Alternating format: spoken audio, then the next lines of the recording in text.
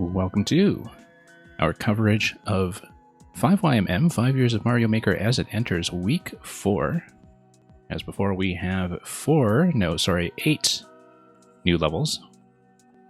Yeah, because we need to multiply that by 2 and carry that over and all that stuff.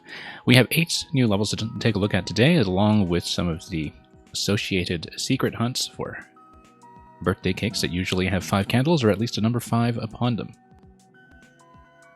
So we'll be beginning with the first one in the week 4 selection. There's my number 4.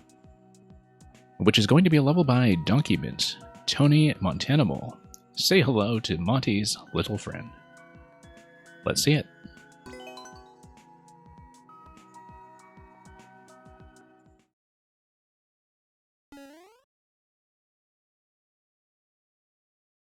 And welcome, Mang.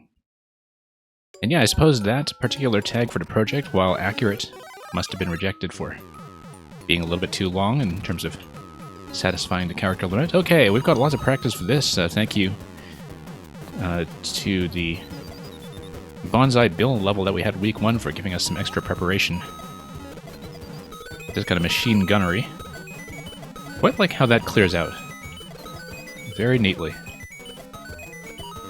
And then we'll bop this, get that out of the way, try to beat the auto-scroll. And I haven't been paying attention to the pink coins at all. This is the first one I've seen, but I don't know if I missed one earlier in the level, so we'll redo this. We'll see if there was anything else visible along the way that I might not have paid attention to. Anyway, this time we'll watch out for the thwomp. Let it cut clean through. No, I think that actually was the first pink coin that was available, so we do, however, have a limited amount of time to get all this done and out of the way. And then we'll bop this guy, instead of trying to damage boost through him, which might actually be an optimal strategy for speedrunning, who knows. Okay. Nice way to get up there, the only way to get up there. Now, what do we do about this part here? I think if I'm tall there, I don't think I have a particularly good strategy, unless I perhaps get a bit of a slide. And yeah, good that you caught that nice and early, Mang. It is sometimes just a matter of how hot the computer is running at the beginning of the stream. Let's fix up the sound very quickly. We've actually gone through the last few streams without audio problems occurring, so the issue is better than it used to be, but still could be improved.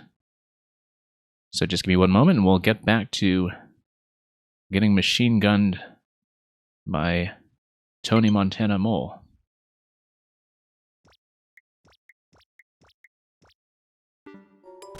Okay, sound should be up and running. Missed the mushroom over there, though. Very well disguised.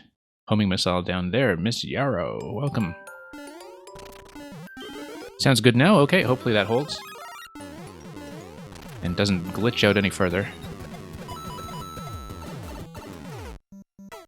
Now, we were doing fine in this segment previously. Of course, I wasn't taking advantage of the vines here, which I think is partly the intention. If you want to keep yourself safe from the thwomp without necessarily relying on bouncing on all of the cannons. All the cannonballs, I should say. It did not cut clean through that time. So that didn't quite go as expected, but let's come down here. As you can tell, this is the first level in 5YMM so far that has the Auto Mario tag on it. It just so happens to be a 3-star auto level, according to the difficulty classification on the website. Oops. That was a miss.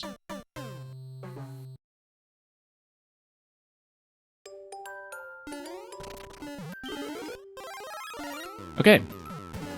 We'll get the mushroom this time, and I will perhaps have an opportunity once again to think about what to do if I'm tall in that later segment, where I go down that little dip. Whether there's a safe way to do that without taking damage. I feel like I didn't read that properly. So, okay, that was inconvenient, but we'll just slip here. I might be a little late for the coin now, unfortunately, but no, we're fine.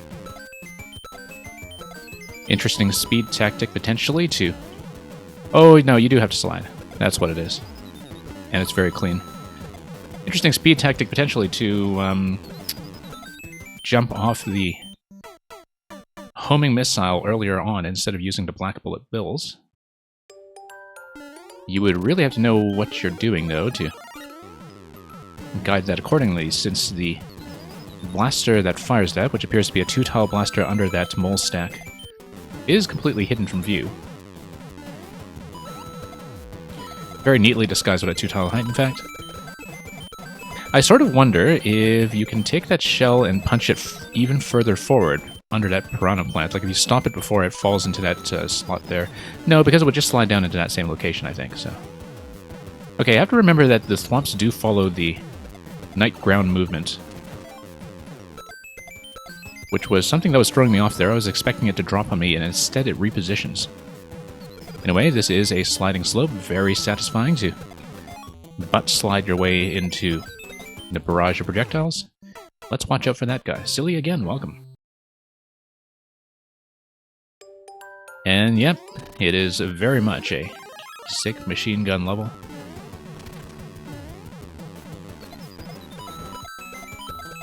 And we're going to do what we usually do against machine guns and just try to rush down the whole thing. Climb your way out of the trenches. I do like how you can get ahead a bit and have a safe platform theoretically. And yeah, as soon as the thwomp is out of the cloud, I want to get out of there because I don't want it to follow the nighttime movement logic of swaying back and forth, since that adds an extra element of not quite unpredictability, but definitely variance that is difficult to play around on short notice. So, Donkeyman, welcome. And yeah, Donkeyman, we were just saying that due to the lack of a machine gun tag, this is doing the project proud as the first auto Mario level of 5YMM.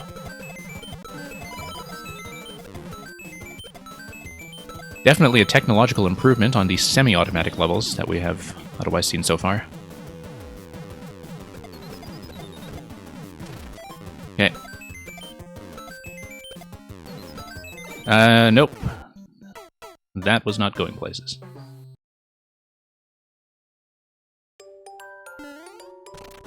Spirit Wolf, welcome. Your mistake not including shooter as a tag, yeah. Wonder how well that would localize, in fact, but let's acknowledge the raid. Grikowski coming in with a party of 4. And yeah, Grikowski, I know you were running these earlier, along with an escape room afterwards, so I hope everything was going just fine on your end.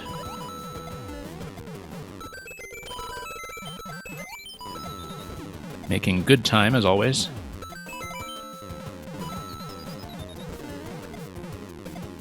Okay. Yeah, we'll just run directly under that guy if he has already been popped out of the cloud. And going here directly seems to be our best bet. Let's slide. I may have come out of that a little bit early, but I do like how there are multiple options for getting out of there. Whoop. Let's maybe not hug the edge of the auto-scroll screen that tightly. Might not be the smartest thing we've done. 3 coins so far, okay, doing well. Now, unless there's anything else disguised here as it falls away, we will proceed forward. And Grikowski, you managed to beat all of them today. Grikowski, are you sort of 100% through the project so far then? Or has anything gotten in your way? I think you said that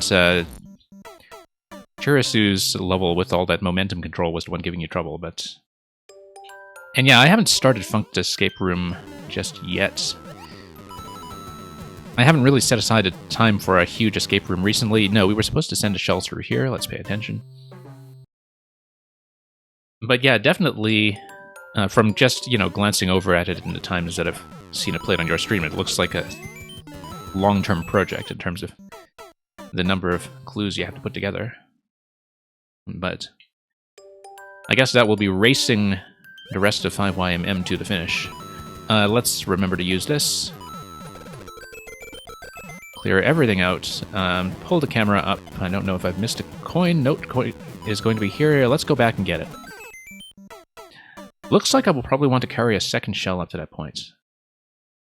And yeah, the escape defeated you, but otherwise you've managed to catch them all. I did find a method on that level, as I think I said, that is easier to execute. I still made mistakes, but I managed to figure out a pattern that would be reliable on the boss segment. So yeah, that was a rewarding one, but I can definitely see why it would be a roadblock for a lot of players. Anyway, I managed to get there ahead of the Bonsai. I couldn't see where I was. I thought it was a little further to the left when I was sliding down, but let's maybe make a slightly better estimate of my distance here. Whoops, nope, that's way off. I'm going to be quite slow here now. Ah, you didn't get to CP1, so I spoiled something there by saying that there was something rather bossy, ambiguously bossy about the later part of the level. And silly again, I'm glad you enjoyed the commentary. I mean, the levels provide the content, I just talk about it. Now let's go down. Mind my head. Mind my feet. And, no. Need to build up some momentum and jump to the left. I don't know why I was expecting something to happen with the scroll break on the top right, but we clearly got to run around and trigger something else first, or at least buy some time.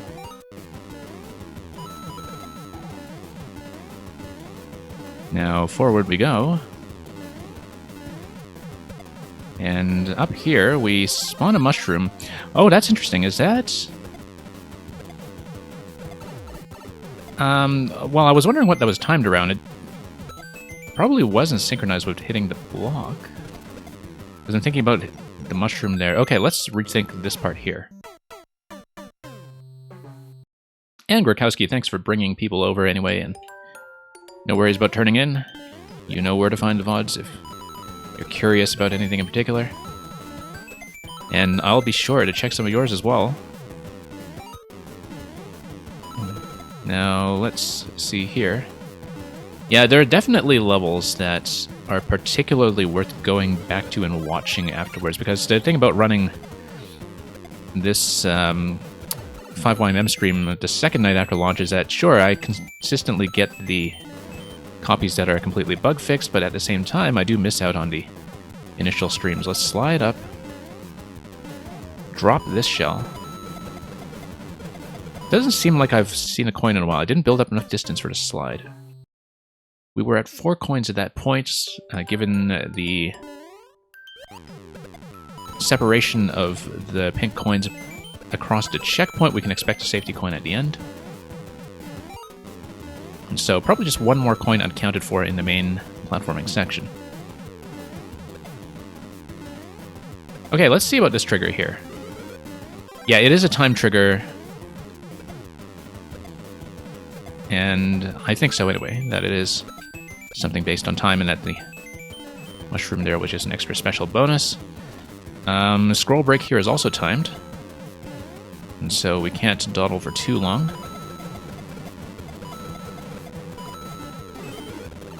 And look at that chaining its way across like that. I didn't see where the pathway was from there because I was getting to that location much too late.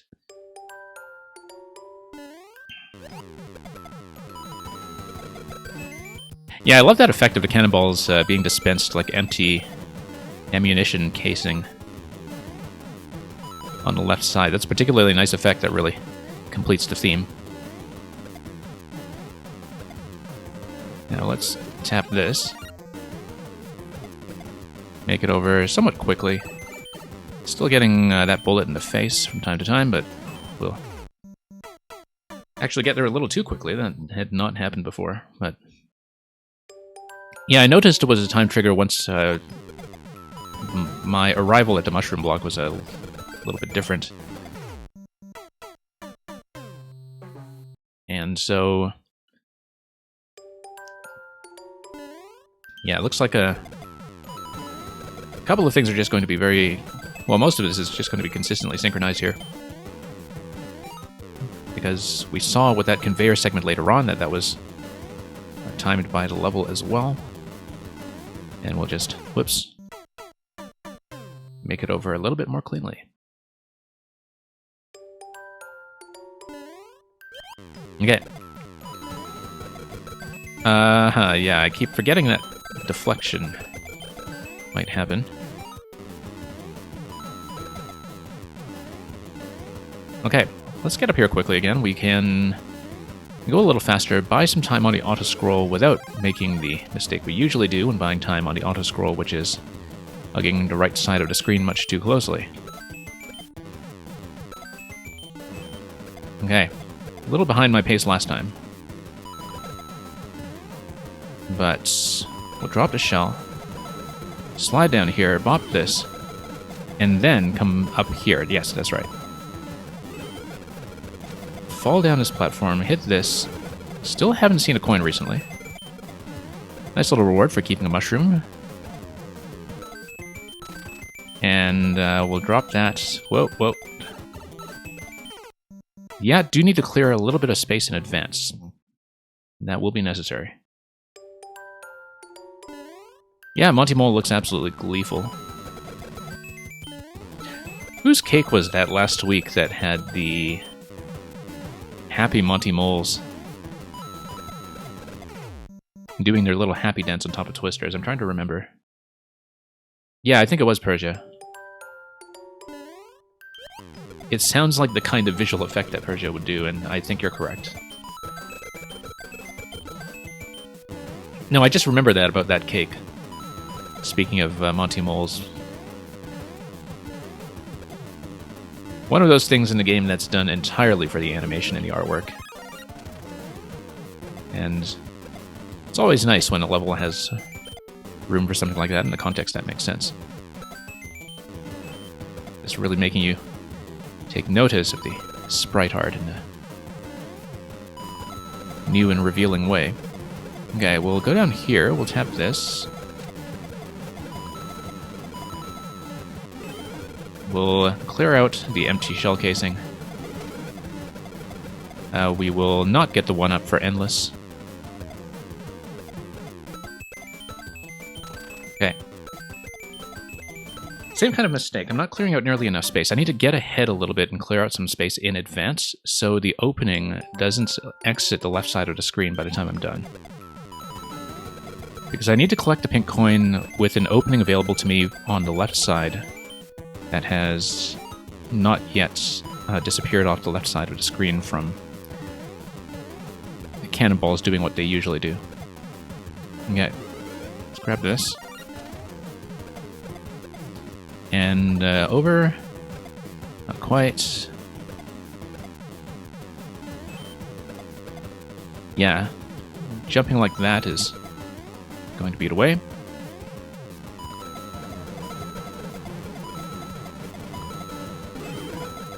Yeah, it's subtle, but still quite distinct here that you can't just land safely on top of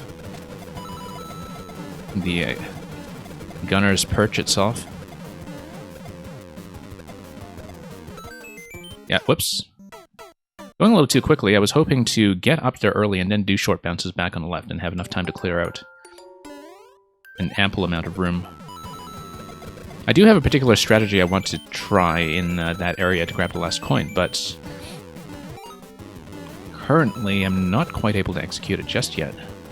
And yeah, that's why I wasn't able to see myself down there previously. As you can see, I was covered up by the empty shell casing, as it were, the expended cannonballs. Whoops. And yeah, you basically need 3 static bounces or so in a certain location in order to clear enough space to descend, so we need to make time for that, even with short bounces.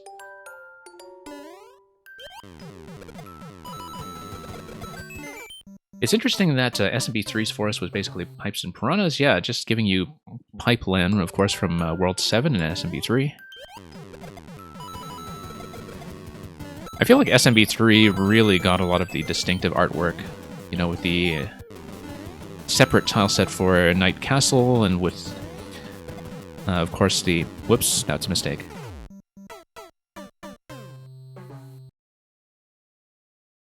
Also with things like the electric jellyfish replacing the spikes in the water theme.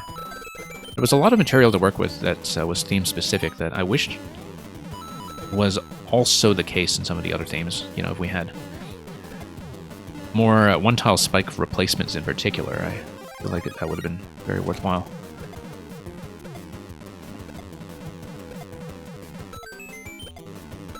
But yeah, SMB3 really kind of lucked out with a lot of the artwork. Owing partly to the diversity of the original game, I was going there too fast. I was trying to pull back at the last minute there, and that was a bad idea. I was going to die with that timing no matter what, so let's play it a little more safely. And go down here.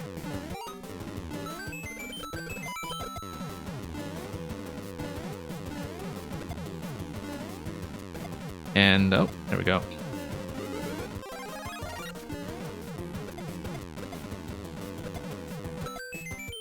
And up. You know, it's kind of interesting that you mentioned that, Miss Yarrow, because if you go chronologically, at that point, there isn't really a forest theme in Super Mario as yet. That didn't really come in until the Forest of Illusion in Super Mario World, although I guess the first introductory world in Super Mario World also goes for more of a naturalistic theme in what we now call the Grassland. Whoops. Okay, there we go. Didn't really make use of the vines, but that's just how we play.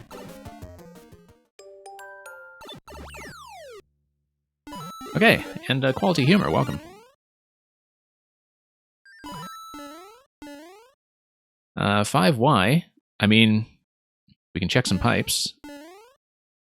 Looks like this guy's just going to sit on top of the Y, though, and why not? I actually wonder... no, the off blocks are just being used to drop shadow here. I don't think that does anything else. But, just in case. We'll check a few things. Always worthwhile. Now, it looks like we are anticipating a boss. We know who the boss is going to be. He's been tunneling his way around, and there's the MM. Okay, so 3 munchers that we will need to deal with. Hitting the on-off switch is going to release something from the yellow pipe. Oh, okay, that does a quick reset. Now, what was the reset mechanism coming from? Pow is going to hit the munchers. Let's not dispense with too many of these. Let's strategize a bit. And yeah, okay, so it is just a timed toggle, I think. And let's buy ourselves a little bit of extra space. Just need to plan ahead a little bit.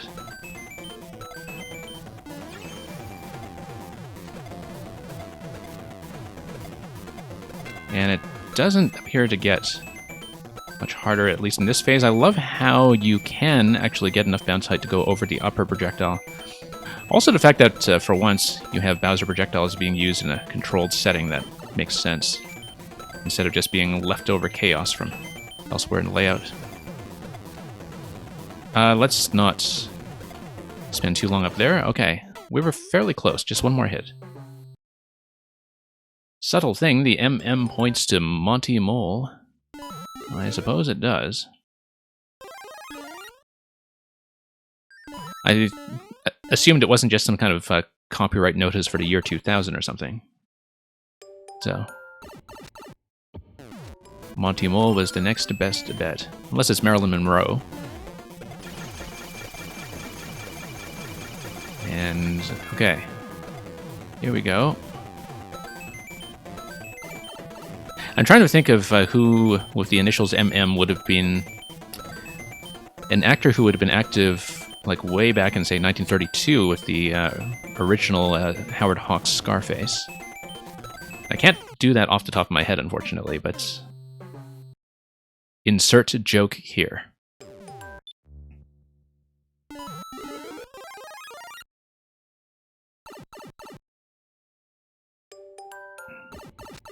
Okay. MM.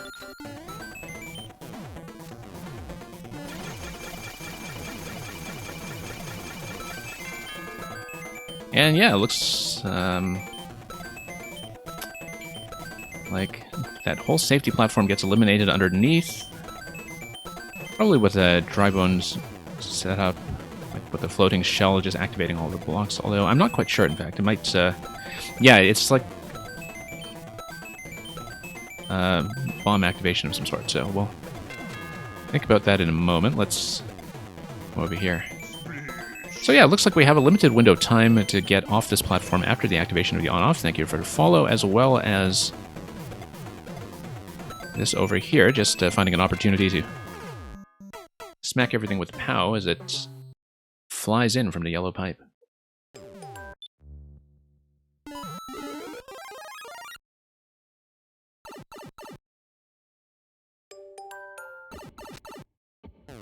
Okay. Let's take a look at this.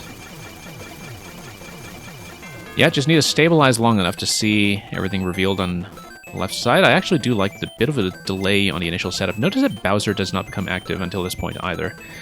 Probably being dispensed from a track off screen. Which is why there is a little bit of vertical oscillation in Bowser's position, I think.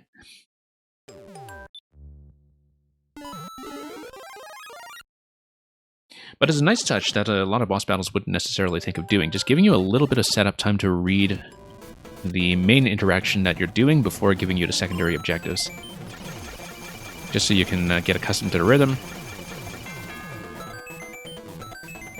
I feel like a lot of boss battles do not do setup time like this, and that often even very elaborate layouts have a bit of an issue with killing the player quickly if they don't take in both the survival interaction and the goal at once. So let's just bounce. Bounce. Seems like the best attempt on this so far was the first. We'll just need to get back to that pattern.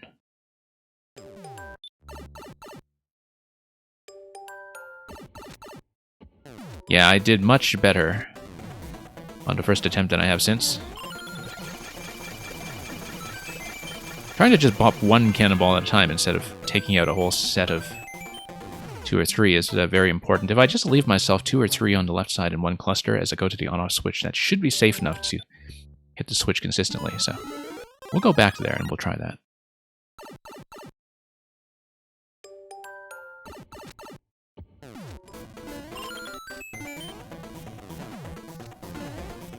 Okay, let's take this. And here we are. Also, I can just hit the POW directly from underneath. I don't really need to carry and throw it, but whatever, this is a little bit fancier, so we'll take it. Although, yeah, grabbing the POW there and adjusting afterwards was what threw me off that time, so. The best attempt is so often the first. Yeah, amazing what happens when you pay attention and don't get too complacent about all the things you've done successfully so far.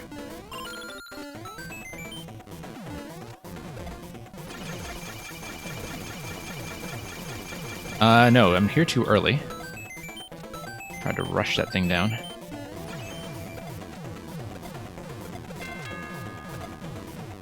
Okay, this is going comparatively smoothly. There we go, just need to get in a rhythm of it. I thought I was going to hit that from under. It was not the case. I also lost it from a bad throw. So.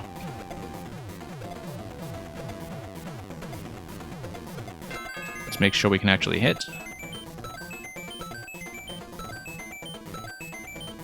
Also, you just bounce on a static location as you go left, more or less.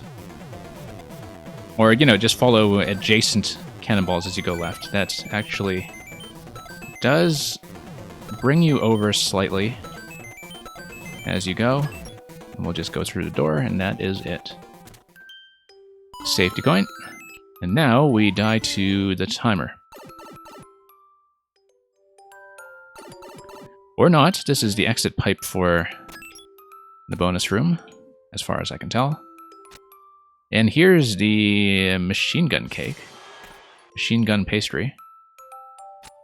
By the looks of it, got a little freeze frame here. Let me just take a look at this again so we can possibly properly appreciate it.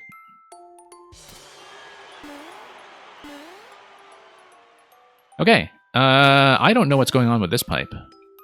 I don't know if there's an extra secret that we should be looking for. Or was that the exit? No, that's not. This is where we came in. So what is up with the blue pipe? That I can't tell. It is a great cake, but now this is a mystery. Oh no, you need to take the POW here. We, however, don't need... I think you absolutely need to take a POW there. So, yeah. So, what we'll do is go back, and we actually will take the key death here. Because we don't need the key door in order to go through there, unless we need to go through the blue pipe and there is another key door where we were supposed to use the key. But I doubt that would be the case. So let's do this.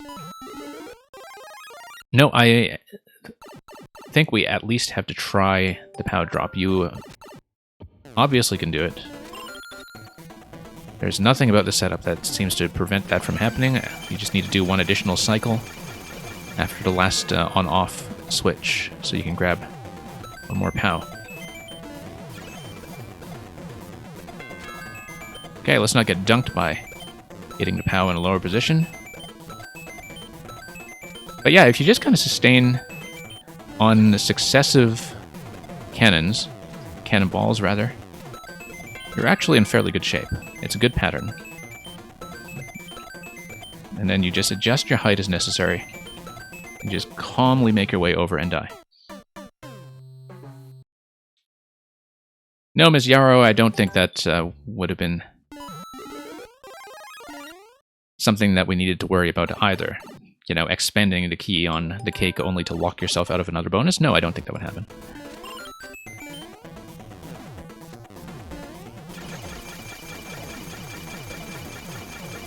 The only key death we have taken during a cake hunt in 5YMM so far was, of course, from Mang. And kind of set myself up for that, so...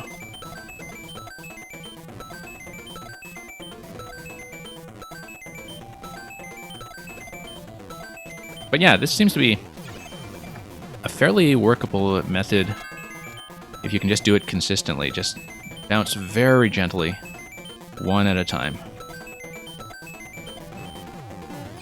And then you've got the whole train available to you on the right side without too much fuss.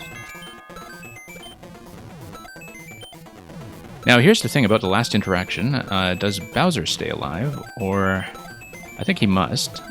But you never know, because there might be some kind of off-screen track magic going on that changes that condition as well and diffuses the fight. But I think you probably have to survive Bowser Fire one more time here. So let's not rush our way to the key door too early. Let's grab one more POW. Whoops.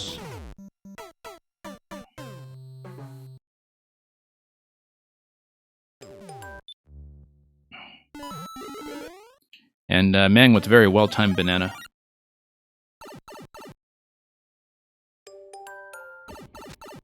Okay.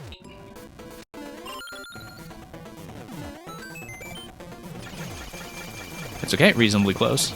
We'll be back there in no time, as long as we don't get hit by the fish bones.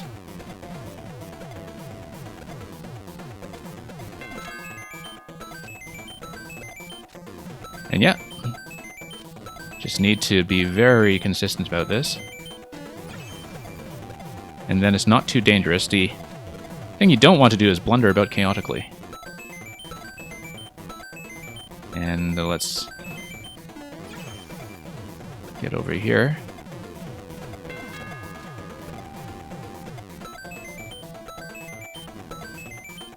Okay. Just need to stay cool in the line of fire.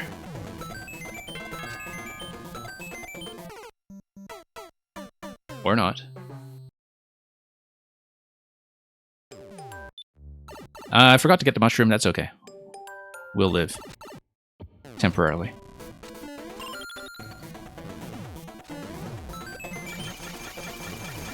I mean, I guess that makes me a smaller target, so...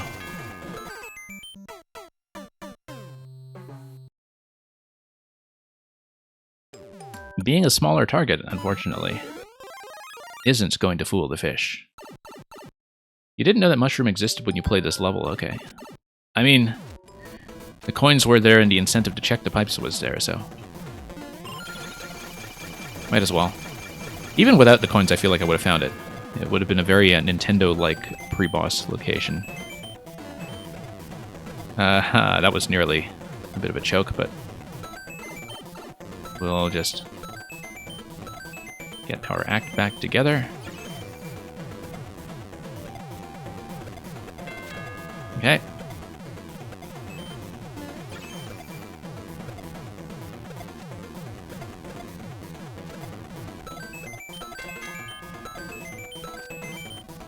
Doing well so far.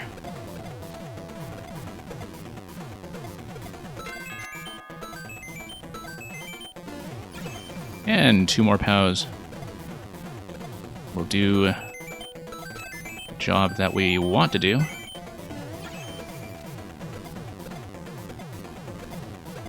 Nope. That was one way to miss.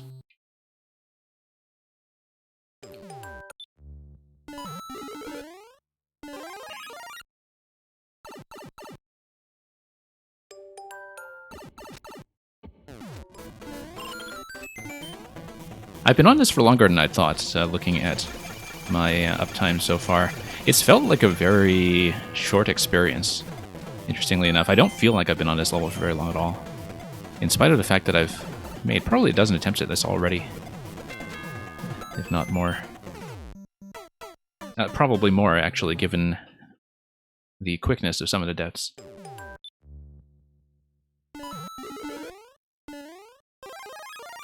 And yeah, I think the NSMB series has really gotten me into the habit of always checking, because it's very consistent about that.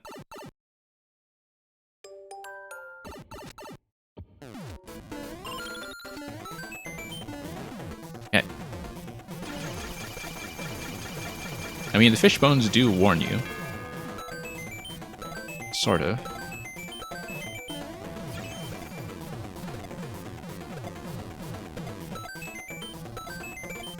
Yeah, on the other hand, let's not hit the POW with my head. I think that leads to a little bit too much unpredictability for my comfort when it comes to where I'm going to land afterwards. So, let's not do it that way.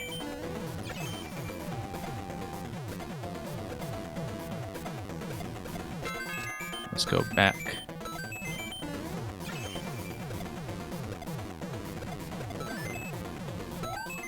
One more.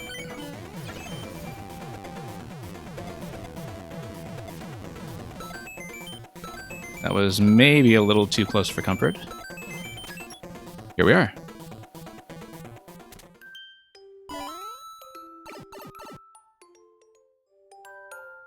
It's actually easier if you're small. Yeah, I guess it is. But hey, here we are. The Mario world is... It's totally mine. It is mine. And here's something that is not a cake. Okay, and oh, it just pops you out the left side of that auto scroll. So, true GG, of course. Not leaving home without it. Not leaving the level without it, I should say. Anyway, we said hello to our little friend. And, oh, that is a big pile of cocaine. That's right. Nobody tell Nintendo. And thank you for all the GGs. Luca, welcome.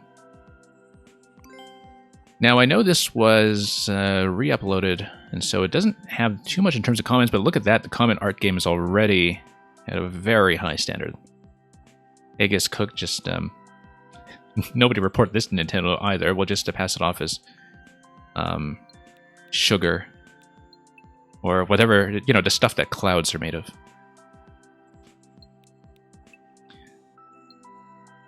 And Rybone's imbibing slightly more legal substances, as far as I can tell.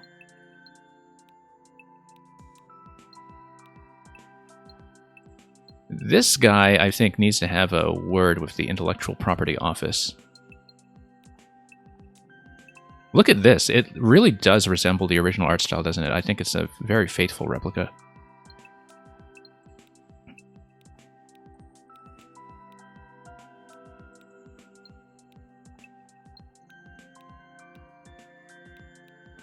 And Choo Choo with a gun.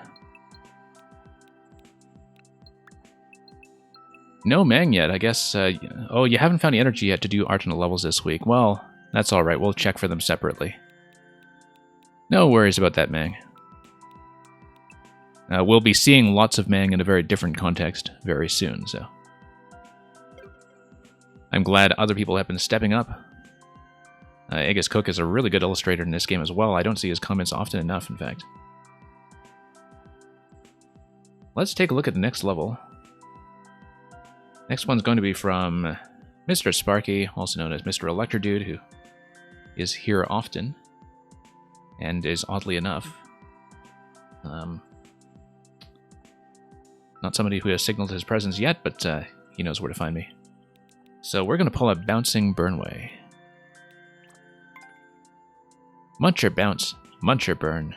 Wait, that's not how the saying goes.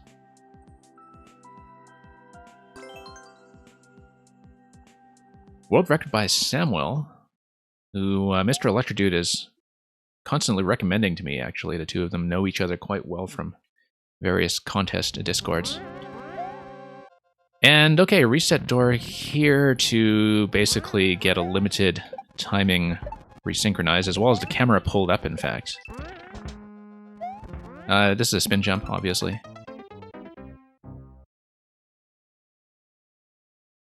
Yeah, Mang has considerable competition. Going up the first jump is going to pull the camera up to the appropriate height, though. Whoops. Let's hit that accurately. A lot of people clipping that muncher on the left, as you can see. Okay, there we are. And then it's going to be Cannonball next and then over to the mole.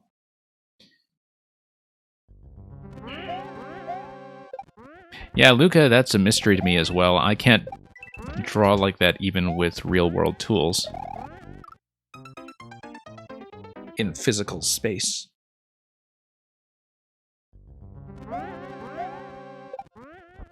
Yeah, but it's nice to have so many visual artists on this game. Not really surprising, actually, but yeah, we'll go for the Cannonball. Once again, I knew that its visibility was slightly occluded. It's sort of interesting. I mean, I've spent a lot of time on Electrodude's levels. I've played everything of his except for one Kaizo level, and I've cleared everything of his except for 2 Kaizo levels. And it's sort of interesting that despite not being Kaizo, how much his style is immediately recognizable. Like a lot of the same platforming themes that I see in a lot of his work. No, we needed 1 Cannonball left to the Piranha, right, and then right. Very clear, in fact. I was just too busy talking.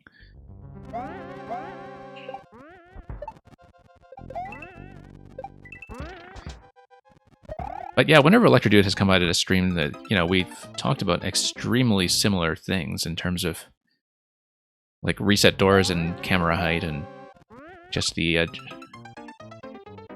general pacing of getting the player through this series of timed mechanisms. And so it's just very thematically familiar to me that way, as a piece of level design.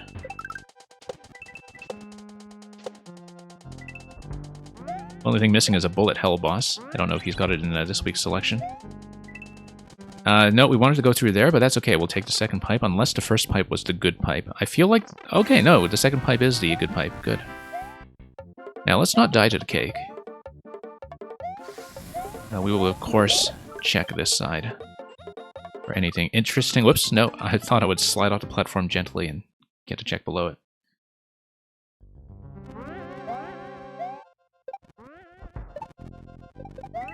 And yeah, Miss Yara, that's a good point about the indication. I mean, it helps that the level is very... I want to say linear, but what I actually mean is that you really just get one shot at each of these moving obstacles, and so you're not going to be backtracking over anything that would make coin indications insufficient. There are a lot of places here where I think if you were something like a Team Jump Maker, nothing against Team Jump Makers, but with the kind of stylistic expectations that people have of those levels, you would just see empty P blocks everywhere, like on top of this cannonball here, and then 2 P blocks on top of these cannonballs here, and you would just see tons of stuff telling you exactly what to do. But if you read the obstacles themselves, it's perfectly clear. As long as you pay attention to how objects are occasionally overlapping with the ground, which is why I had a lot of trouble visualizing the small cannonball that I just jumped over, because of the way it crosses over the spikes down below.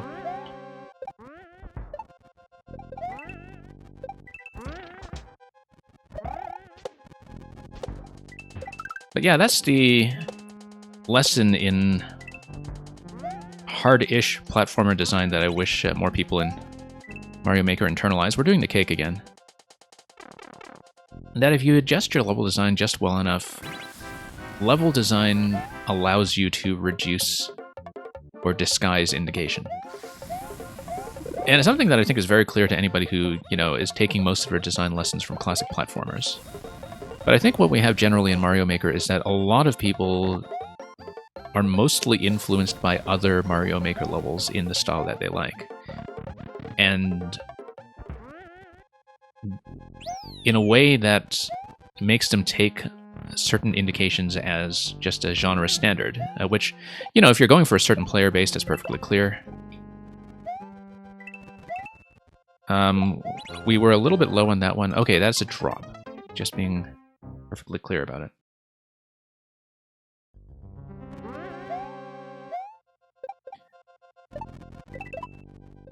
Yeah, we don't need that high bounce, actually, but notice that the timing on a muncher is actually fairly generous. Okay. Yeah, you do need to wait for that to come out somewhat. That really rescues you at the last minute. Takes a bit of trust. It's very nice with those question blocks, too. That's a nice way to motivate the player to do a full jump there. Just to make sure they don't get caught on the side when everything sinks. Nice little pow bounce there. Took me a moment to react to that because I was seeing everything sort of buried around a pow on the right side, and I wasn't sure how that was going to go. I'm a little late on this jump.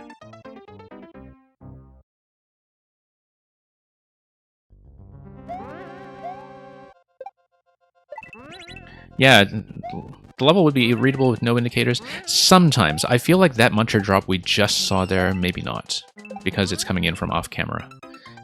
We need to kick the shell, I think, but let me... Oh, no, we needed to fire the shell to the right side. Koopa goes right. Yeah, you see it there, that location, I think without the coin indicators, you wouldn't know to loop around on the right side. That's the only thing. But that's why the coins are there, and the coins are just subtle enough to not really get in the way. I think it's very clear what they want you to do, because that pattern is so unusual. Nope, that needed to go left.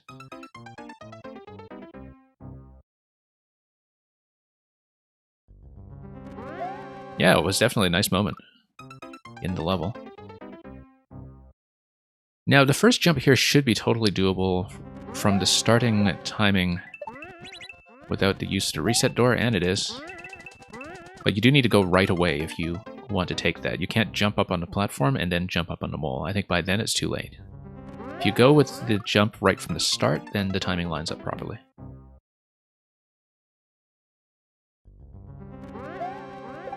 And yeah, Luca, I do get what you were saying there.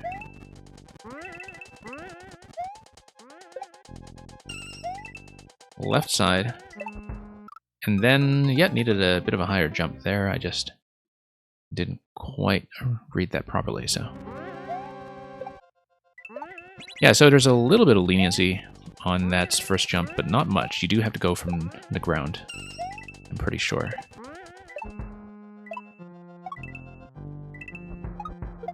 Also, in most cases, it seems like full jumps are usually what you want here. Whoops, just didn't adjust to the distance there well enough when reading my next destination.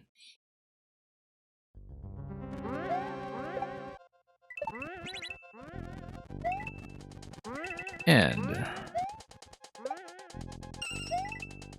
down we go.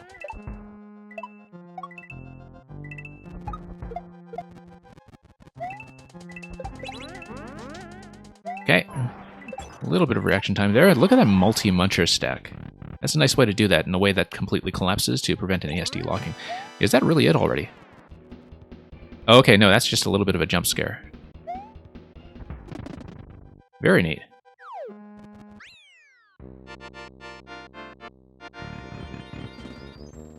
Yeah, other than the absence of a bullet hell boss, that was a very Electrodude style level for sure. And went really smoothly too. And I guess, you know, the replacement for the bullet hell boss is that you do have cannonballs flying everywhere, like you did in the previous level, just not with an automatic firing mechanism, that's all. Let's take a look at the comments. Lots of comments in this one already. It's very popular. Tons of plays on day one. And we'll just see if anybody has done some artwork here. Nathan Nilla certainly tried. And Blue Mario and Pico didn't try as hard, but okay. It's the thought that counts.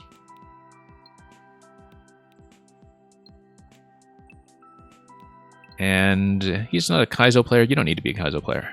That's the whole point. But yeah, the term Kaizo, I think, has really been watered down by people who just call every bit of platforming Kaizo light. Like if it's got any kind of constant motion to it. But that's a story for another day. Hey, there's Netcat. Good level, but it needs more indicators, huh? That guy's not being invited, so. The castle just leaves the same comment everywhere. Best indicators in the business. You see, now this is somebody who actually knows level design. That's what that looks like. But you need to clear the level in order to receive this insight, you see. You have to earn it. You see, what I was just saying, basically. Oh, that's kind of neat. Totoro here with the world record.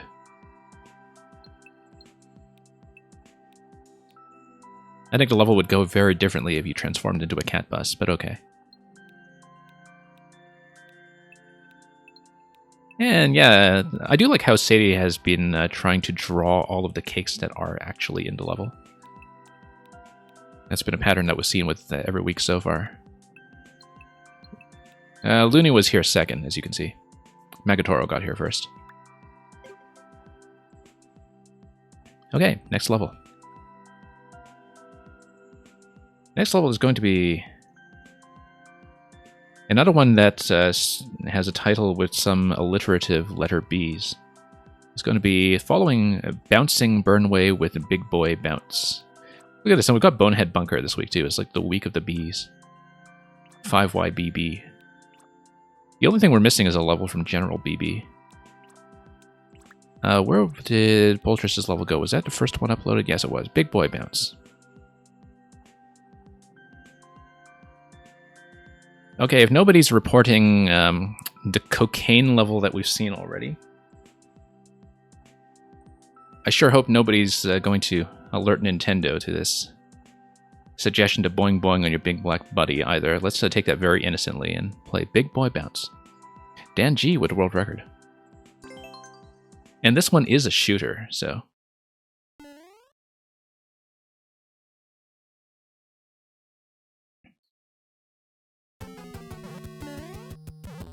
You don't know how that level description made it through QC. I don't know how it made it through Queen's Counsel either, Miss Yarrow. I feel like the lawyers would have advised against it.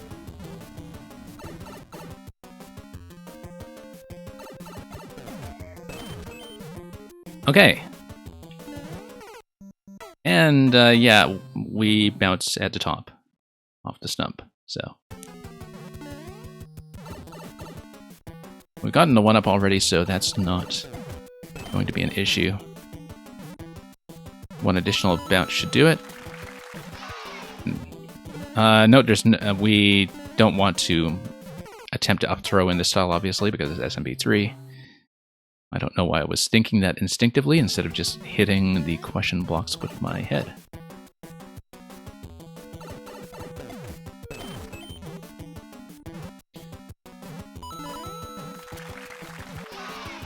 Okay. Okay, that's nice. We obviously do need to fire the shell to the right. I just reacted a little late because I had already landed by that point. But we do need to fire it in midair on the first available cycle, I think. The first available opportunity, I should say. It's not a cycle. The first available bounce. So. And we'll keep in mind that that's what things like the arrows may signify in this level if we have other objects to throw.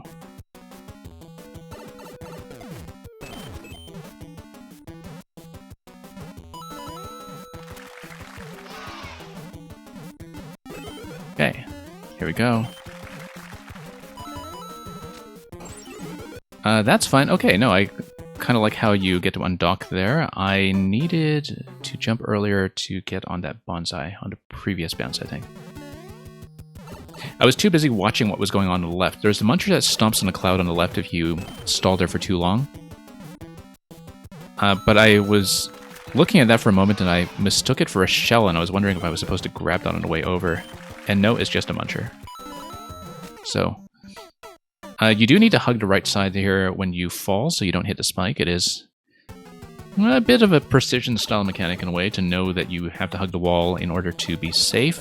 I don't know if all players are necessarily going to know that, if they have never done much precision at all in terms of getting around those one-tile gaps. But yeah, hugging the wall is going to be the solution to all of that. That's not too much of an issue if you know that that's the fix. Yeah, it's one of those things where like I kind of have my doubts that it's as well known to the Mario Maker audience as people think it is, though. But that just may be my own occasional prejudice against precision speaking. But anyway, no, it's fairly relaxed here. We shouldn't have a problem with it. Okay, let's not accidentally fire to the left. That was a definite risk. And here, yeah, I just need to jump all the way over. And a conveyor belt up top, now that I get a chance to look at it, that is what drops the muncher down on that location to lock you out. Just to give you a bit of extra forward motion.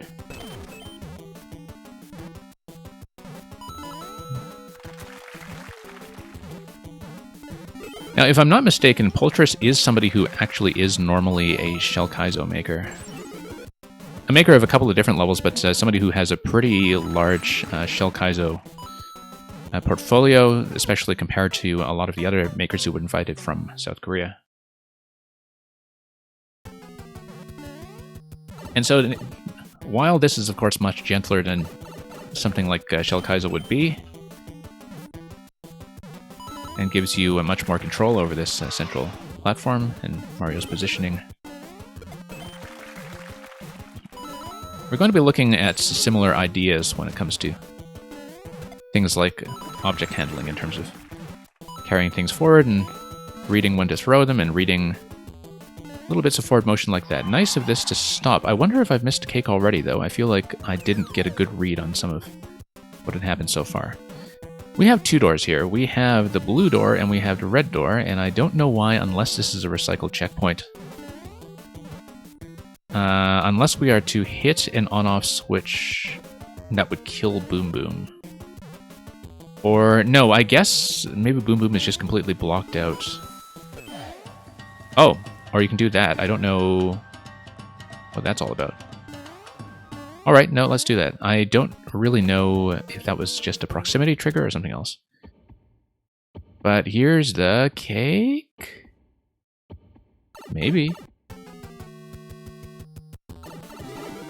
And it's a cake. It's got 2 piranhas on it. I think it's sort of a fake cake. I get a sense.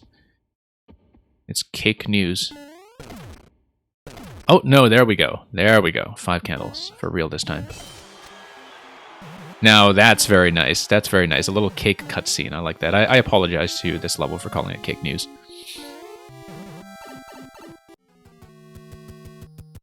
That's a very nice cake.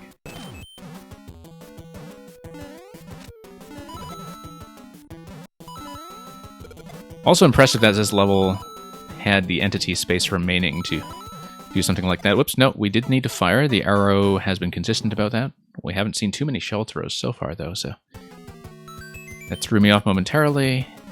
So, is it just touching the coin, or is it touching multiple coins? Or yeah, you see, if you jump here, it does trigger something. And if you touch this, it triggers something else. And I think maybe you do have to touch both in order for some kind of off-screen trigger to activate this over here. That seems to be the idea. And yeah, Luca, I think you're correct that this year, it seems like everybody has really put in an effort to make their cakes very distinct, or make their cakes very thematically congruent with what the rest of the level is doing. Or to have some other kind of trick to it that is worth admiring. Yeah, it's been interesting in just how much the diversity of the cakes has added to that rewarding feeling of doing the cake hunt. You know, not just for the sake of getting the secret, but to really get a complete picture of the project on a whole. Okay. What is that coin column all about? Oh, I see. No, you needed to fire that because it seems like it melts ice all the way down that column. Let's try this door for once just to see what's going on. Yeah, same idea. It just drops you through the door instead of the pipe. Yeah, Miss Yarrow, the other one that was the really impressive tech cake was that I was told after I did Donut Dreamland by Cesium Atom that that cake on the goal screen doesn't appear at all if you don't do the cake route, and it has something to do with spawn blocking and probably like a Thwomp demolition setup or something, but I didn't see what it looks like if you don't do the cake. But I was told that the cake just makes this completely optional appearance where the ending screen changes. I didn't see it the other way, but I actually kind of want to replay the level at some point to see what that looks like and take a better look at the setup that was involved. I wonder if you could have had the opportunity to re-grab that shell there. Not that there's a point to it, but... no, you do need to jump on top of that shell where it is trapped, and then you go on after that. I wasn't quite sure about that because it was a little above my camera position. But we'll try that again. Spike ball destroyed the cake until you earned it. Yeah, because I did see the on-off blocks there, Ms. Yarrow. That seemed to be a spawn block for something that does destroy the cake. Like, I was surmising that based on how the goal screen looked.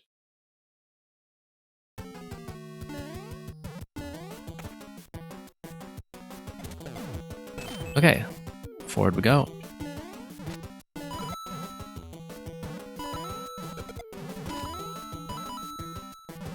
And we'll just sit on this. Yeah, it just was a little bit late on that jump. I think the Boo Ring does significantly disincentivize you from staying on for too long, but you do need to read that the upper location is going to be a path. Let's not do that.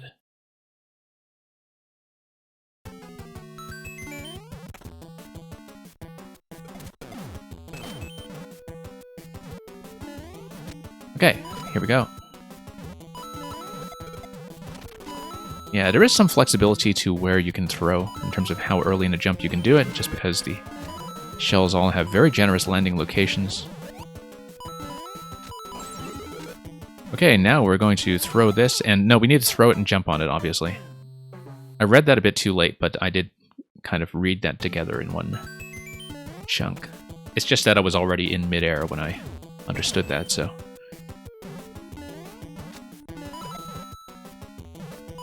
Okay, let's not do that.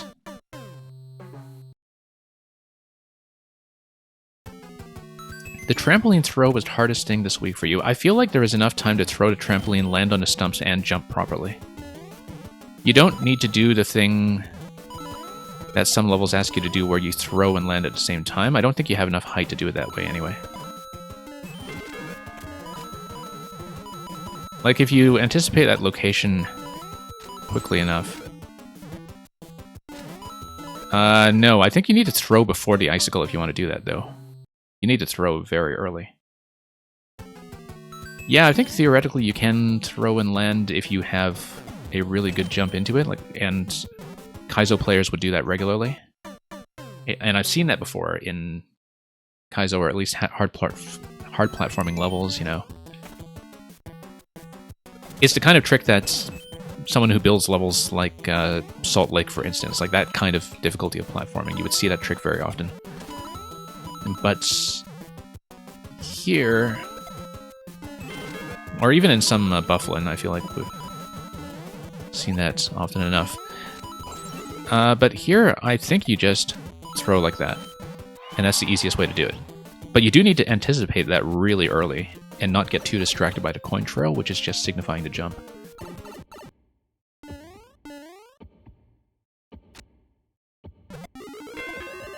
And it's okay, Miss Yarrow. I think that's more forgivable than... Oh, it says throw. Let's read this in a second.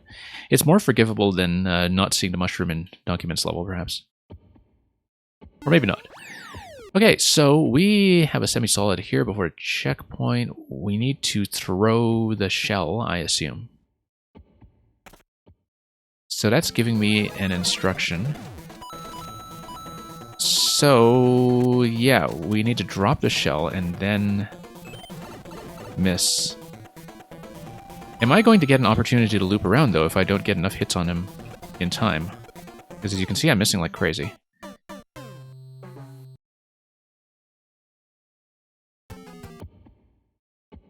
And yeah, Ms. Yarrow, it definitely seemed like, from the way you were describing it, you tried to do it all in one go with a throw and a landing at the same time. Whoops, nope, missing that.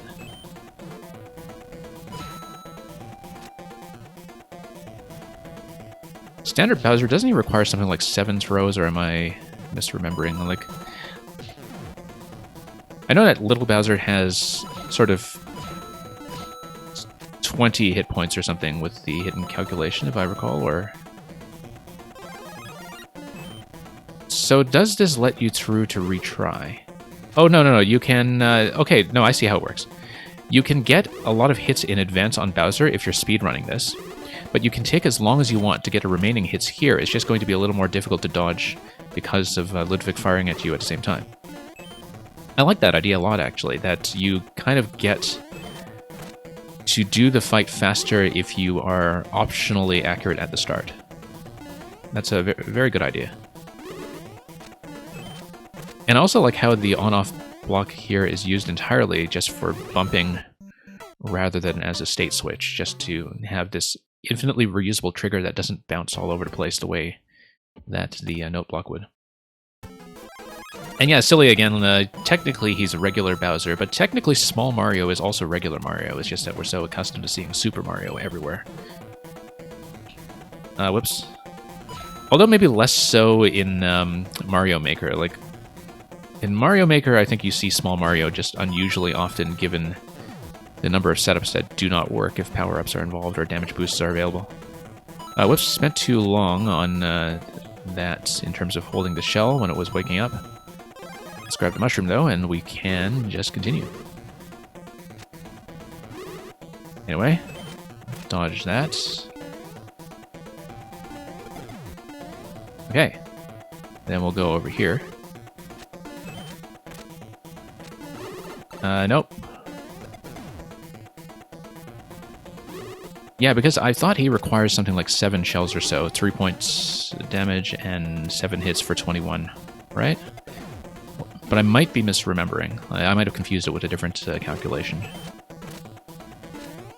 I've done enough Bowser fights by now that I should know this stuff cold, but there we go. I wonder if I get anything if I carry an additional shell through.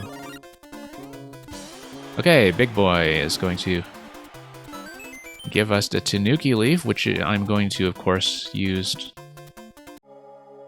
to break stuff if I can. 1-ups. Wonder if we can do that with the rest of the 5 YMM text as well. Let me watch the P meter, since the P meter is actually visible in the style. Hang on. We were able to build up flight earlier. Let's see if I can do it. Alright, never mind. Go around the axe. Yeah, that was an idea. For sure. That's okay. Too late now. And that would have just theoretically given me a fire flower anyway, so. And also, the top row was kind of locked off because that was already at the top of the screen, camera-wise. Anyway, that was Big Boy Bounce. And thank you for the GGs. All of the Murphy GG axes. I know that Murphy last year was really generous about just gifting subs to all of the YMM makers, and I assume that he might have been doing something similar this year. And, yeah, this guy appreciated the cake. Let's see if there's any artwork or anything interesting, really. Invisible Toad? No, I don't think so. I don't see Invisible Toad. This guy, I don't know what this has to do with the level, but that's okay. Yay for the Transformer cake. Yeah, what a lovely animation. Very much so. Great cake. Yeah, look at Megatoro grabbing all of the first comments here and there. Okay. So much for the boing boing. Next up, in lieu of all the Mang artwork we would normally look at, we're going to have a macro scale Mang artwork, and it's going to be Stepping on Sonic.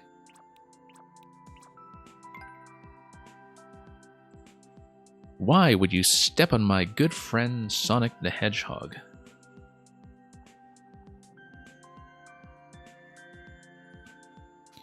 Good question.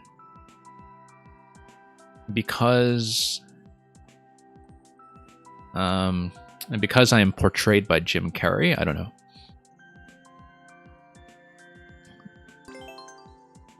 Why would you step on your good friend Sonic the Hedgehog? I feel like that's an ethical question that we can ponder. While we're also trying to make it through this level, which is in 3D world.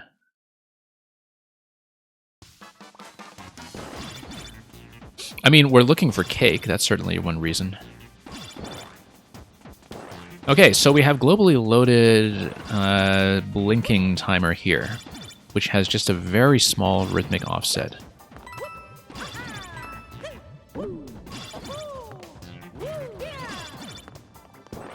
Okay. Skip squeaks are going to be interesting here.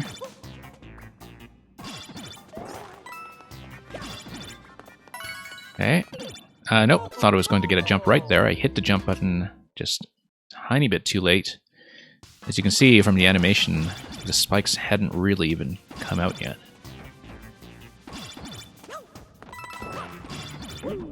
Okay. I like how if you miss the Ant Trooper, you can still theoretically do it this other way instead, like I did previously.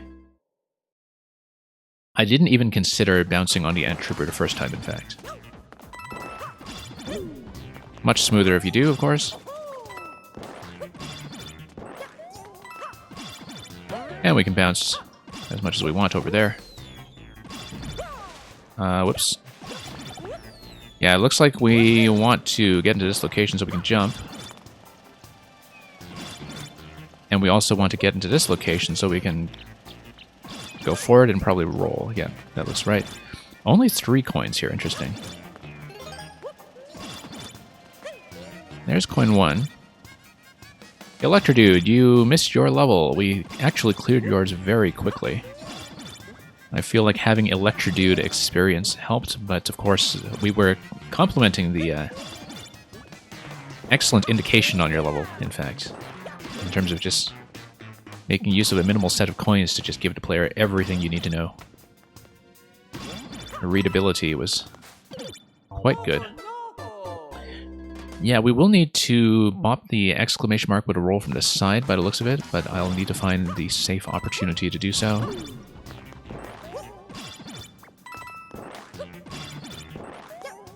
It's kind of like a rhythm game of a level in some ways.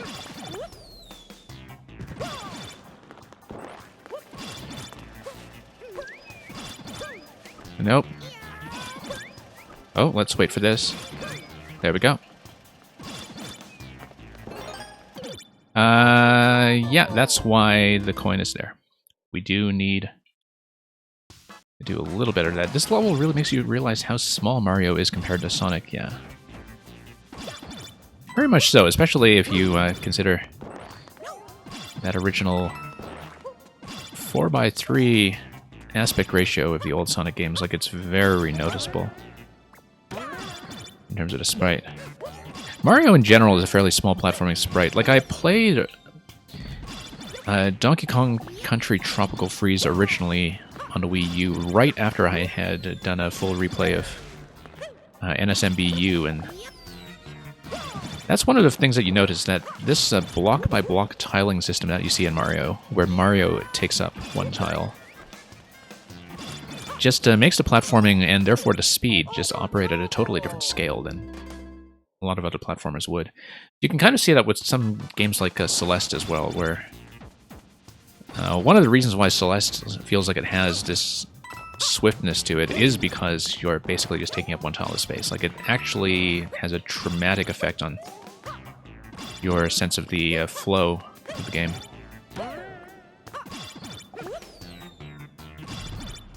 And Electrodude, yeah, that's what happens when you come second in the list, I guess, if you've missed your level so far, and partly because by the time the stream alerts catch your attention, that would already be over. Okay. And no, let's actually move forward here. And just duck in time. Nope. Anticipating that a little too early. I was trying to go earlier that time, but I did get it wrong.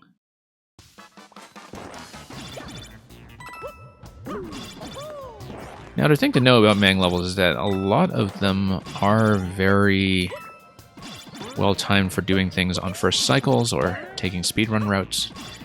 In terms of being able to flow through them smoothly once you know the level, like, usually not waiting fits into the pocket of the timing just fine. Usually. But we're not good enough to do that yet, so let's not think about it. Yeah, let's scroll the camera over just to know what we're doing. We need a skip squeak. We just need to jump aside the skip squeak, I think, and that'll probably do it. If the skip squeak is in the air, I can jump again and get over it if necessary. Or wall jump, for that matter. Okay.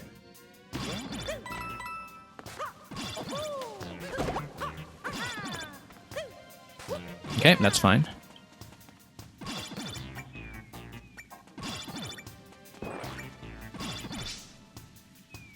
You can't fool me. Okay. Never mind. Okay.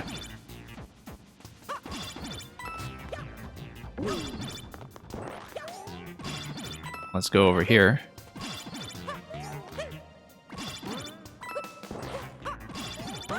I did have that spoiled for me, just to be perfectly clear, because as you know, my playstyle is that I usually check every single thing, like that location. And I think Mang knows that.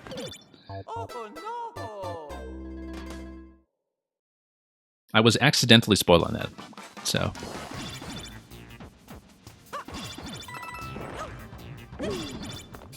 Anyway, let's go.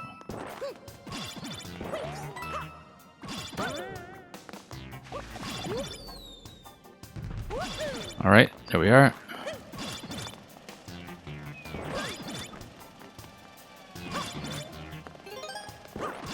Okay, just barely out. Let's buy some time and space. No, let's not go under. I do think I should wall jump over, and that's probably the best way to do it. It was worth it to check the timing, but the skip squeak just doesn't go high enough to make that feasible. Okay. Over here.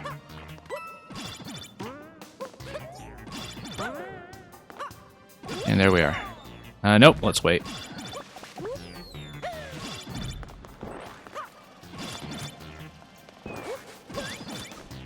Now, let's do this again. Nope.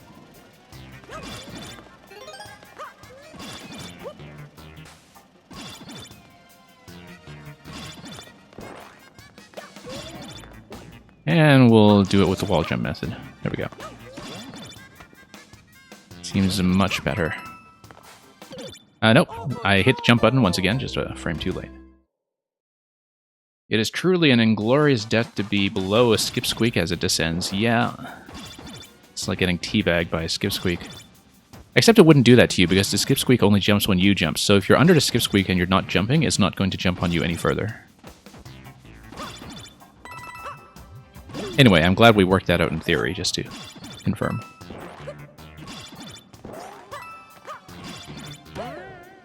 Okay, over here.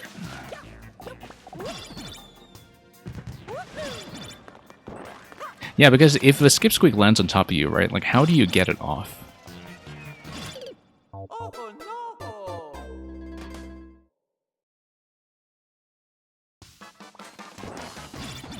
Okay. Let's do this.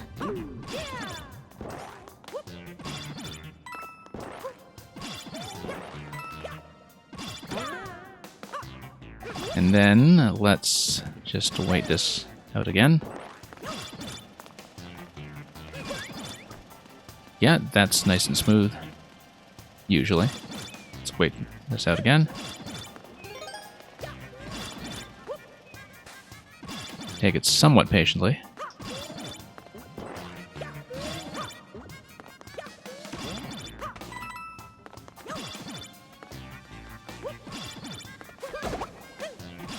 Okay, there we go. Now here I need to roll under and sustain myself upwards and roll under again.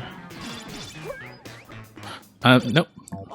Yeah, okay, no, too much lag time at the end of the roll because I reversed directions there, and so I just wasn't able to jump there for a moment. I had a little bit of a delay there. Yeah, because if I'm kind of reversing, there is, I think, a moment when I can't just jump to cancel out of the animation. But I'm not exactly sure, because I don't know Mario physics to that level of precision. I just know things intuitively and by habit, and so... Yeah, it was because I pulled back out of the roll to try to cancel the roll. That was not a great idea. I should have just jumped out of it directly in that later segment under the Piranha Creepers where I was dying. Aha, no, not a great placement. But the placement gives me the 10 coin and a death, so we can't complain too much.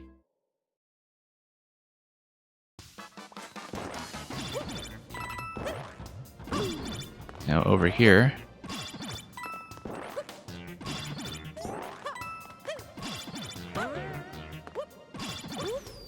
Okay.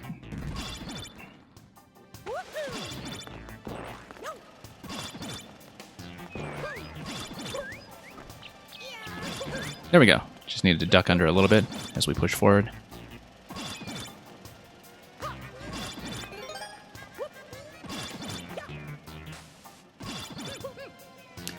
Now let's do this bit again. Just over here, wall jump.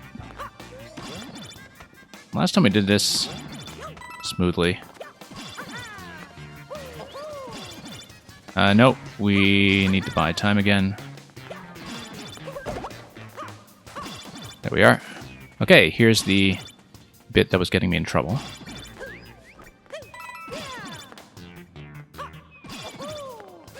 Nope. Just failed to do the roll. I think I just didn't hit the diagonal accurately. And we'll try to make that work.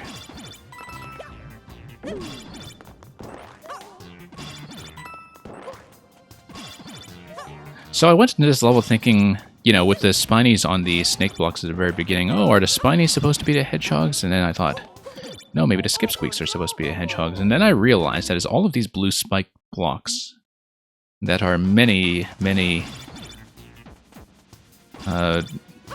iterations of Sonic the Hedgehog. Like, that's what it is. You are stepping on them, and therefore stepping on Sonic. So it's as if a million Sonics suddenly cried out in terror and were suddenly silenced.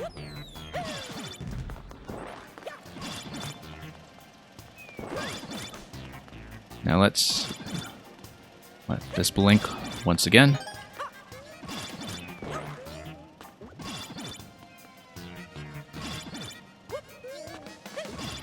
Okay.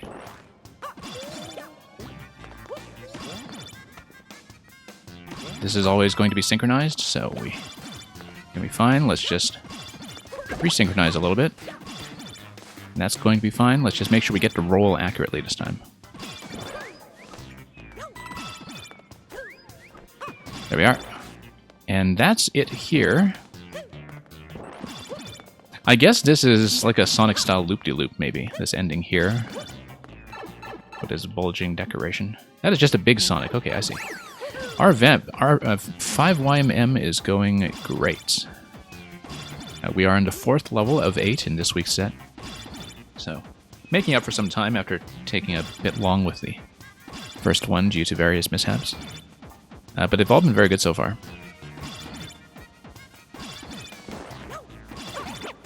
Okay. And yeah, this week everything so far has been sort of being around the 1 or 2% zone. This one's slightly under 1%. But it actually feels much gentler than most Mang levels. Partly because it doesn't require quite as much constant motion. You actually do get a moment to time yourself around the various obstacles now. This might be a little bit tricky. Let's think about the timing here. Oh, also, let's scout ahead one more time. Just so I know what I'm dealing with. Spiny is going to drop, so I am going to have to jump above the Spiny and possibly jump on top of it and step on that other Sonic. Nope. Just face left until I'm ready to go right. There we are. Nope, I was jumping there and once again, just a frame late. It does look like you're dying out of nowhere when that happens, but you can feel that you're a bit late on the timing when you experience it in the level itself. But visually, it does look like you're dying to nothing. That's true. Nope, too late. There is thankfully enough room to pull back here and correct. Too late. I should have pulled back there. I thought I was a bit late, so we'll just go back and try that. Okay, close one there. Nope.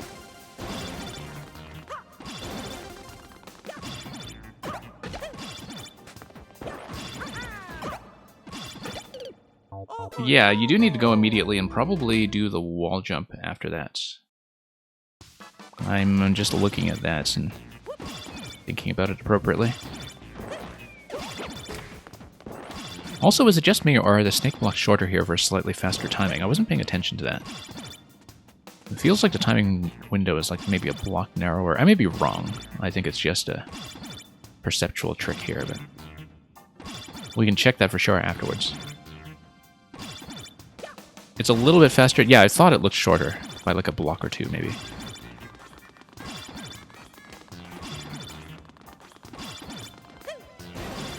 Okay.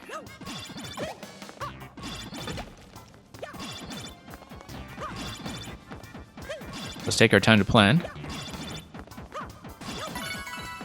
And grab some optional content. Whoa. It's okay if I land on a blue block on the right side. I can wall jump up from there, I think. I don't really need to bounce to get going. And so if I do run into that scenario, I should do that rather than landing back on a spiny, as tempting as it may look.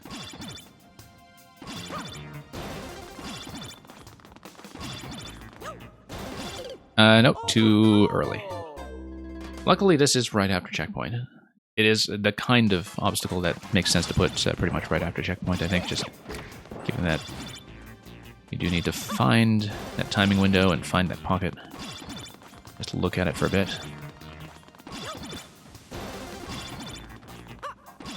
There we go.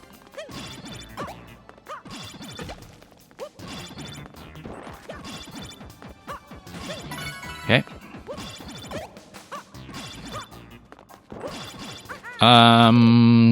Yeah, I wasn't thinking about a reversal there. That's, a set of red blocks just threw me off because I was seeing it for the first time.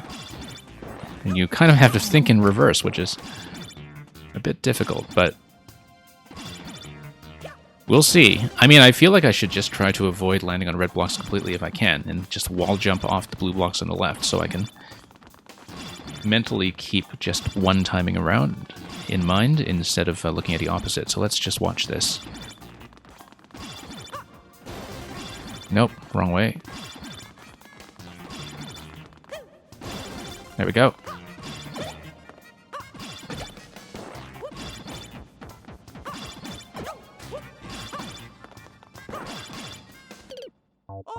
And yeah, because it only blinks for a moment, given the displacement between the two spinies, I should never rely on the red blocks, basically, except in an absolute emergency. It's better to wall jump off the left, if I can. Okay, blink. I mean, I feel like that's going to be required later, but yeah, we'll try not to step on Knuckles either. That seems like that was the issue.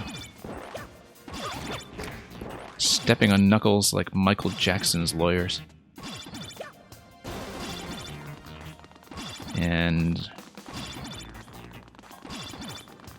let's see here. That was very enjoyable. Mr. Electrodude, was it the VOD you're talking about, or stepping on Knuckles? Okay. Whoops.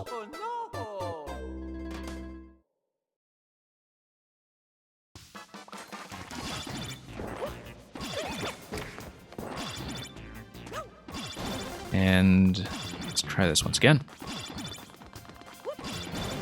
No, too late. No, maybe not. We're fine. Just barely fine. Just need to resynchronize myself a little bit.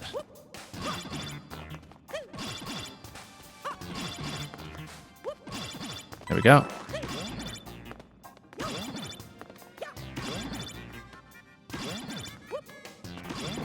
Okay, and then we need to slide through Spike, don't we?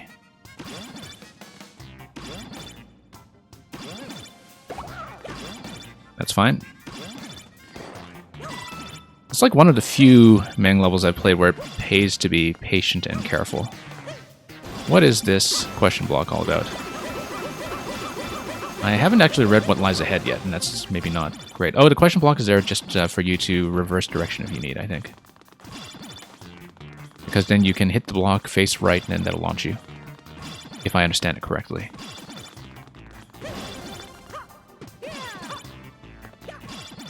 Okay. Except it looks like you need to preserve momentum to go all the way over. I think that's the implication here, that if you don't preserve momentum, you're not going to make it over in time.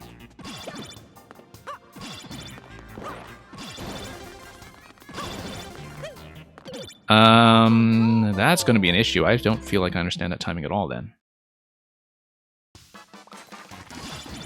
Okay, so Electrodude, you are talking about the VOD, not stepping on Knuckles.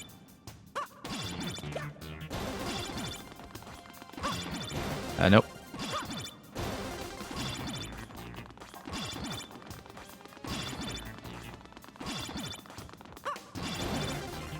Okay, there we are.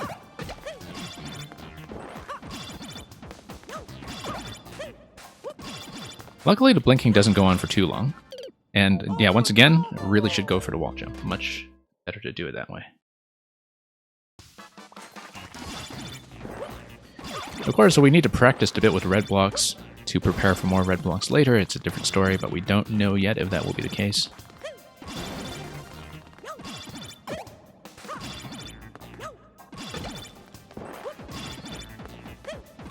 Okay.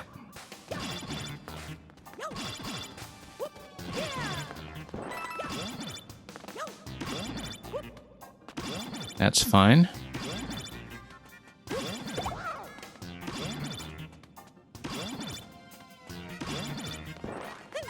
I can't say I can tell which character Spike is supposed to be.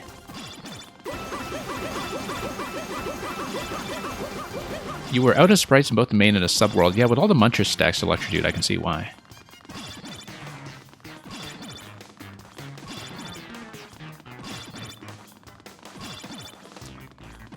I think I want to go over the hump during the Spike activation, and that would be the optimal timing. Yeah, use short hop over the hump while the spikes go up.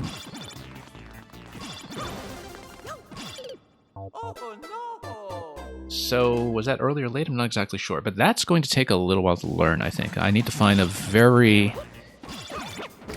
particular exit timing for the dash panel over there. Thank you for the follow. But yeah, I need to figure out, with that additional running distance before the jump, what the dash timing is going to be. But it's fairly clear for me that the jump that's marked by the 3 arrows is the time at which the spike blocks are expected to activate. And that if I can't get that aligned, then the timing is wrong.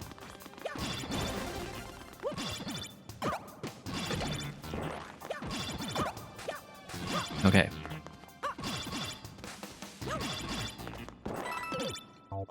Nope, too late on that jump again. Thought I could have a little bit more time to jump out on the right side, but that seemed to be incorrect. Yeah, that part in particular... I mean, I think you do get an opportunity to stop and correct yourself if you're careful. You don't need to take a death there if you know going in that you're going to be wrong. But it does take some planning. Like, every time you have that distance between your initial movement and the part of the spike timing that matters, like every time there is some additional space that you need to get across first, or a first jump that you need to do before the timing actually kicks in, and that's when it becomes a little bit difficult to spot, because I don't have a good mental sense of how long precisely Mario is going to take to cover that distance. Especially when you are going off screen for that, so.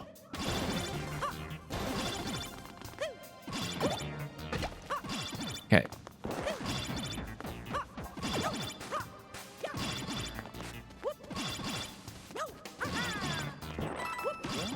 Okay, that's fine.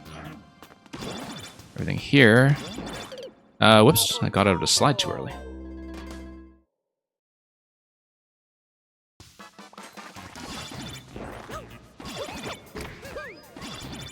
Alright, let's try it again.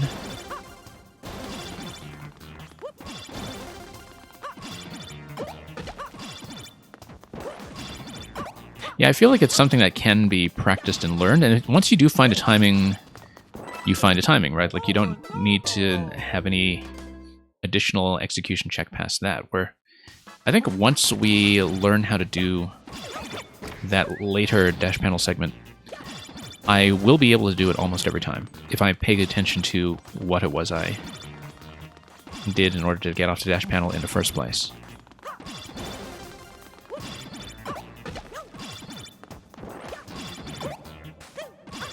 Maybe it's similar to the timing of the first dash panel that we had. But I shouldn't rely on that. I should just do this thing and see if we can get it done properly.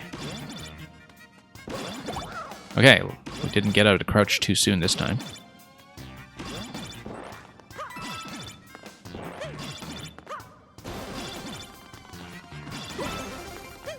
Nope. The spikes came later than I wanted. If the spikes came later than I wanted, then I want to go slightly later. Like that. There we go. See? Wasn't too difficult to sort out once we understood how to correct. Skip squeaks are going to not really gain that much height here, it seems, so we shouldn't worry about it too much. Of course I'm going for the coin. Yeah, I can see why that's supposed to threaten you. There we go. Just need a plan.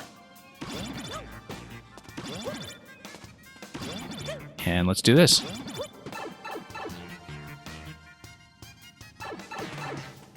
And okay, so it's going to be coin before checkpoint, and then coin lands you... Oh, okay, the coin earns you the checkpoint as well as the blue pipe. I see how it goes. I like that. Optional checkpoints. That's always fun. Oh, and I see. That's... Yeah, because that just takes you to the flagpole directly. And this will allow you to exit. This, when we come back, that will be broken. Or if we respawn a checkpoint because we die on the hard mode zone, which of course this is. Very nice. Quick timing here.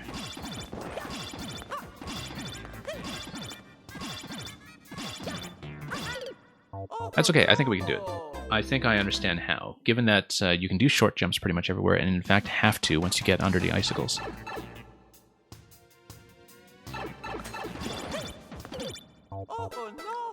None of you entered that way, though.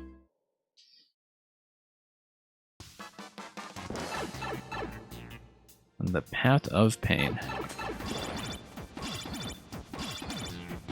The street of Sonic.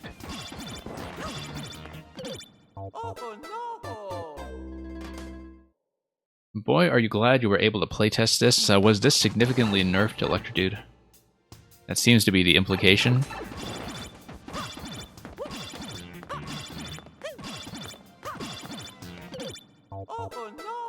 I feel like you can do long jumps here in order to maintain height, except I don't know if I'll land quickly enough from a long jump.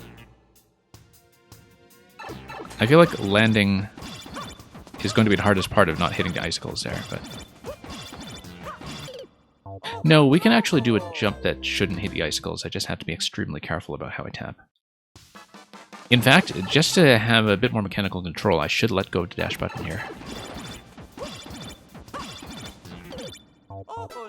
That didn't help me on the first block, as you can see.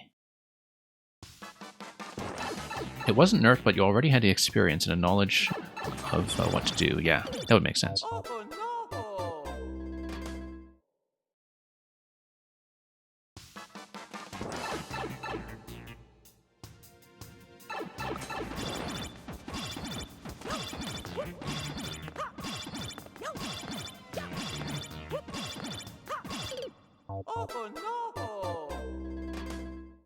Yeah, I feel like it is going to be long jumps.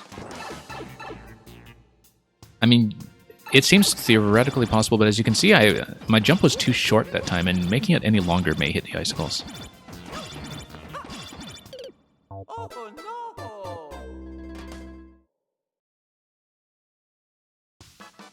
That's okay. We'll make it over.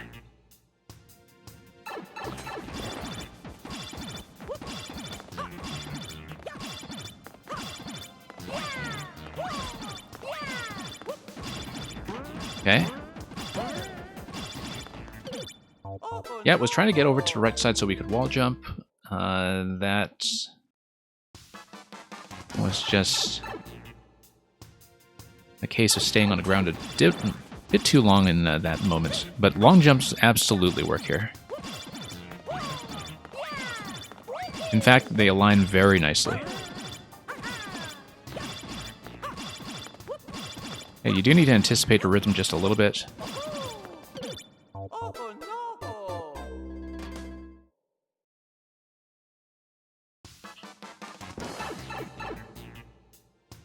Absolute mad lad going for the cake. You know what is actually a very useful skill set to have here? Knowing how to play bass lines in Latin rhythms. Because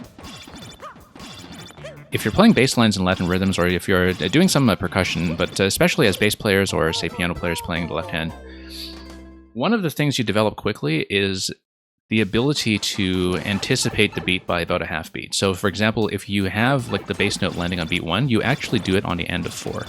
And that's part of what creates like the sort of Latin clave syncopation effect that is in things like samba music and so on. And if you know how to do that, then this timing is not hard to read. As you can see that, I'm still having some trouble executing it. But I'm able to plan my jumps very similarly by thinking about that sort of half beat ahead. Especially because here, there's a bit more regularity to the toggle of the on and off. I mean, the beat is regular everywhere because of the way everything is globally loaded, but like you need to be much more precise about that window of time, of course. Okay.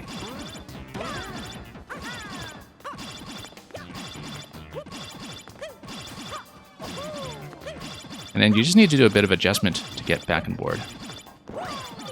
Not like that. That was precisely the wrong place to do the long jump. In fact, I think the icicle width was placed precisely to give long jumps trouble.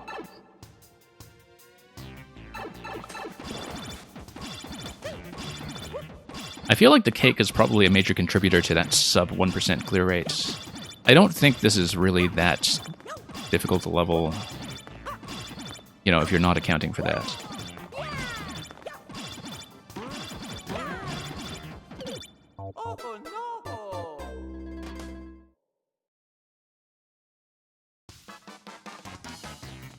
Electritude, that's what she emoted, seemingly.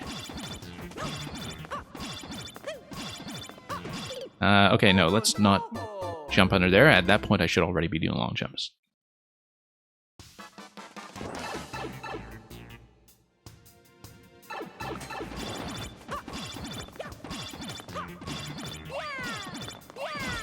Okay.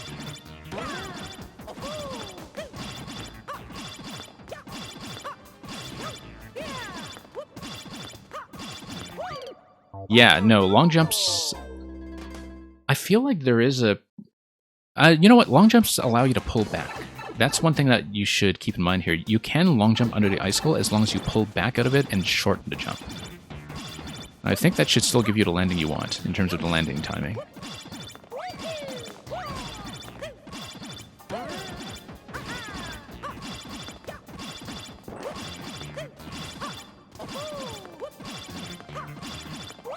But I need to long jump pretty much directly under the icicle. I long jump and I pull back. That's going to be the strategy. Or I could just run under the icicle for a brief window, but I feel like that's potentially more difficult, so...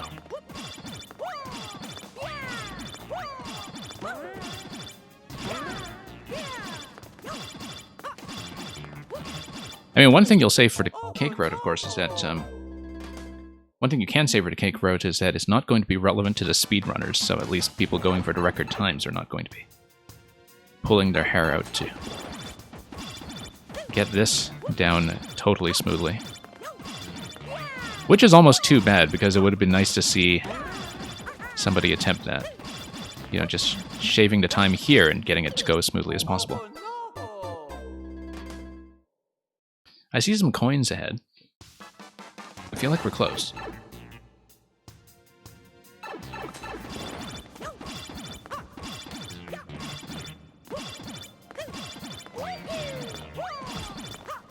Okay.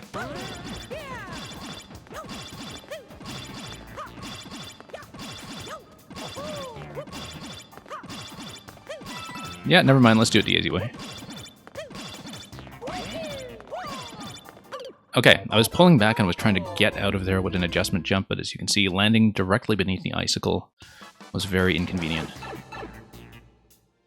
This was the hardest cake for you so far this year, Natcat. I think that might be the case if you're thinking about the cake route as just a distinct segment on its own. I've really enjoyed a lot of the Meng hard modes that I played recently, though. I don't think I've finished all of them. There was one that I think I missed, but usually I've taken the time to do it. I don't remember which one I missed, unfortunately. I'd have to go back over my videos to see, or look at the levels again to see, but...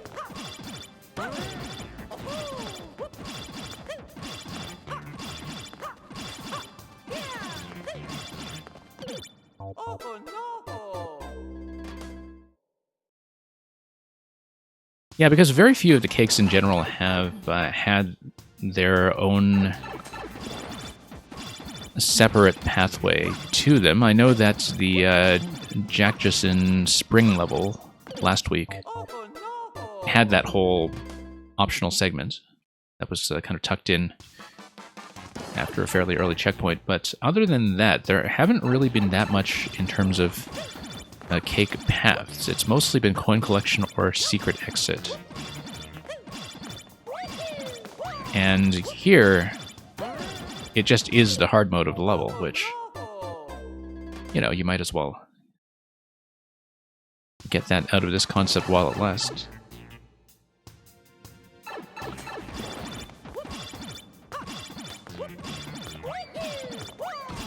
Okay. In some ways, I think this is actually easier than doing the dash panel timing that we had earlier. But I am still being a little bit sloppy with things that are avoidable.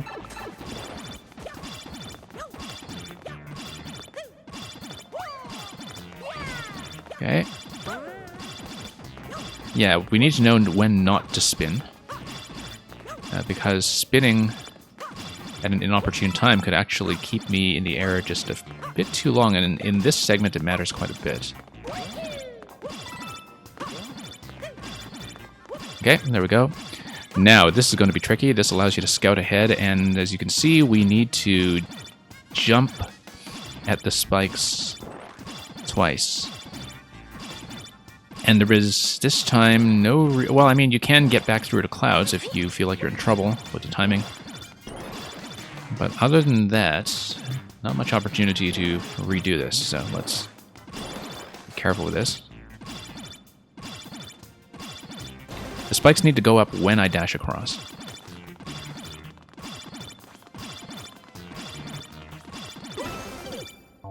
Okay, too late.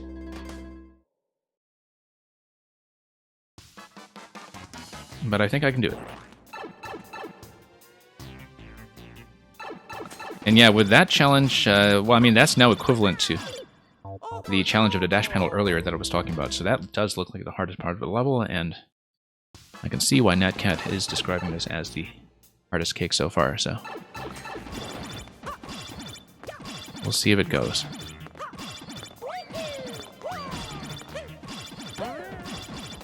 Okay.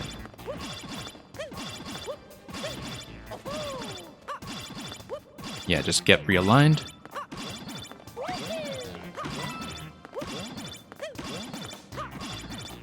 Yeah, I'm glad that this level does let you just like jump in place to reset the timing a bit. Also, I notice how everything is built now, that if you look at the spike blocks on top, as with the cake route in Bonsai Bonsai Bonsai Bill, this is just built below the main section of the level, as far as I can tell.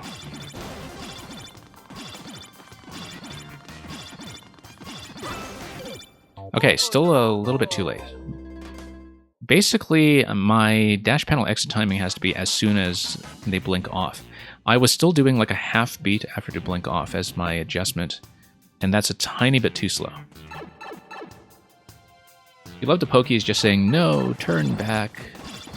I mean, yeah, they are saying it very happily, but that's how Pokies warn you of the dangers ahead. They couldn't possibly be that happy unless they're expecting to dine on Mario tonight.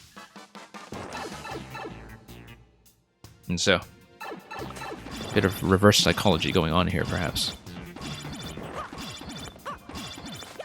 Actually, no, they're kind of shaking their heads at you. It's like, no, don't do it. Don't do it.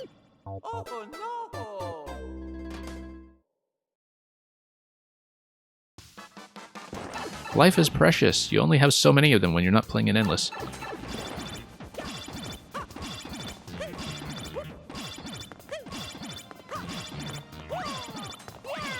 Okay, up we go.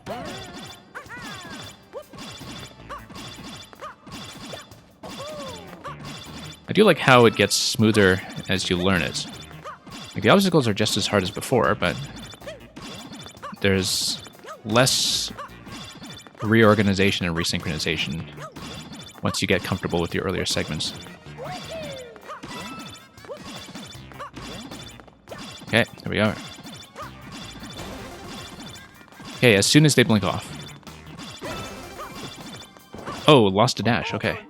I lost a dash because I hit the ceiling, which means that I was jumping at the beginning of that curve too late. So it's still not quite the right timing. I have to jump earlier in the curve.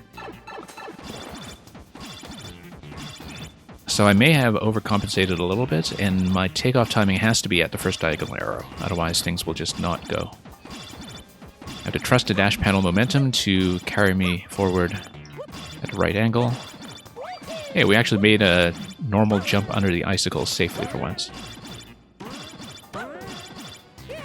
Okay, that was a bad adjustment. Let's not do that.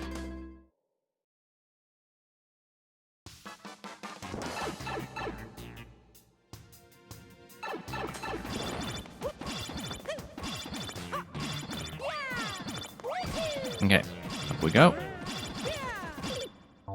Yeah, I should not spin after that one. I was doing better there earlier when I was not spinning, I think. Except in an absolute emergency as I'm falling, so that's just a poor estimate.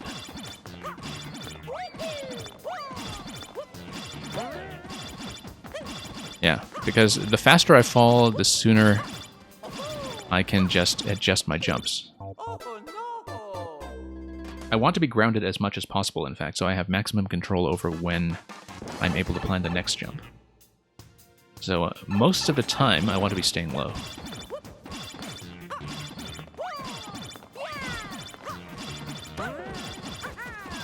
Same mistake. Sometimes I'm just doing that out of a bit of panic. That's not the way to approach it.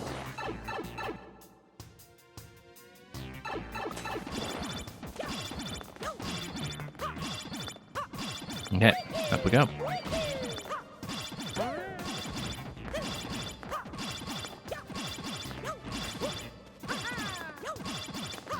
I think the main body of the level is going to feel positively relaxing after we're done with this segment here.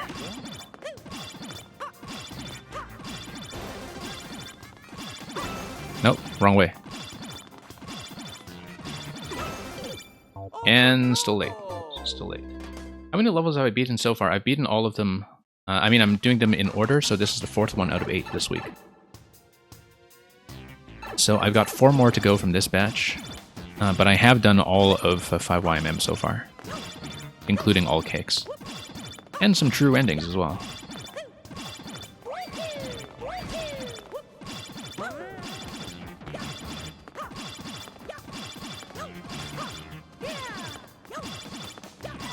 Okay, let's do this.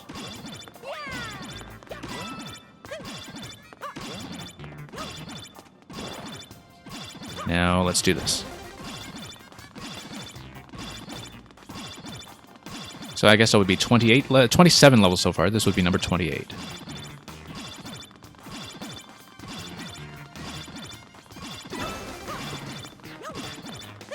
Okay. This thing here, Oh, I don't know about this. I was afraid of that. A red block becoming relevant all of a sudden.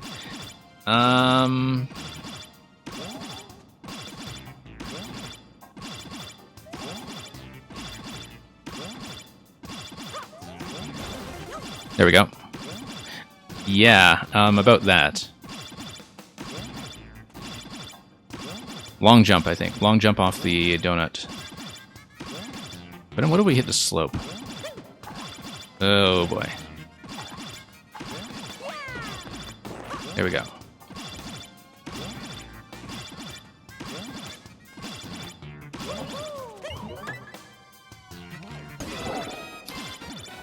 Okay.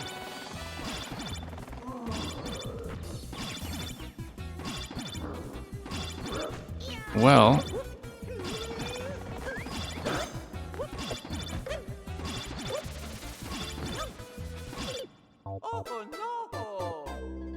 yeah, this is the hardest cake. This is the hardest cake. I feel like it's going to stand as the hardest cake. That's not encouragement, by the way, to people who are coming in later weeks of the project. I don't think you should compete for it. I think it needs to be a particularly spectacular cake route to qualify for being the hardest cake, and this is definitely there. This is what happens when you have a central mechanic that leaves you lots of entities to play with, by the way.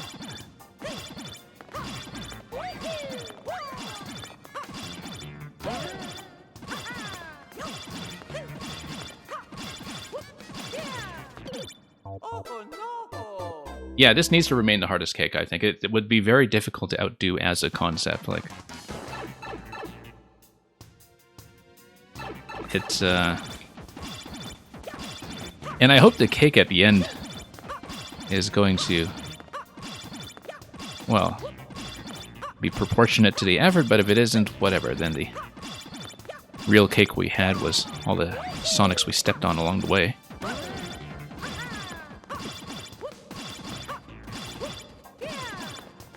Whoops.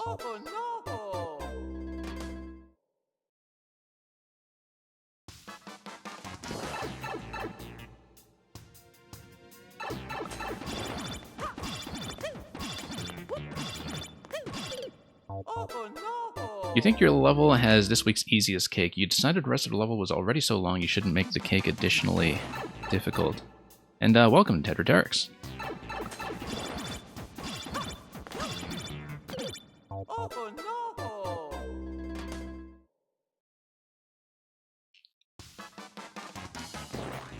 Well, we'll see about that. I mean, some of the cakes were fairly straightforward. Like Electrodude's was really straightforward. You just needed to go down towards the lower pipe, which I did accidentally anyway. There we go. Yeah, we need to go nice and low on that trampoline, I think. Just to get everything lined up properly.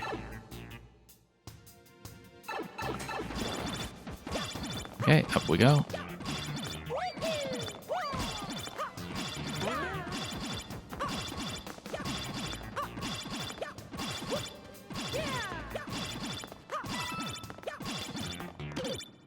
Yeah, didn't position myself very well. I wanted to long jump. I landed too far to the left of that icicle. In your level, you think more people have gotten the cake than missed it.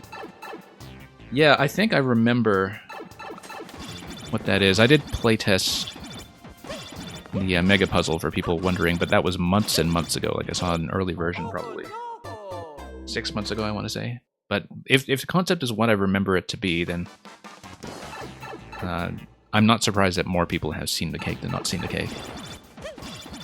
But we'll talk about that when we get to that level, of course. And I'm sure much of it will be like new to me anyway at this point, so even if I do vaguely recall the overall structure. Okay.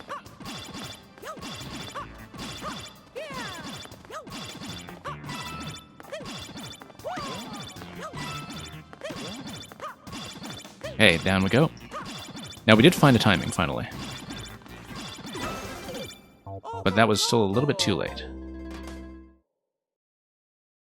I do know what timing I want to aim for there. And so input was just a little behind intention that time.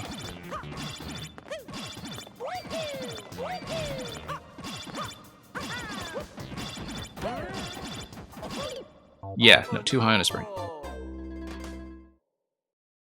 We'll get back there. I'm still thinking ahead to what to do about Boom Boom. We got one bounce on him. Otherwise, I think the way to approach Boom Boom will just be to keep a distance, actually. You don't want to be bouncing infinitely on Shell. You get into a ton of trouble with that once he goes into invisible form. And so I think the tactic with Boom Boom is to just keep a distance and mostly focus on the platform timing.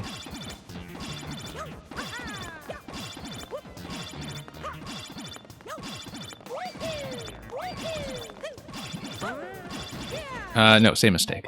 But we'll think about that when we get to it. Let's clean up some of this stuff first, since the problems are mostly known and avoidable.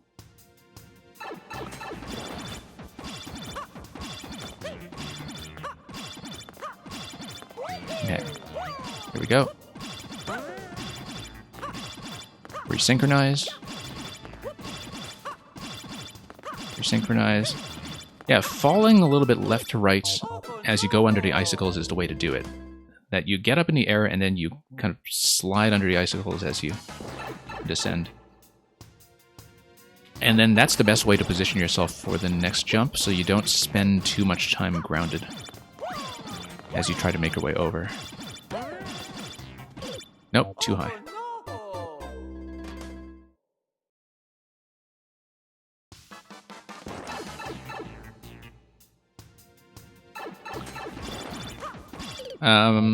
Too low.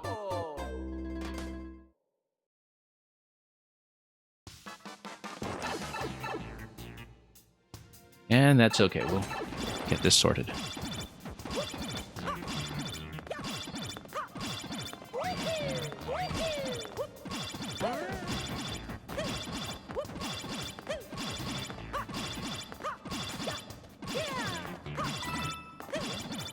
Resynchronize.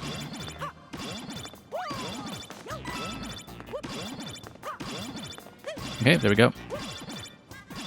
No, that was not the way I wanted to go. I was trying to go left on the dash panel. Curiously enough, if you have really good timing, you could actually do it that way. Just go directly.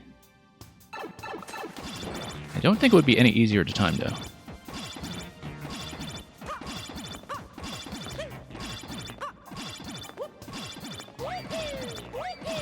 Okay, up we are.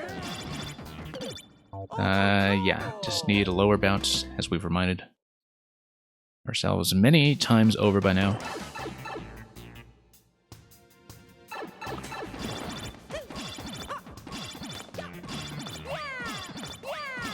And up we go.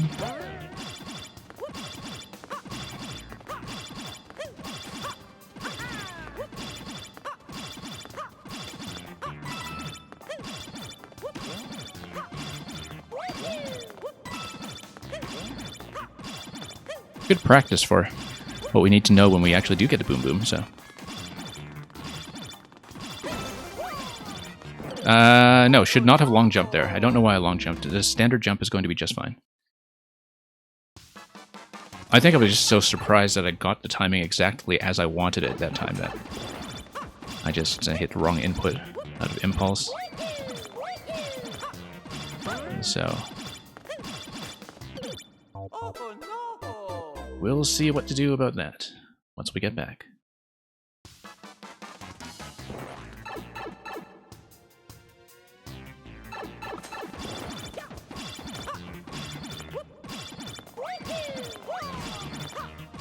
Okay.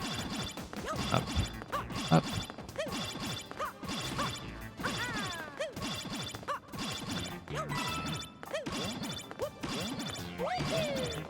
And this is more or less manageable if I plan. I mean, that was a bit of a club jump there, just not holding long enough, but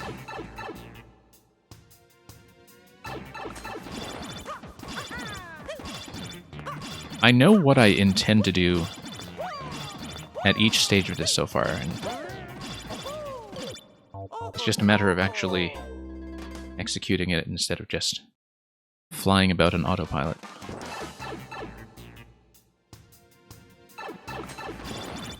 Okay, here we go.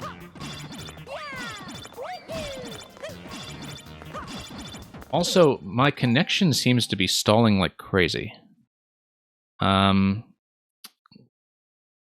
This might have caused some issues here. I only just noticed this, that it may be dropping frames like crazy. It's a spike from just within the last minute or so. Let's see if we can do anything here. I think it's just a temporary disruption of my network or something. So are people seeing some issues on the other end? Because it looks like the frame rate has just plummeted. Which is really bad for this level, because this level is one that you definitely don't want to be choppy. So let me know if there are some issues that we're encountering. Let me see in the meantime. Yeah, the connection is okay. Well, I mean, you're looking at something that has stalled. I think it's beginning to stabilize. I don't know how long that had been happening. I only just noticed it. But that's okay, because we haven't done this successfully anyway, and so... And yeah, Rammers, thank you for letting me know.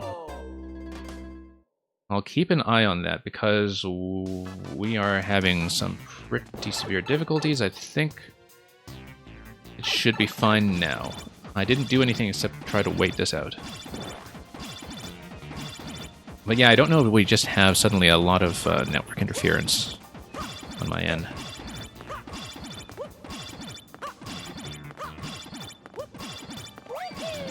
Yeah, I'm not streaming from my usual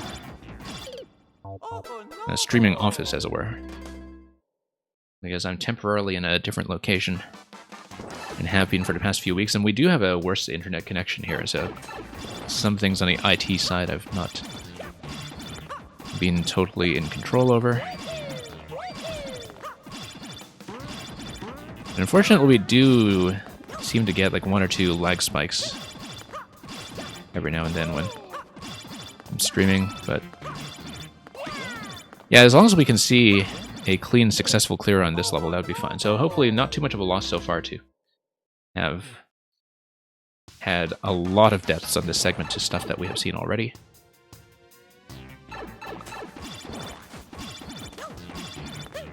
Okay.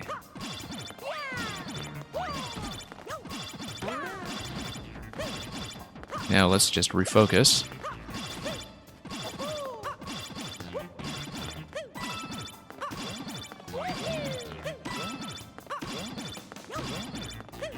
Okay, that's fine. Now let's not long jump this time. Okay, that's fine.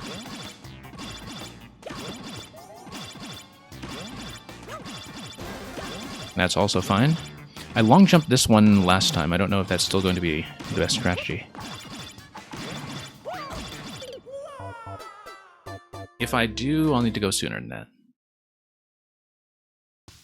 I was a little wary of the spike timing there. We will have to see about that.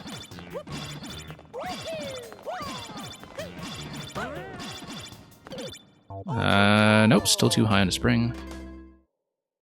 Yeah, it looks like things have mostly cleared out, so I hope we didn't lose too much footage there.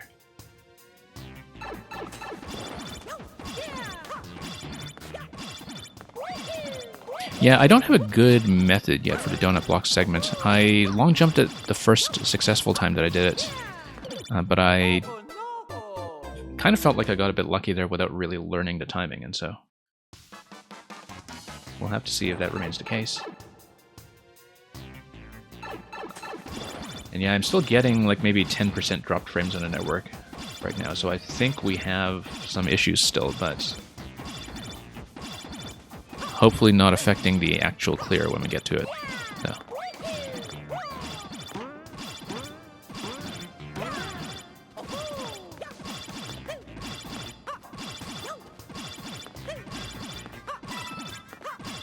Okay.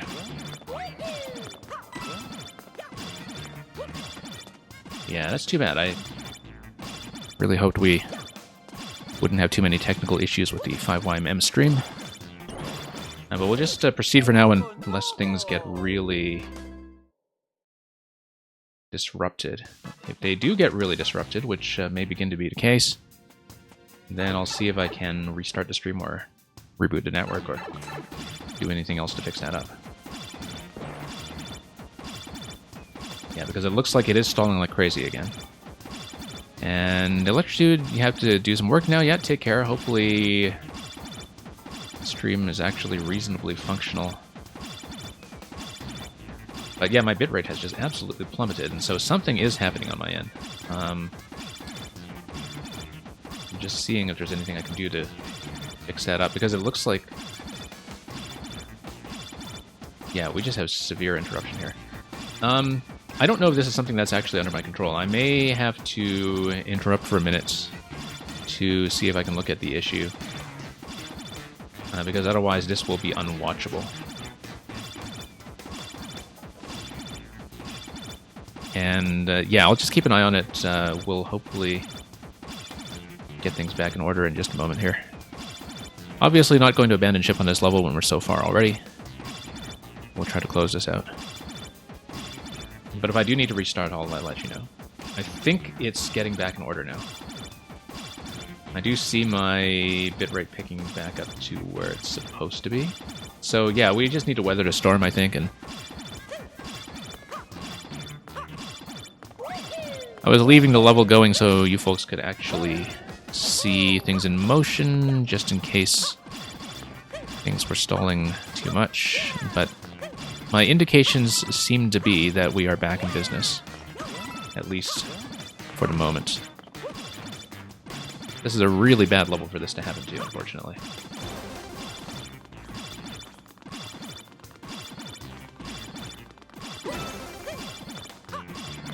Okay. That can be done consistently, at least. Okay. Yeah, the red blocks don't matter. That's fine.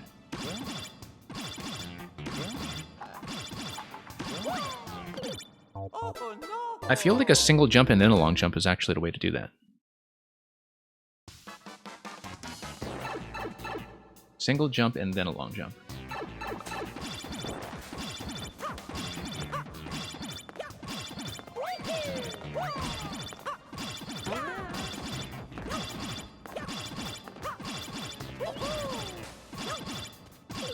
Yeah, I shouldn't have done a high jump there. That was a bit of a mistake. Not quite intentional.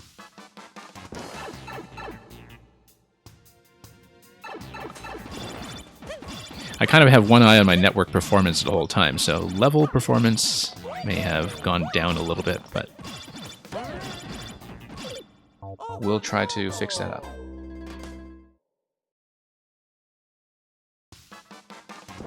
Okay, I've been on the cake route for some time. We'll see if we can just get back to Boom Boom. I've only really even attempted Boom Boom once, so we may be here for a while, for all I know.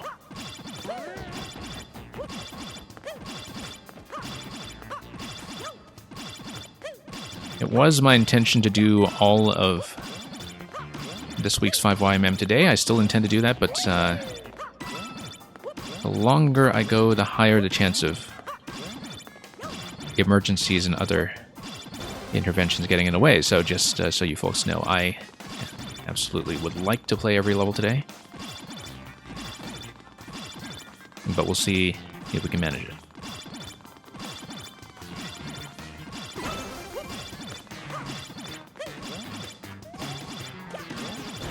Okay, just barely. Okay, 2 long jumps, yeah, great. No, too late. Not that many death markers in that spot, actually. I mean, I guess it's selecting for the people who made it that far in the first place. But...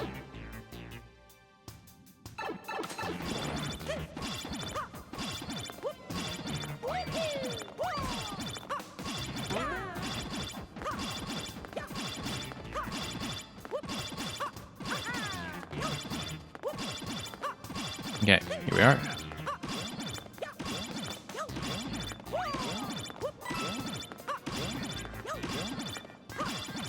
Okay, that was dangerous compared to how I usually do, but we made it.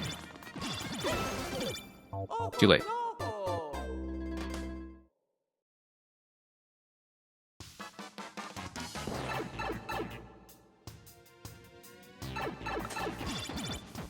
Yeah, I might have a bit of stutter again, but hopefully not too much.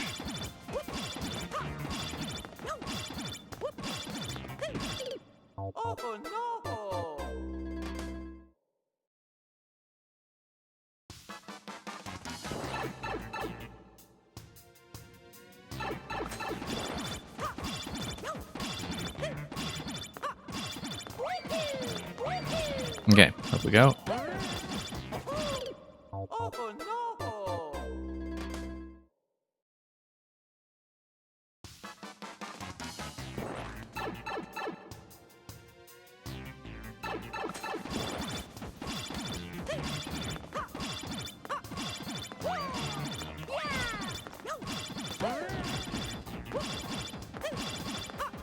Okay.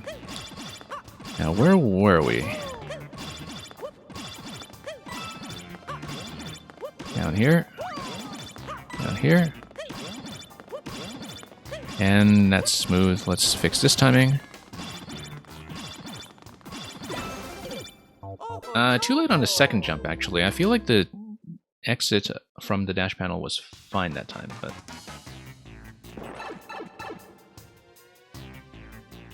Yeah, and I see we just had another bad patch on the connection, but... Hopefully it'll just go away. And it's not like we have been making much meaningful progress in the meantime anyway, given that I've only, as I said, seen Boom Boom once.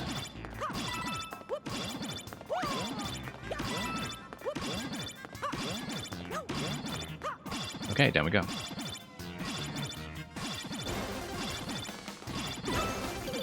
No, I'm still departing the second jump late.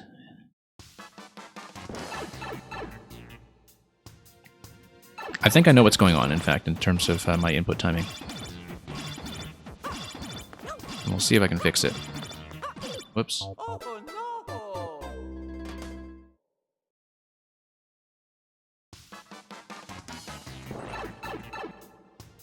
And, yeah, man giving me the dejected face like we're still not looking great. We'll see if anything can get fixed up here.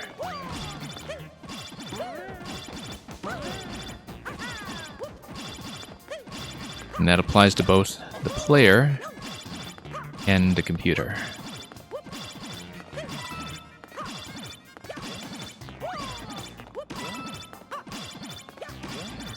Okay, here we are.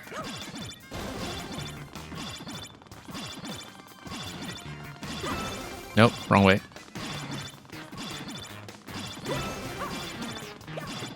There we go. When you get into the rhythm of things, things are fine. And that was late. I could tell that was late.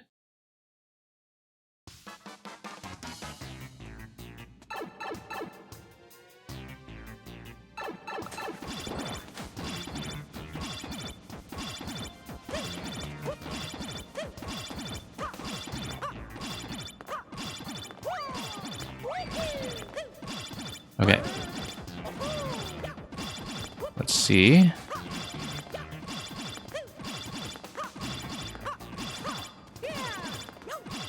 Down we go.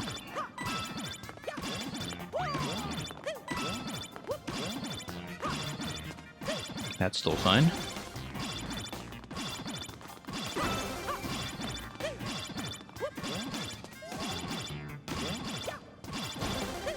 And that's also fine. So I did a double long jump here in the previous attempt. Let's see if we can do something similar.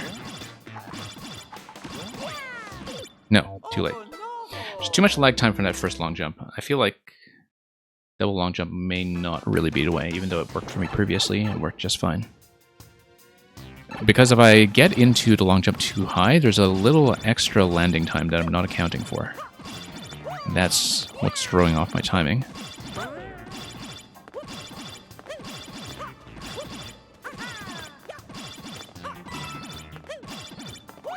Okay. Here we go. Wow, okay. Don't make that mistake very often.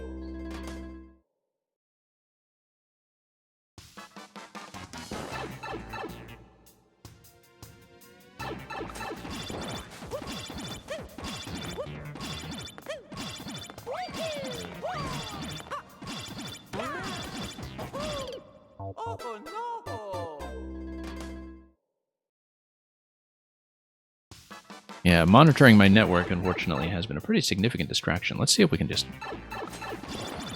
get things back in reasonable shape.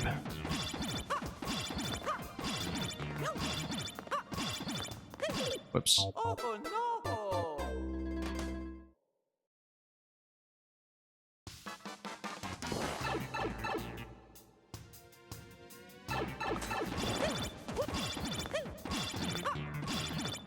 Okay, here we are.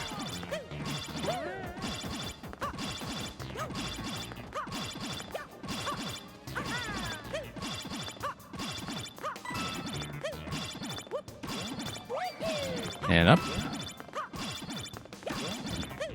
Let's realign this.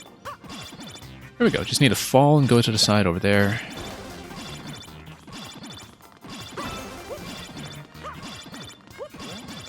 Yeah, the timing is as soon as they blink off, you press.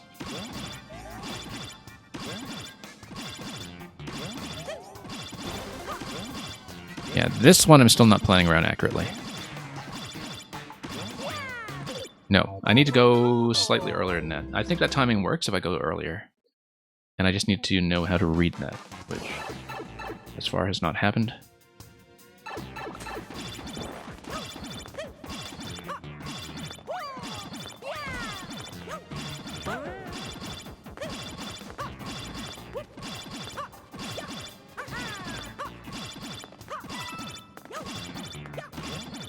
Okay.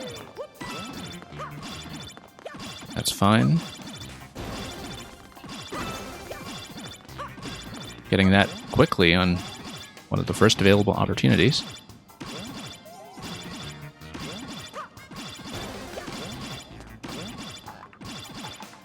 Whoops. Whoa, that was not quite a save, unfortunately. Just ran right off and I was intending to long jump. Bit of a control issue here for me.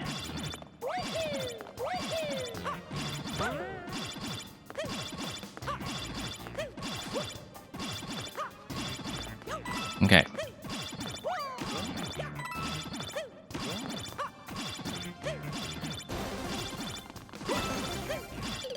Yeah, I actually might have gone not early that time, but I was definitely way off without having thought about it carefully enough, so.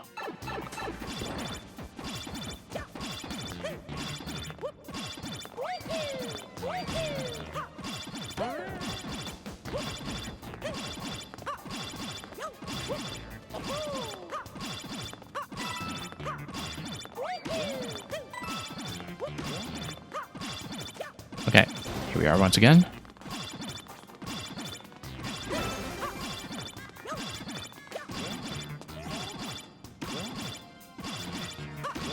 Nope, no. I regretted that as soon as I went down and I realized I had no way to correct.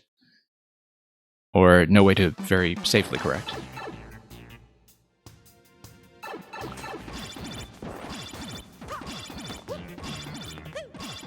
So that's still one very deflated Mang. Giving the Pokey a kiss, yeah. It has begged for it for long enough.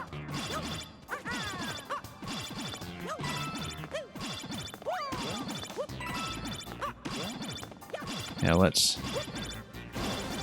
get up here.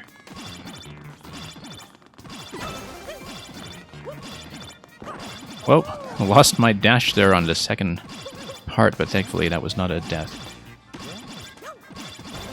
Okay, here we are.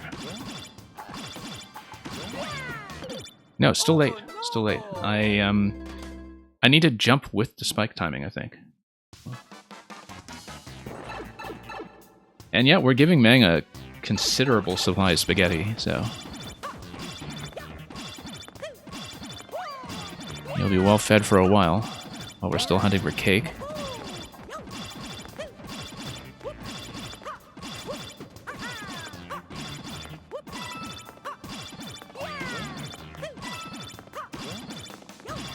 And here we are.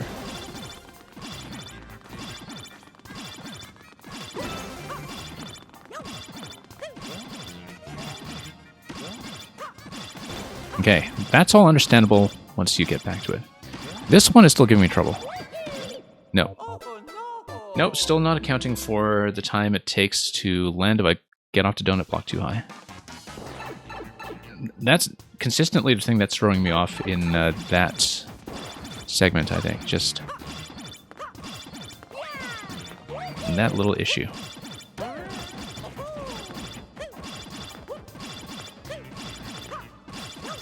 Yeah, because that's why my estimate for my timing is completely off there. I actually need to jump then on that long jump slightly ahead of the spikes coming up. Whoops, wrong way.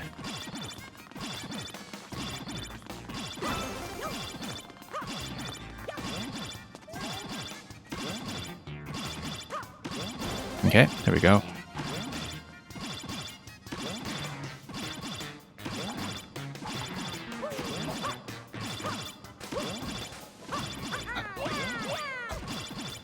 That's one way to do it.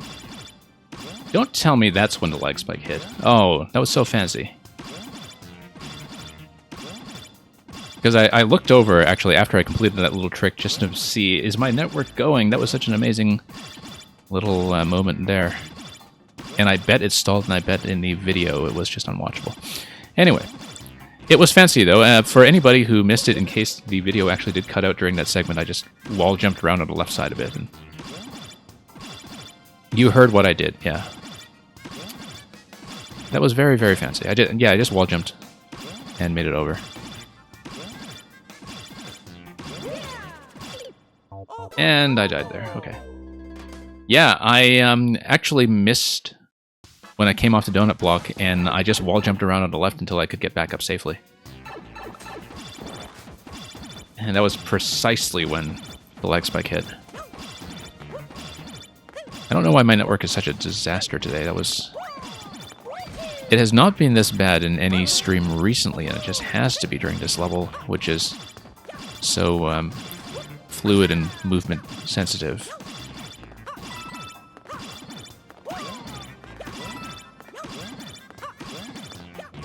Yeah, if it persists, I may restart the stream, but we'll see.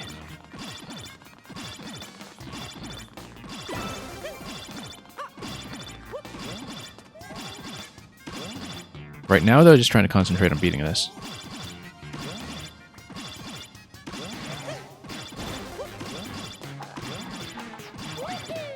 Okay, got it. Smoothest one yet, in fact. Not as fancy, but smooth. Okay, this thing here. The issue is that when I spin, I have trouble getting the wall jump afterwards. And so I'm stalling there way too long.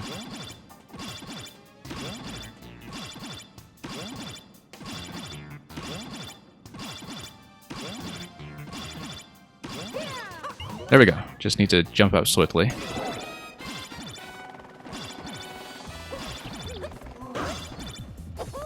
Nope.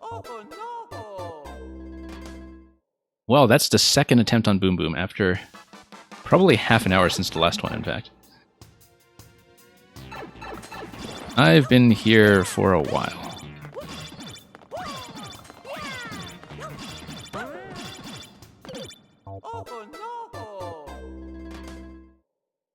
Yeah, getting the first hit on Boom Boom, fine.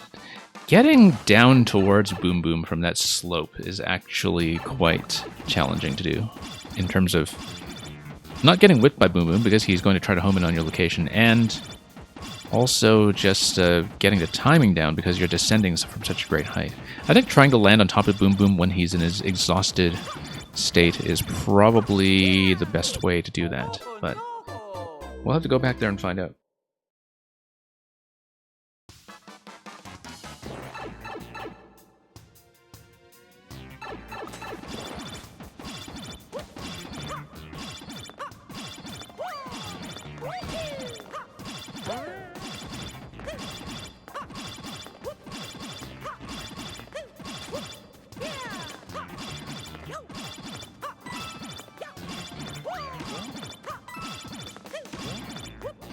Okay.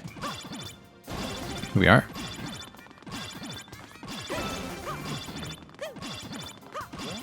And the dash does slow down by the time you're at the end of that. Okay, that's safe. Nope, too late.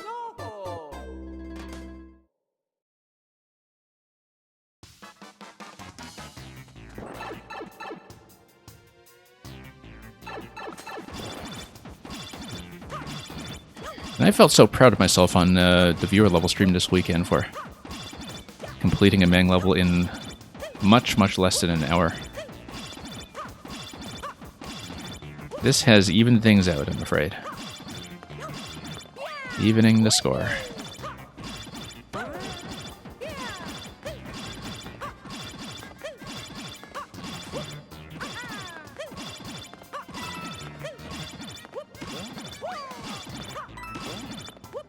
Okay, up we go.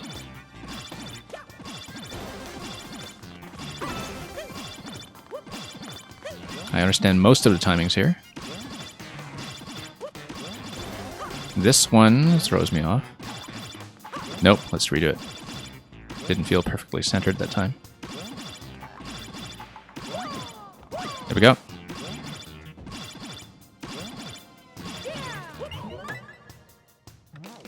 Yep, practice makes perfect. Let's wait for Boom Boom to exhaust himself first, because then he should land conveniently. Nope. Can't land on him a second time because he didn't get into the shell form quickly enough, nor did I bounce high enough. Short landings are the way to do it, I think. Like I was saying and theorizing while in events, I want to stay low, I want to keep a distance, and I want to let Boom Boom exhaust himself if possible.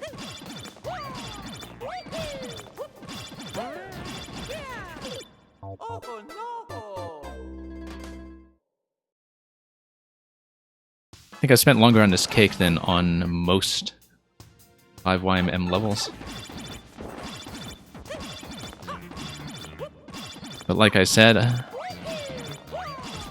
think it has earned its rightful claim to be the hardest cake.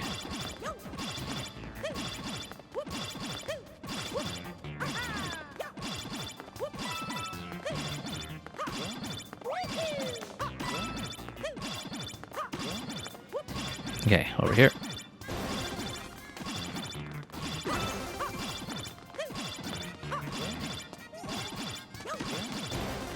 Over here. Okay. A little more consistent. Nope.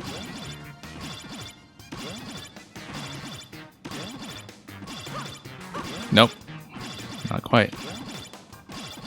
Ground pound cancel goes nicely with this level. I am not good at ground pound cancels, but I can see how that would be a very useful asset, yes. There we go. Just need to prepare to spin ahead of time and then do that. So yeah, first bounce off Boom Boom, and we're going to get directly off of him, I think. That's the idea.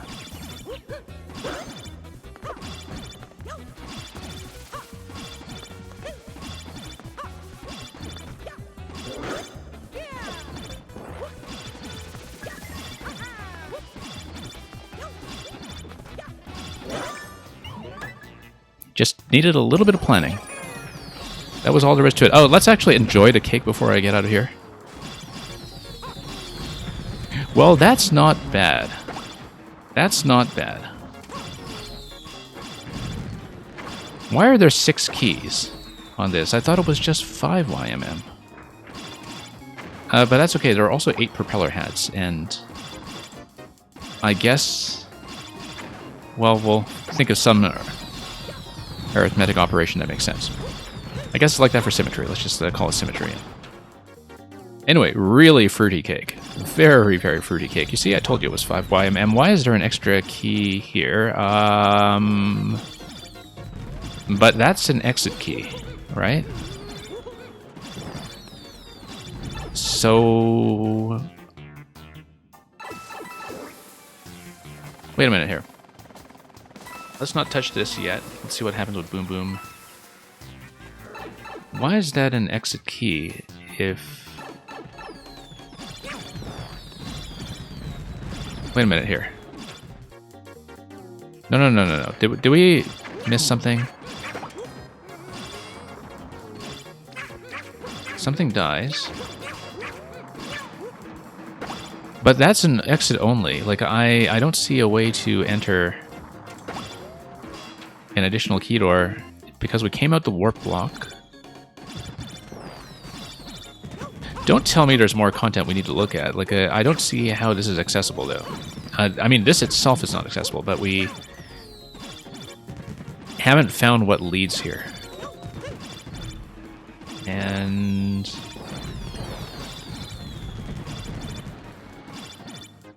well, let's take a look at what's outside here.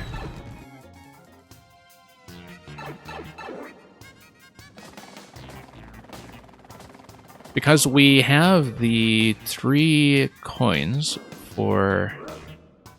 okay, Boom Boom holds a key. We expended the keys to get to the warp block the first time. I don't think we were able to just ground pound through the main section with the POW. Right? Like, if you were big and you went through the right side, ground pounded, then you wouldn't have to expend the key in order to get through the warp block. But you would still run into a problem with key death if you... but that doesn't explain how you would have a second entrance, though. Like, the first key door, like, I don't know how that's matched. Oh, you know what? No. Let me try this.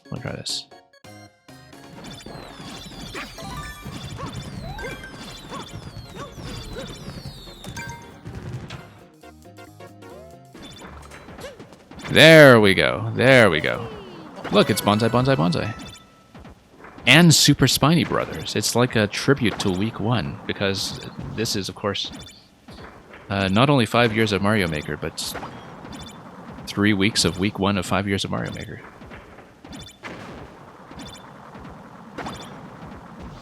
Which is also why there are 5 on-off switches on the left side. What even is this that I'm looking at? Oh, this is Mang! That's what it is. I mean, you kind of have to look at the bonsais as being somewhat synchronized, but...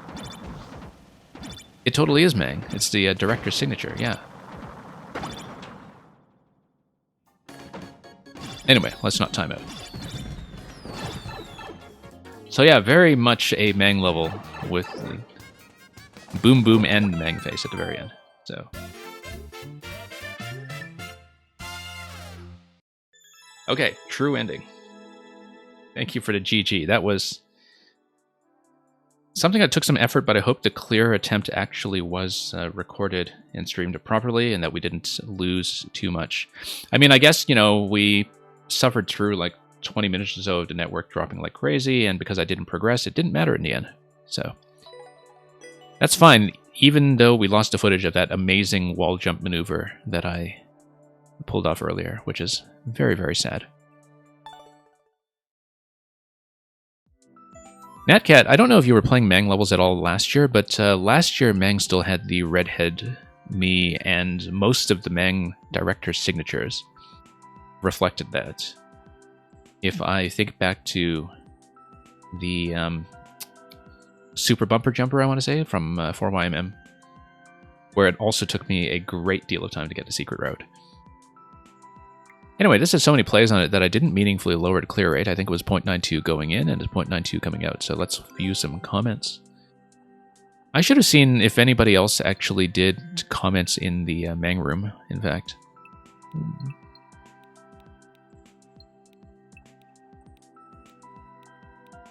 This cake took you 5 hours. That makes me feel slightly better about myself.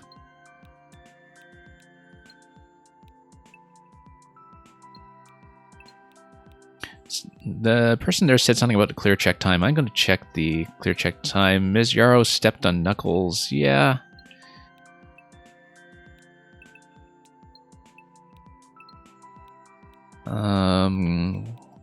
Anything else? Oh, look at this. Oh, gotta go fast. Oh, it looks like Looney has dropped the completionist streak. So yeah, truly the elite cake. 57.999 by Sergeant Bomb and 55.817 by Meg. Yeah, you really do have to know what you're doing. Also notice all the dash panels there that are presumably just to stuff up the limit. Anyway, amazing level. We're now halfway through this week, which is not auspicious. Although, we'll see how we do on the rest. Next one is going to be Cupcake. Cupcake, mainly a music maker, going to show us around the Mario world. And it's going to be a Daft Punk level. I guess a DAFT, a story about dry bones, action, fireballs, and thwomps. Stream is running smoother. You guess everybody stopped downloading gigabyte movies on my network? I certainly hope so. I'm glad it recovered if it managed to at least get the clear attempt down earlier. Yeah, I sometimes have a brief spike around this hour here for some reason. But anyway, I don't have to sit on this network for too much longer. I only have a few more streams here, and then I'm back to my regular broadcasting station. So, around the Mario world, let's have a listen.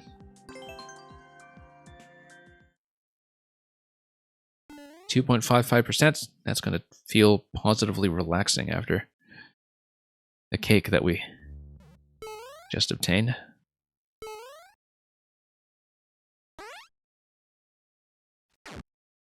$5YMM, and here's the loading zone.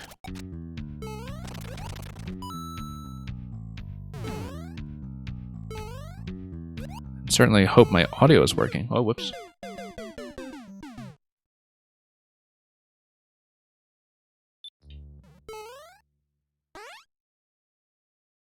Anyway, let's load everything in. Can't really outrun it, but we'll maybe not build up so much momentum. Let's start this over. Have to remember how to play Mario again when Mario is not stepping on Sonic.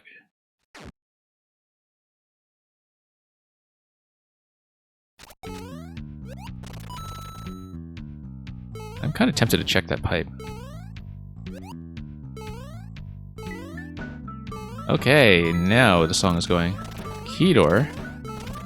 Probably wrapping around here for a second segment after an on-off state switch. If you look at the state blocks up top, I assume that we're going to have a second loop around this at some point. But Door is going to spawn you through there. I think maybe... Yeah, you can see the bomb blowing up everything by the blue pipe. I feel like the blue pipe is where we're going to spawn for a second cycle through here. And it's going to look quite different as we go around the world. And yeah, with the thwomps breaking everything, there could be tons of spawn blocks here that we haven't accounted for yet. So I think this probably will be quite dramatically transformed, just given how much of the level is being smashed apart.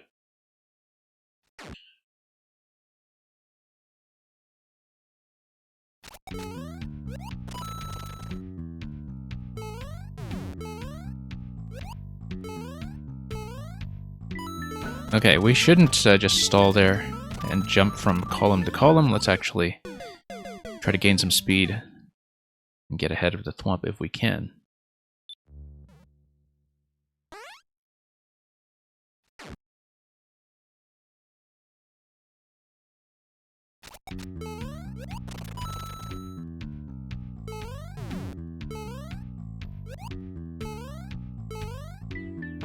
Oh, whoops, no, let's not adjust like that.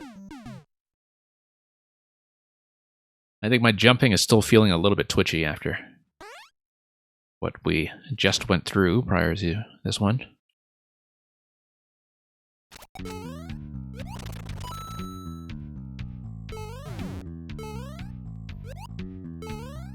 Okay, down we go.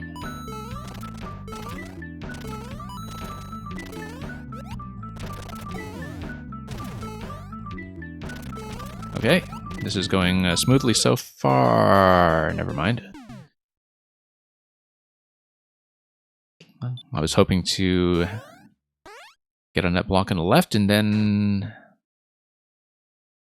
yeah, getting enough distance to get all the way over that checkpoint. Well, we'll see how that goes. Looks like a bit of an edge jump there, but... we'll get back there and see if we can do everything more accurately. There we are. And then let's check here. Nothing.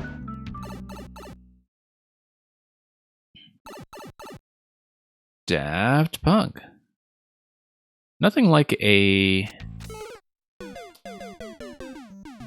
key or pink coin collection here. No key so far anyway, so... I mean, there is the key door at the very beginning. I think that might be a main exit after we duck back around, but I'm not exactly sure. So we'll keep an eye out for the cake road as we go.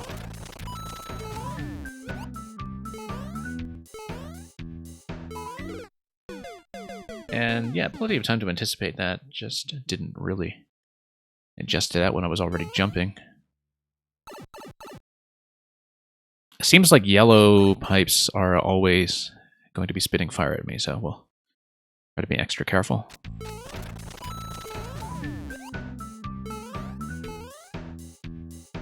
Yeah, it looks like that's going to be consistently signaled. More fire. And that swamp is going to be player aligned.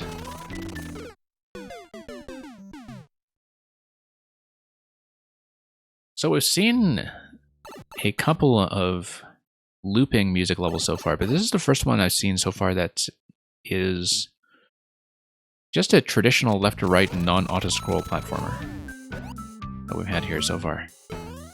Where there isn't really that much time pressure, it's just platforming with that alternate soundtrack completely set up at the beginning. As opposed to those vertical climbs that we've been seeing, or those explorable spaces like that's a really great RBC Lemmy level in the first week. Or for that matter, the more traditional fast auto-scroll platformer format that we saw represented by the Knight Rider stage by Death Despise last week. It's kind of interesting that here we have looping music and just good old straightforward Mario in some ways. Anyway, let's see if everything is just going to load in as we expect. And move up. Yeah. Once again, that does seem to intercept precisely the natural jump timing, for me at least, in terms of how I'm getting in there. So, while theoretically it seems like you can get ahead of the fire, its alignment with my usual timing is just off enough that I should be cautious.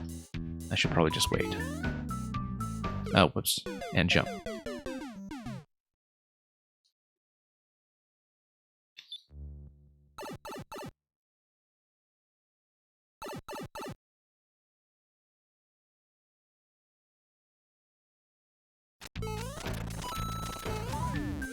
Okay, here we are.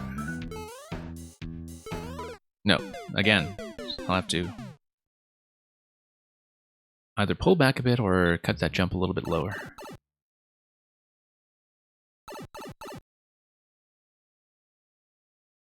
Yeah, of course, different people who play this game are going to have different habits when it comes to how to get into a jump and how to adjust. And it just seems like this timing is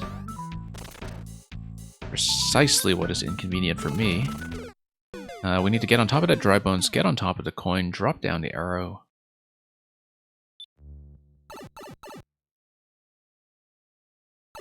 Yeah, pretty understandable. But we still need to do it.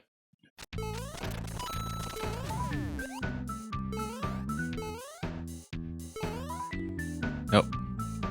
I did forget to pull back that time, but luckily we survived. No, too soon. I wasn't expecting to parachute, I think. Because I was already in the air and predicting a fast fall in the thwomp.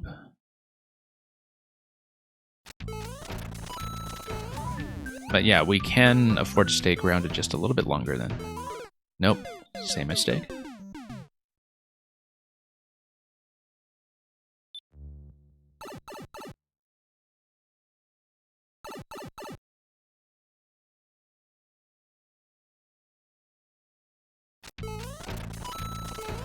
Alright, over we go.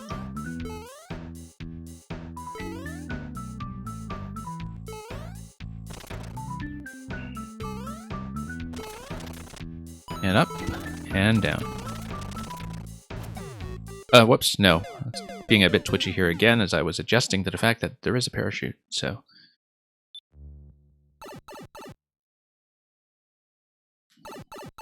I just reminded myself of that at the last second when I was about to jump, and then instead, as you can see, I slid right off the platform.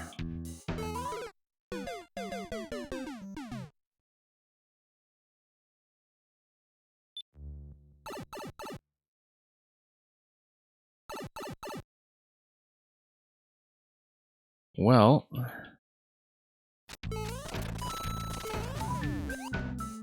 let's see if we can get anything else fixed up here. Oh, that falls.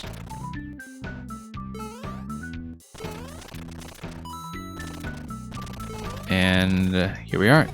Let this go and go around to the left. That's much better, actually, momentum-wise. Red pipes all dropping fire on me. That is going to be a bit dependent on the player, I think. No, I need to go... Yeah, in terms of when you scroll into red pipes, there is going to be some synchronization that you need to play around. I think everything should be safe, but it is going to be a little different every time depending on how I scroll into that area. And I should have been able to read what was going on with the thwomp. I just didn't pay attention to the spikes under the POW until much too late.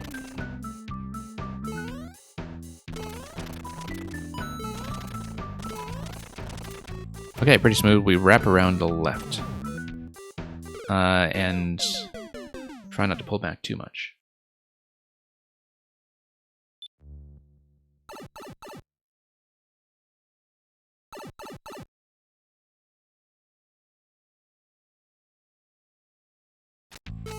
Okay, up we go. Nope. You would think after the vine level last week, with all the springs, that would be doing a little better at just jumping off vines here. Anyway, let's move forward. Totally forget about the fire. And continue. And left. Yeah, there we go. I should be able to fall directly.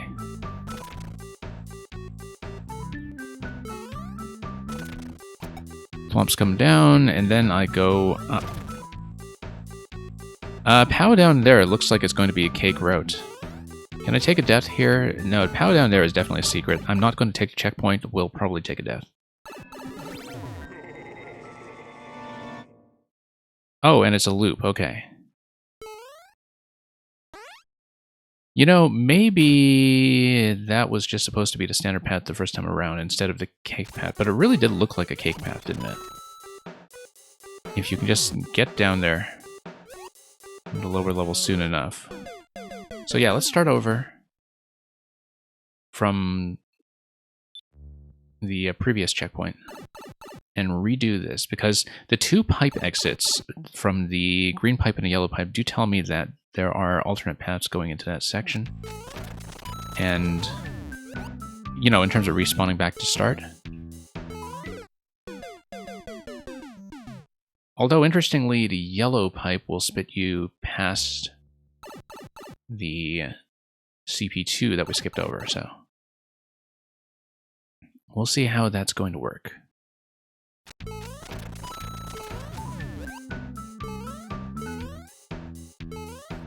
Okay.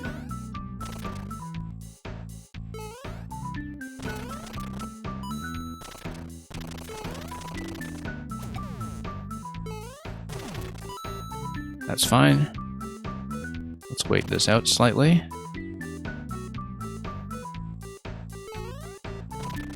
Actually, the timing there does feel relatively consistent. I think maybe you spawn into that location when you have a jump that's controlled. I think the implication there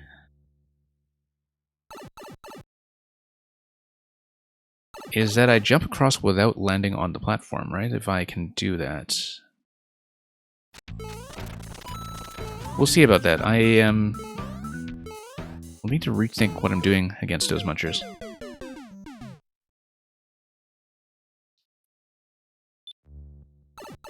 Because looking at that spike pattern going down to the right side, that's going to be a pretty specific trajectory. I think maybe I just need to run directly off the blue platform.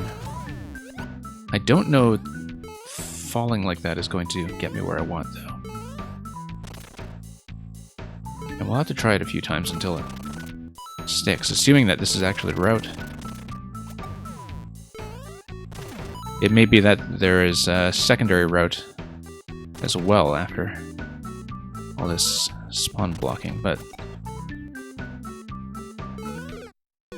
too soon. But yeah, I think you can actually just fall directly off the blue platform and then land at a lower level. It is visible, it is doable.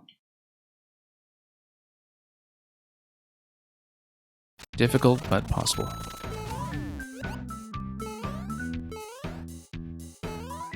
Okay.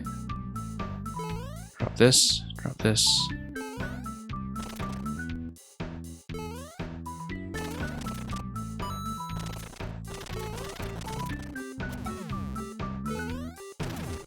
Up we go. And back up.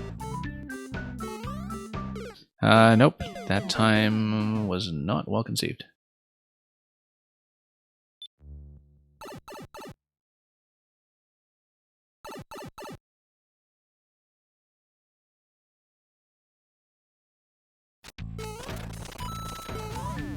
Okay. Everything here seems okay. Shouldn't be too difficult to work with.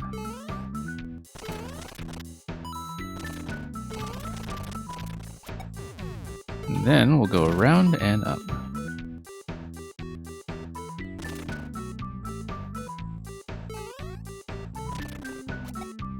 Yeah, on the platform immediately to the right. Of course, it has to hit first. I can get a little bit of extra height there on that jump. That's what the little nook to the left of the munchers is for. I can gain a little more height than what I'm putting in there. And we'll try that adjustment to see if anything goes better.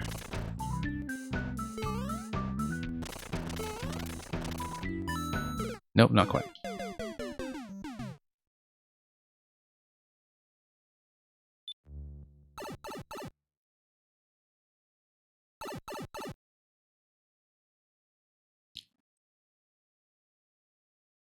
Anyway, so much for Daft Punk.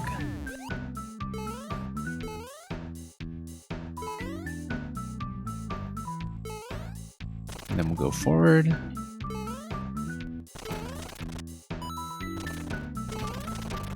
Yeah, everything here is more or less simple.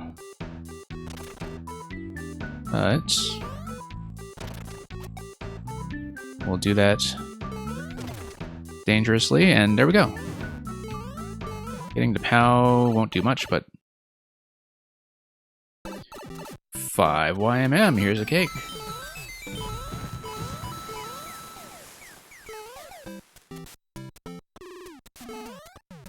And it's a level by cupcake. This is not quite a cupcake, but I guess it is a cake. Here's the cup, here's the cake. And then we have to get out of here the same way, don't we? Oh yes, that's what the POW is for. Get rid of the muncher, and then you have to get out safely. Because everything is blocked on the left side anyway from having demolished.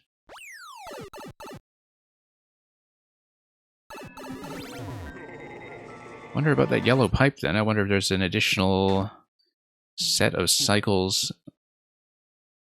with the on-off state reversed, and with everything having been partially demolished.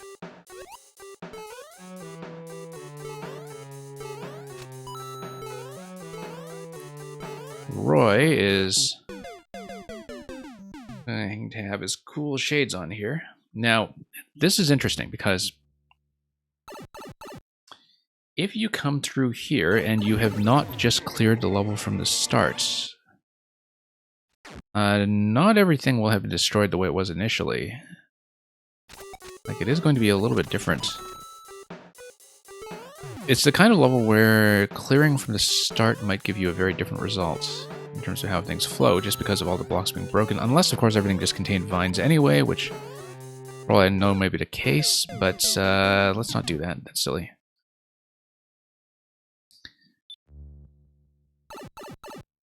Actually, if I just get out of the way, I'll let Roy relocate as necessary. So the idea should be that after I hit Roy once, I just get to safety, and that should be the main priority that I'm looking at there.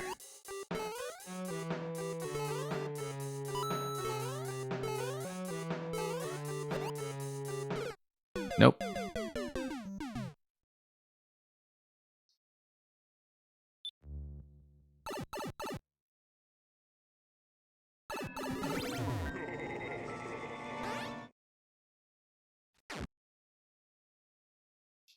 YMM.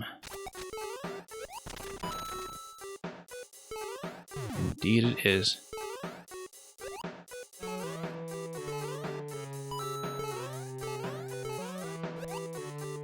No, I'm still misreading Roy's hitbox there, I think, and that I want to get off that location. I probably want Roy to move first, in fact. I'll just dodge the first round of projectiles and just have him get into a more opportune location. It is so tempting to just strike him there, though, and get all of that sorted out immediately.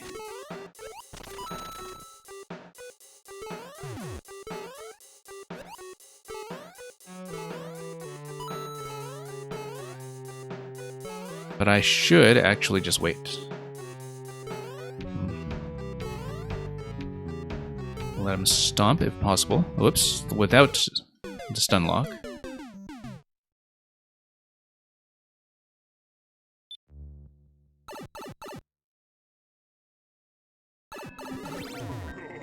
Notice the music note too, like the 8th note that is decorated in bricks as you drop down from that location. That's a very subtle touch.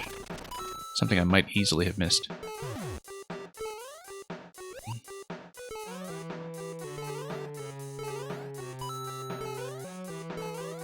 Okay, let's let him move.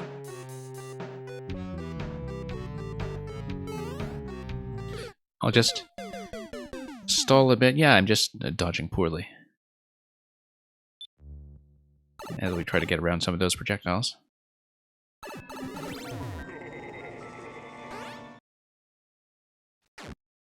We'll go back there, see if we can make it work the way we need.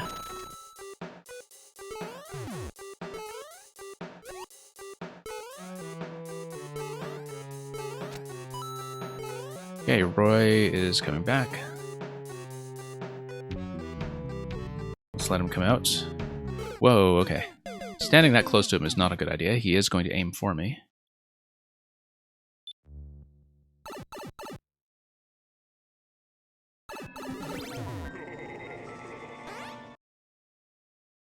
Anyway, let's retry.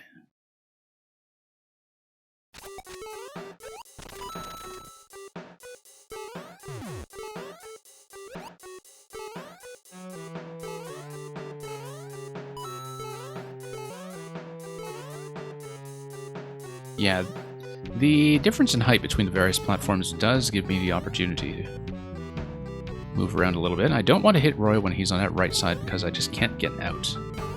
Like, I do want him to fall into the middle section somehow.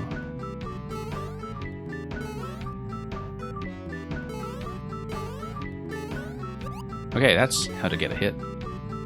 Much better.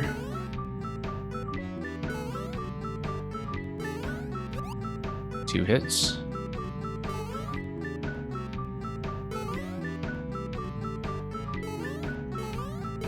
3 hits. There we go. And that looks like it is it. I don't think the pipes at the back mean anything, but I don't think you can reach the top of the flagpole then, if I am correct.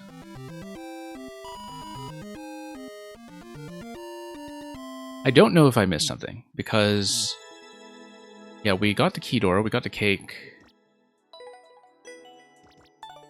If there is any additional secret involving, for instance, that yellow pipe that also drops you down into the main section, I don't know about it.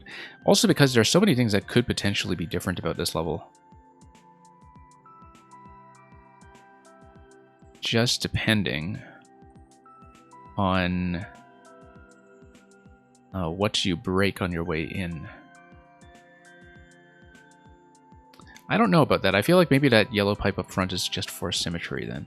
But then why wouldn't it just drop you down low? Maybe something to do with the way that the note block setup has to go from there, but well, probably not though, looking at the music loading segment. So if anybody knows for certain that I did miss an additional secret, do let me know and maybe we'll take a further look. Otherwise we will move on. But I don't see what it could be other than something taking me through the yellow pipe. Because we do have the cake, so. Anyway. Around to Mario World. That's where we were.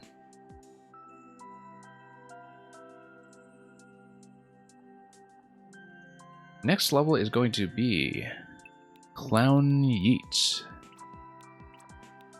And this one is by Major, who has been sending us a lot of one-screen puzzles lately. There's one additional secret aside from the cake. I feel like I should take a look. Like, I definitely have this feeling that I missed something.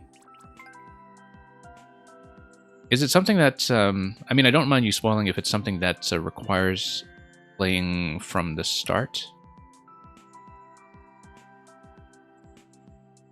This would be useful to know, so I don't spend all my time restarting from checkpoint, for instance.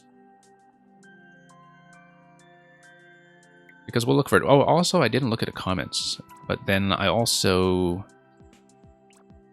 haven't really seen the whole level from what you're telling me, so...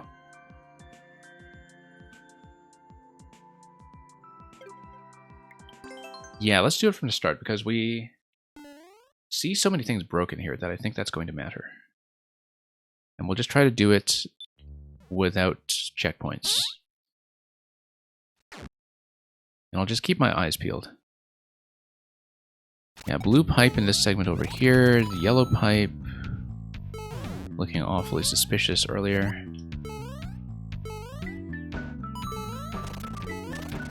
Yeah, because you need the thwomp to break everything. They were not containing vines. They don't respawn, but they probably do contain vines.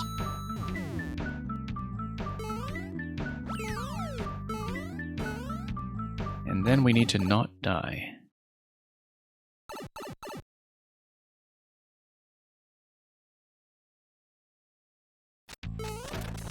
Well, luckily we do have some practice here so far. Yeah, let's not die on that fireball. That was the one giving me most trouble. Let's start over.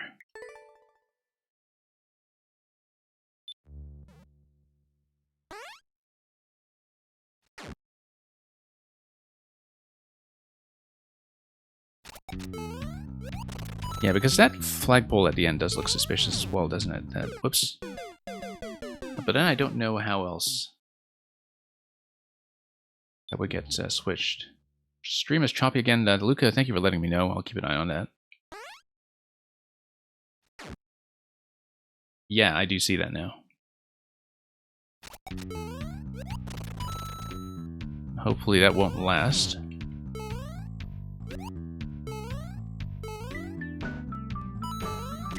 Okay, everything breaks. But I think all of it, in order for the Roy fight to work, of course, must respawn.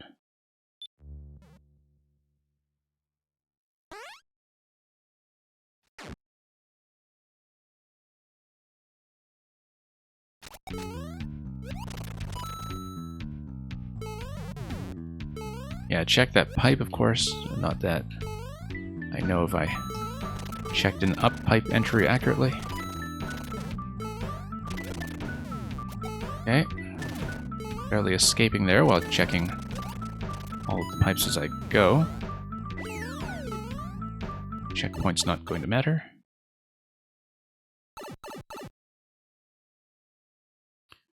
And the mole's going to load me in once again.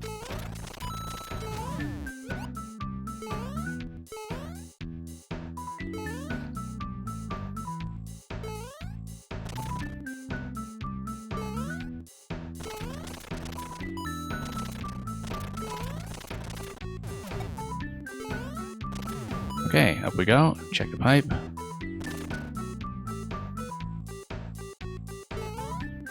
I don't think I'll need to take the cake road for this. But I will need to land on that platform. Because the cake road is just a dead end, right? It's not affected by anything else as far as I can tell. Especially because you are going through a pipe to the other zone. Let me think about this. Oh, maybe... no, I should check the cake room, actually. Because I didn't check the cake room without the checkpoint start earlier.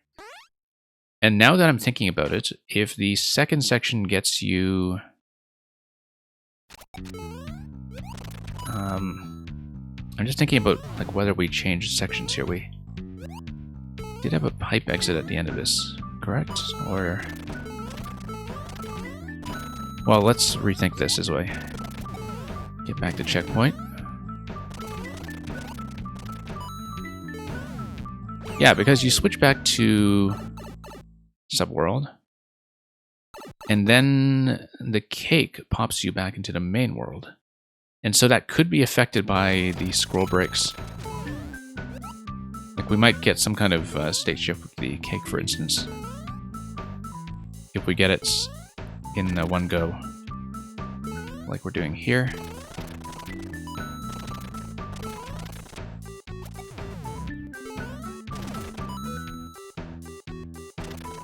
Okay. Why didn't I just go up that vine, now that I look at it? It looks like the vine goes quite a ways up, in fact. Let's check that. Because I didn't see where it was dangling from the ceiling, and... Yeah, we'll just check it from checkpoint, in fact, because that's an easy thing to look at. In case it matters. Otherwise, we will start from scratch.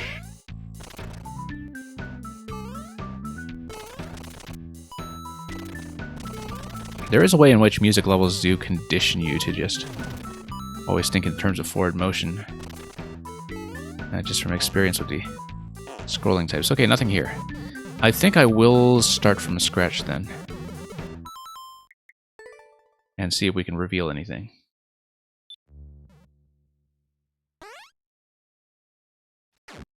And in the meantime, hopefully some of the choppiness of the stream has died down. I do see where it was happening.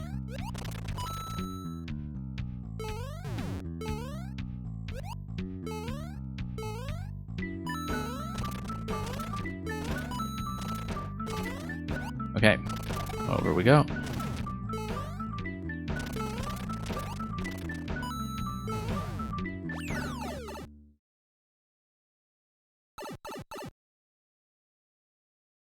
I wonder if you could also have jumped over the blaster and to the left in the entry zone.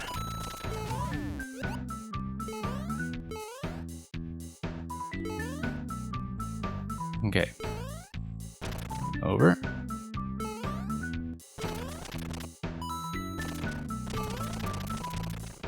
And over. Stream is looking fine now, good to know.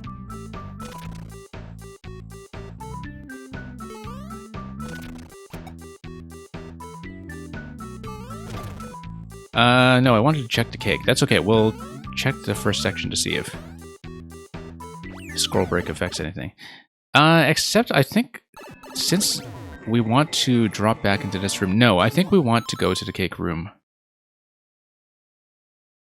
with everything broken originally. Let's just continue this attempt anyway, but I think I will replay and go for the cake from the start of the level.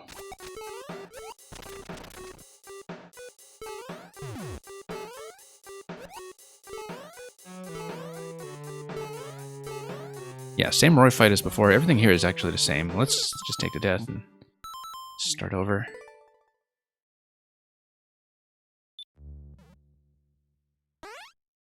Yeah, because my thinking is that something that we do when we are doing our first pass through this part of the level is going to create some kind of additional passageway in the cake room that would then get us over to the yellow pipe transfer.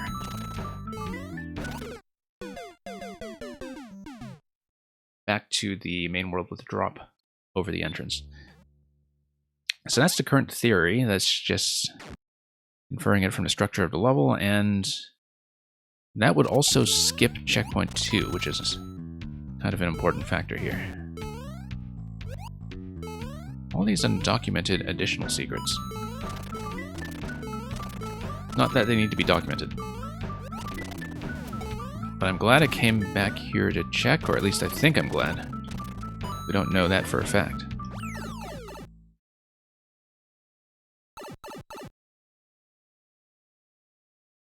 But yeah, it totally looks like you can jump over the blaster at the start.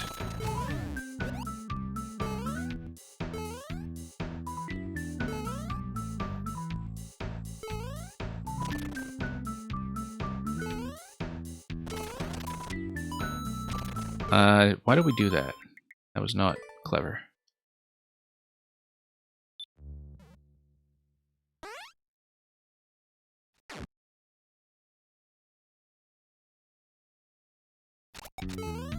Okay, everything loads in.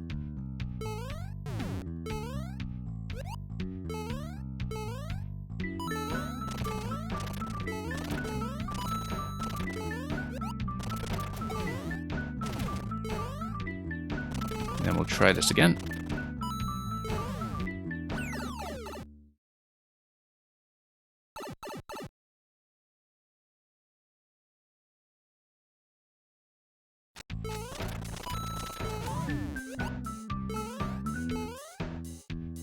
And we'll see if anything changes as we loop all the way around. Around the world, in fact.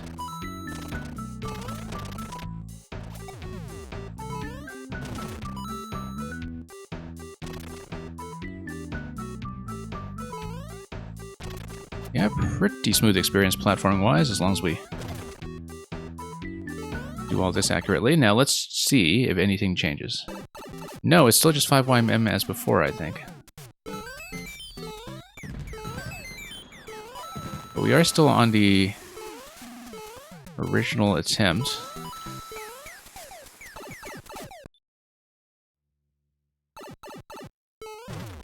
So let's not die here. Whoops. And still nothing to do with the yellow pipe, as you can see, but maybe there's something else that will respawn you back here. So for example, the blue pipe that we blew up at the very start, that we're about to pass right here. No, the bombs just are still placed there, so. Well, let's try to do the rest and try to kill Roy, having started a level from scratch, just to see if maybe something with the exit room is different.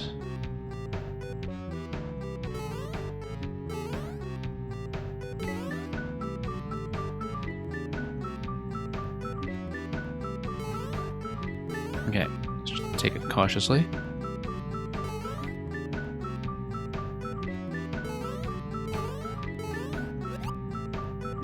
And if we take it cautiously, I should be able to lead Roy somewhere convenient.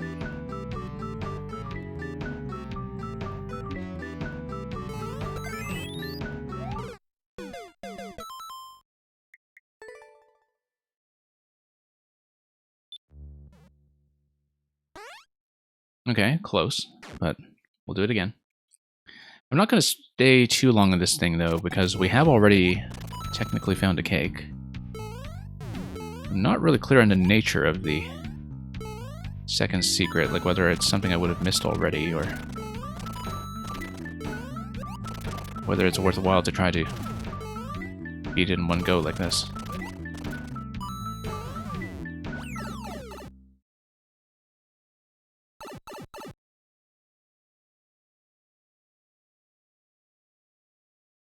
Yeah, I still think that opening loading section looks suspicious, and I should check it at some point.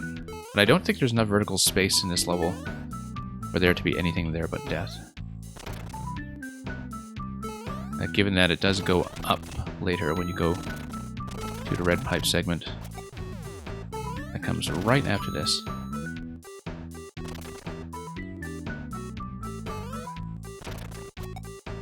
Yeah, so it's going to be nothing to do with the cake room. So we'll just skip that. And we'll just try not to die to Roy this time.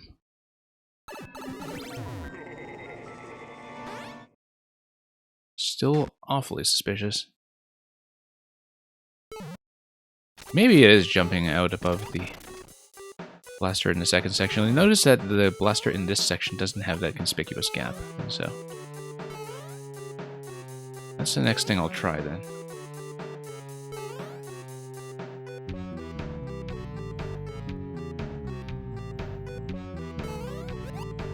Yeah, I like that, so we can get some decent height here.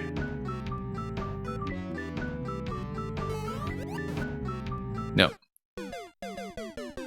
Really difficult to land safely out of a bounce on Roy here.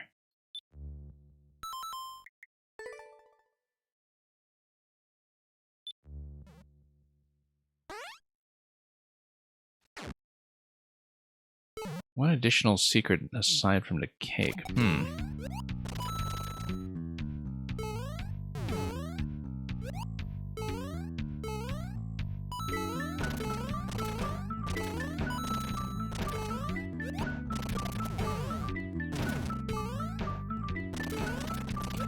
Well, we'll search high and low.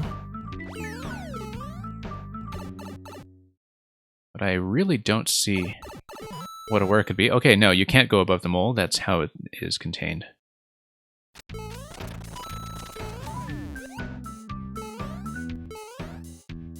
So it's not going to be that.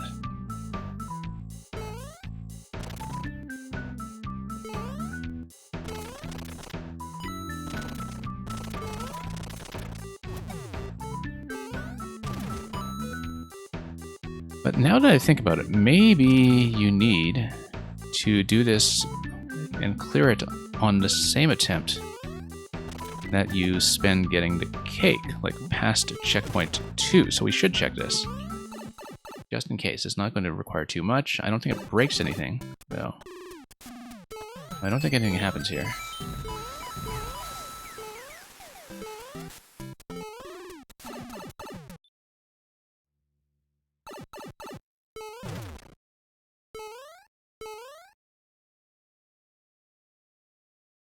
But yeah, we'll just flow through as much of the level as we can on one attempt just to see if anything happens after Roy.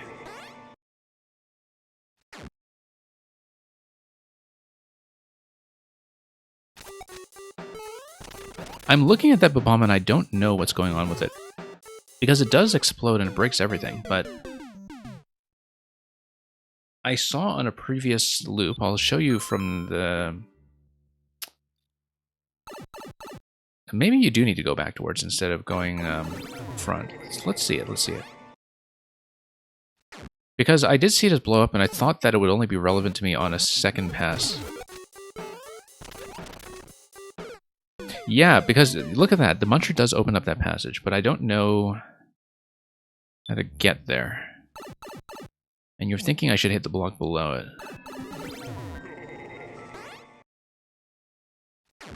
Maybe it requires... Yeah, because you see, the blaster is going to push me past that point. I don't think it's going to get me anything, but let me check once again. And possibly I do need to do it from start, depending on what it blows up and what becomes available.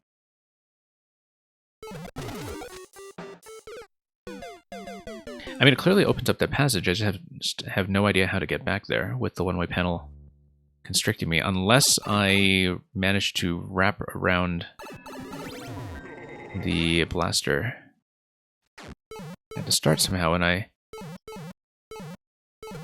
don't see how that's done.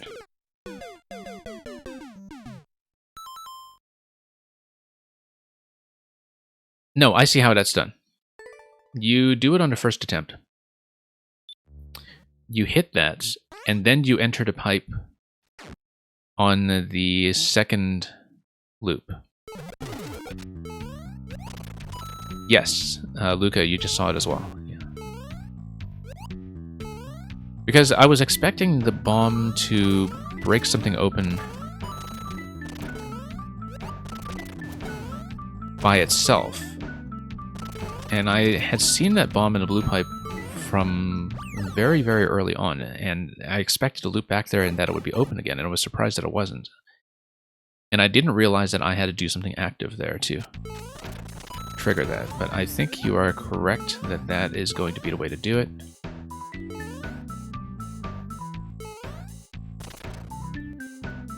And we spent way too long on this. We still have 3 levels to go, including the mega puzzle. So, chances of doing this all in one stream might have gone down precipitously, but we'll see, because it's, let me think about this. Oh, wait, hang on. Let's play the level while we're thinking about it. It's Major, Supernova, and Tetrateryx left. 4 wings. And I know the last one is long, because I could see it a long time ago, so we may have to do a second stream for this, but I'll go on in the meantime.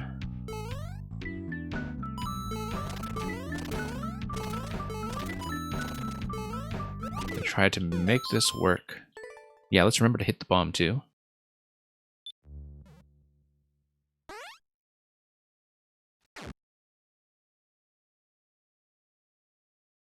No, we didn't remember to hit the bomb.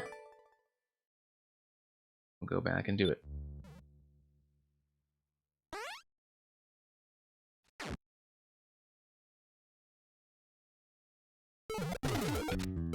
There we go. And yeah, so it's going to clear out for the second time, and the Muncher will not be in the way. If I understand it correctly.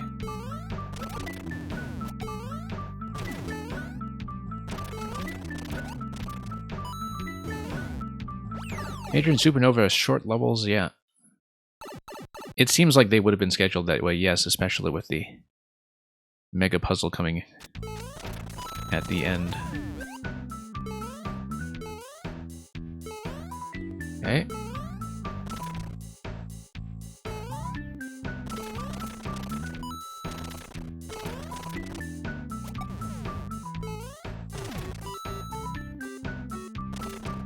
Up we go.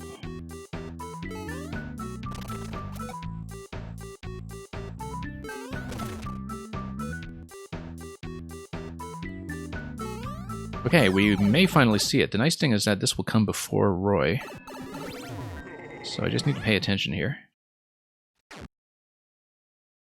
Yeah, because the Roy fight is actually pretty tricky in this one. Okay, finally, we have it.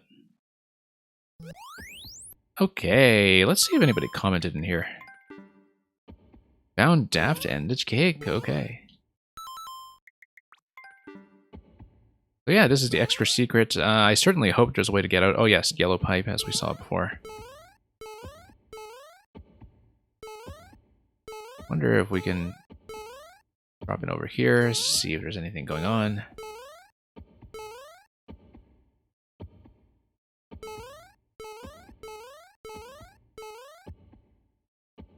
Okay, out we go. Alright, we may as well try to close this out. Oh, it gives you the glitch effect too when you pop out of there.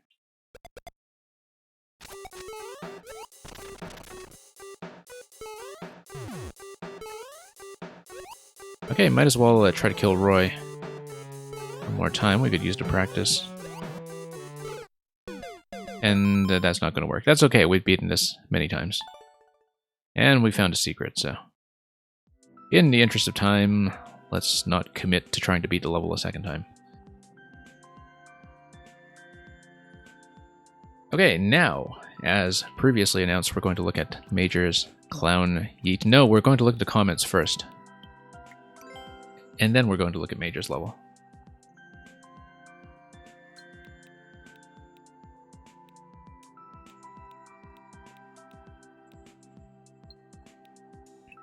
And yeah, Samuel coming in with the mask as well.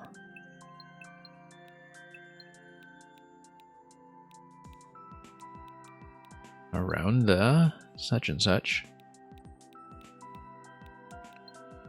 Around the Mario World in 80 seconds. Seems so. Alright, so let's yeet some clowns.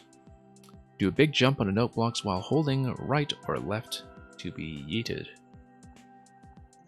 So, holding full jump, that's something to remember. Let's take a look.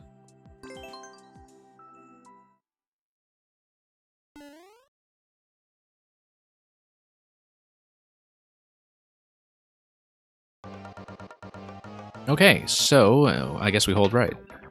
Drop in. I may have misplayed that. No, I think I need to...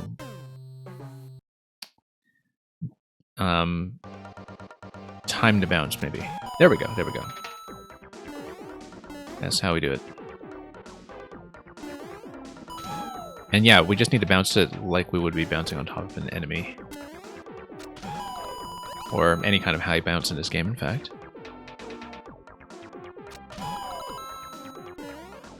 I'm tempted to check this. Why else would it be here? Oh, to kill you. Okay, of course.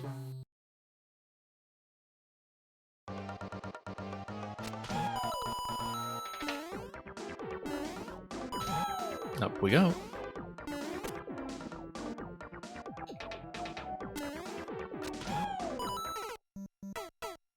Okay, I didn't quite land that as well as I could have.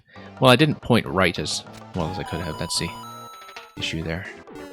The directional input was a bit off. I like how this gives you a safe little trial zone before you get everything done properly. There we go. And yeah, the purpose of the one-way panels is that it aligns you such that you don't overshoot or get off center. That is a pretty necessary part of making this work, as is paying attention to the timing of the obstacles that are clearly on the screen.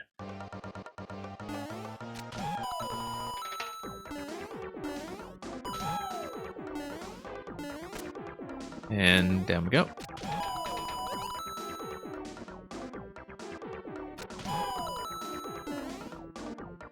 We'll wait for the plant. Not that long, of course. We need to account for the fact that it is a red pipe. And time things accordingly.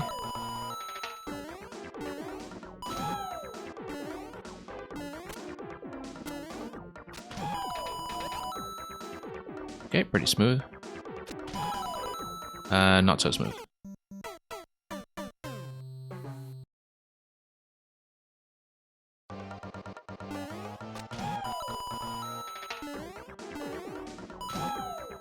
Nope. Nope, not quite. I need to hug the wall. There we go. Otherwise I was landing a little off the location that I needed.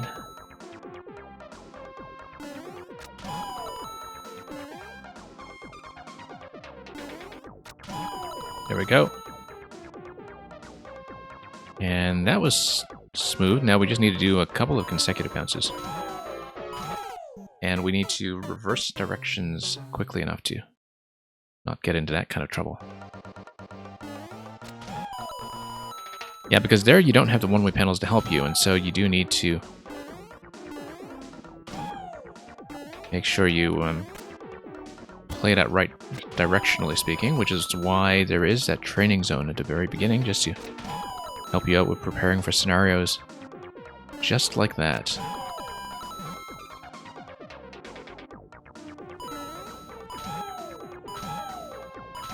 There we go. Now, there is a door here. Interesting. I wonder if I missed something or if this is an exit from something that is coming soon. That will loop you back. Checkpoints. Oh, this goes quickly. Okay. We'll die to it and we'll try to stay ahead after that. Now I see why this is in the castle theme.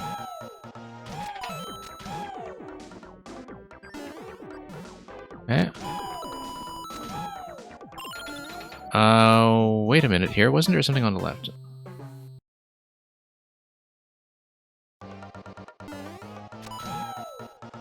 Yeah, we'll go back and we'll just try to do this accurately.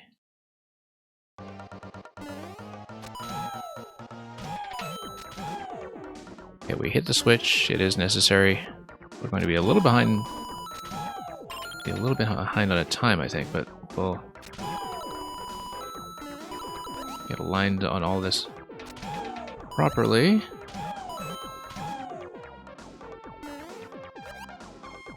I don't see any sign of the cake interaction just yet, but we may have missed something along the way. There's quite a lot to read on the screen on the way up, so...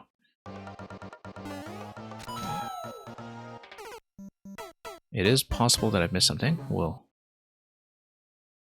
go back, especially with that door resetting you at the end of this location.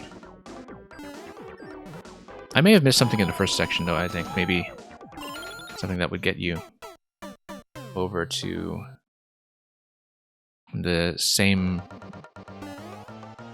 free checkpoint 1 location by dropping you through the door after having already gone through some alternate passage. However, it's still early on in the level, so let's not jump to any conclusions yet, or bump your head on additional ceilings.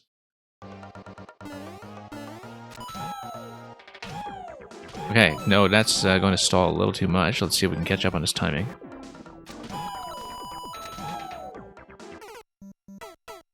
I don't think there's any reason to launch left there. I think we just continue.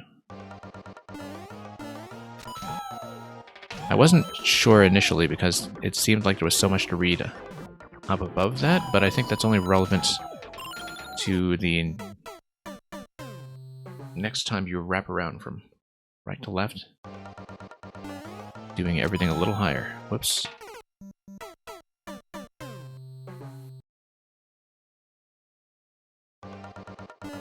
Yeah, it's a cool interaction. Very active, very controllable.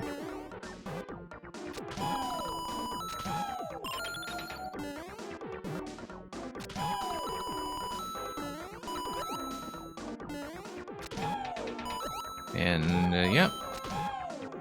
Lots of things we can do to improve at the speed that we're picking up.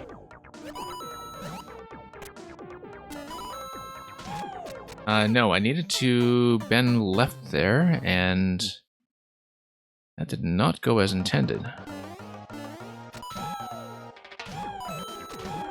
Yeah, because normally, if you look at the way the one-way panels are aligned, the boost here does get you under the one-way panel on that central column when you boost your way up, like up that diagonal. The one-way panel does not obstruct you. And so that huge column with multiple one-way panels that we see later on is something we just sneak under when we do everything else properly.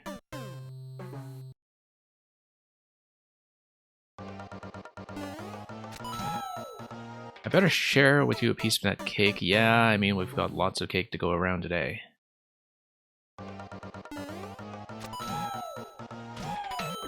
And Daft Punk, for that matter.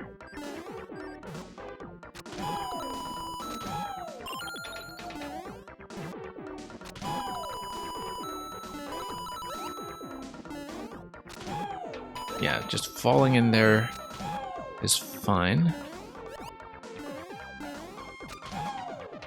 Like I said, no real sign of what to do with the cake here yet, so...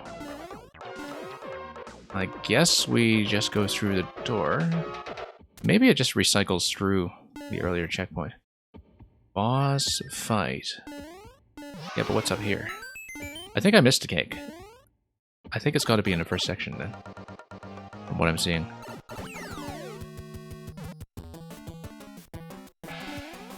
Yeah, sure, we'll take that. And then we bounce, probably. And to get rid of icicles. Okay, I probably need to get on top of icicles, maybe, as they come down. And land on the next corner and fire the shell at... No, actually, I just need to fire the shell as I go up, like that. And then not get hit. But luckily, you can get additional shells, and... shouldn't be too challenging to do that. Nice fight, actually. Yeah, you can always get an additional helmet, so the fight is not really punishing. In fact, considering how much you have to dodge here, you wind up being well protected.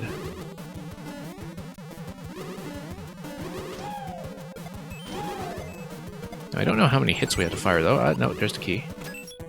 Oh, I should have taken a shell with me. I feel like I definitely should have taken a shell with me. And that we missed a secret at the start. So we'll redo it.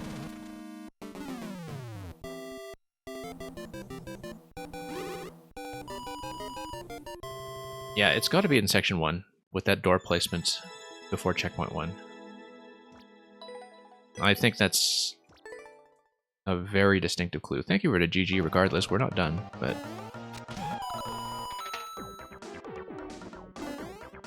just going to keep my eyes peeled for anything that could have been relevant to us here. Maybe if I veer left after that bounce. Yeah, you see the top of that semi-solid over to the left. Up here. I feel like we could go there. I think that's accessible. So let's do it.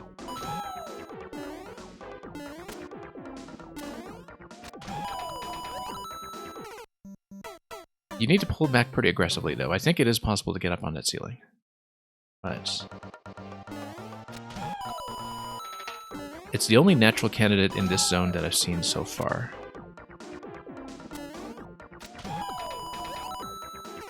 But I need to pull back quite considerably in order to do that. Like, maybe before I land on the mole, I need to be facing left already.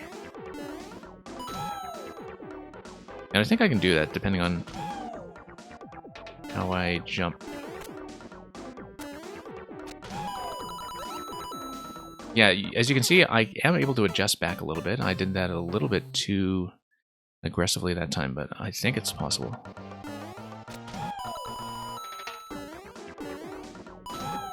And it's the likeliest solution that I've come across so far. Especially with that lip coming off the semi-solid, that really strongly implies you can take a look at whatever's there.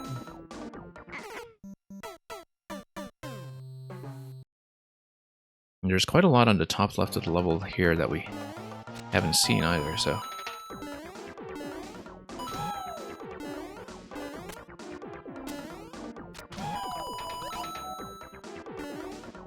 no, because there's a ground block on the ceiling and that doesn't give you anything then. Okay. Well, that was worth a try.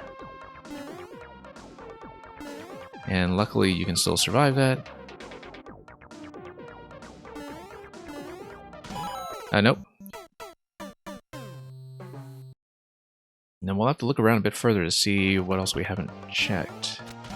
It might be through one of those drops between columns later.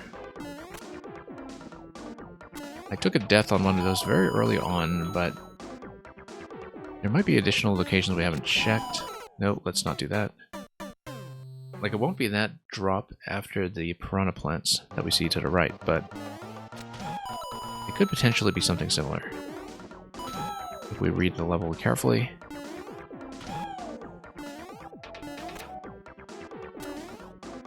Nope, let's not do that. mean, either that or it is some kind of pipe entry, but we'll see. Yeah, the cakes have definitely picked up this week. They've mostly been pretty simple up to this point, but whoops, no. You can't really correct if you commit to that jump, unfortunately. You do need to go for it only when you're ready. You don't get any second chances.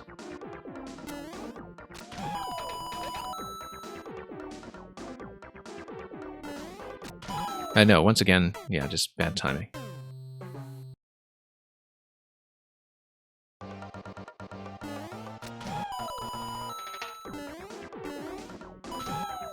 Okay, here we are.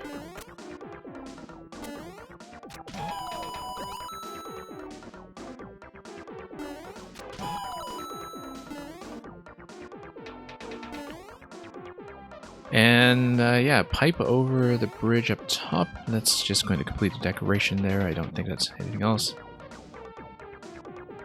I also don't think you can drop into that pipe under the piranha plants. I think the side-by-side placement of the saw blades means that even a super precision player probably couldn't do that. And I doubt it would be that kind of cake anyway. I mean, no, it's going to stay on for quite a while. Let's not do that.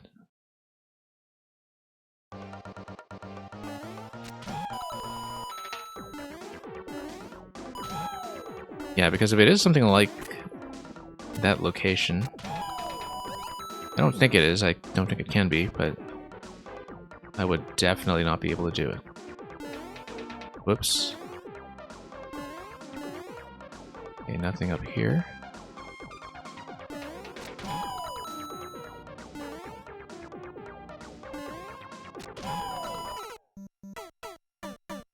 Still a bit of a tricky timing over top of that piranha. Just given that you do have to travel a bit of distance before you get up to the piranha's column.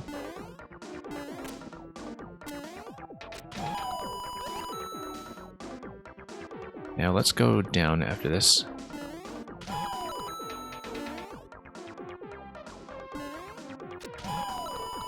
Okay, that's fine.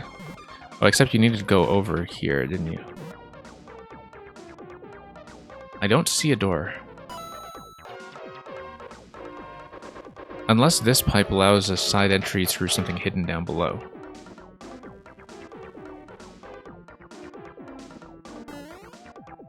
I don't really see a way to do it.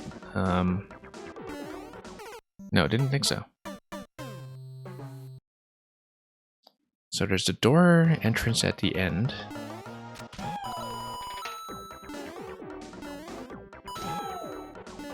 I mean, I shouldn't rule out the possibility that it is something very early in the second segment.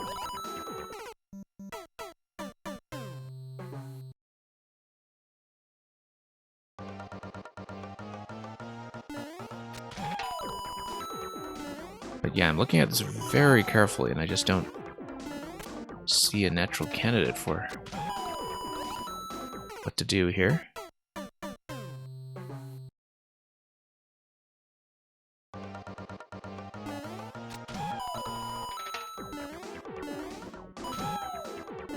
Okay, up we go.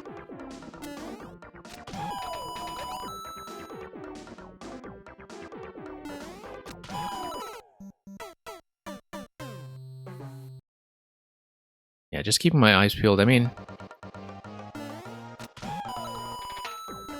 back when I died to that one column drop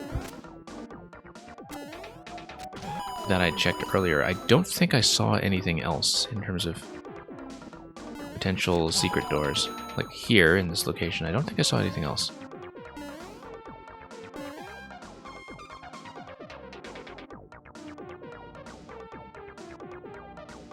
I really doubt it's going to be under that piranha. I just don't think it's safe to step there. It just doesn't look that way.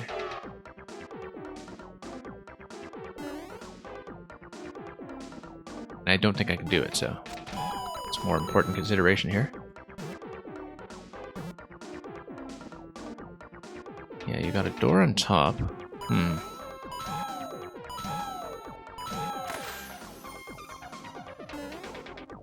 up over here. Okay. That's something. Well, let's check past checkpoint just in case. Because I'm afraid I don't see it.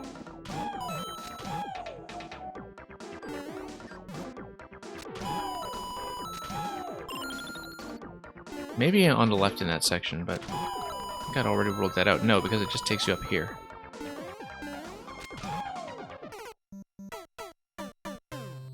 And regardless, you would need something to go back to the door before this section. Let's check the first area once again. I just don't know.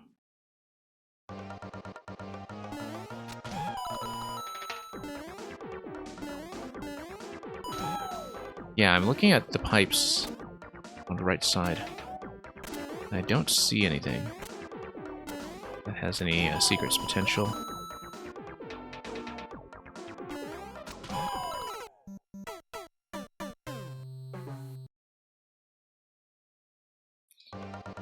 Unless there's a way to get it. Well, the door, let's think about it.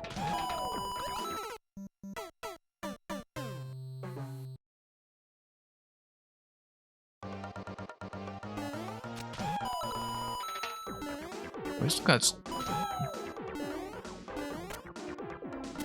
some more to do after this. Let's be pretty thorough, though.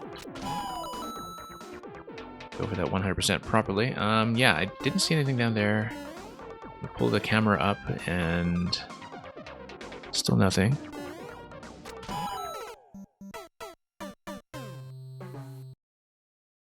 Maybe it is something down below, and I should check that visually. Like, I'll take a dive off the note block just to see if there's anything down low that I should be veering towards. That might be well hidden. Like in that gap before the big piranha, for instance, like right here.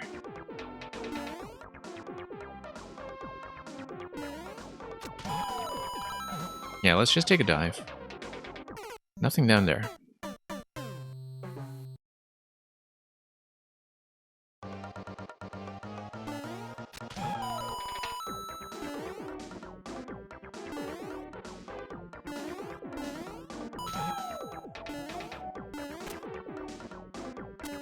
Nothing up here.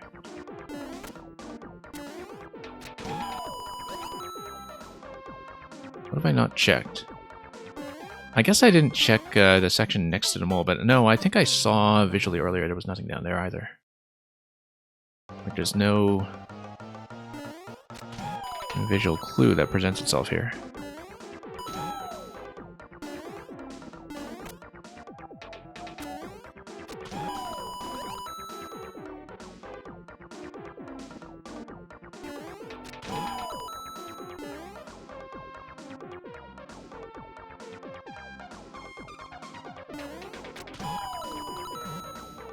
Okay. Go up. Check. There's just nothing else to look at.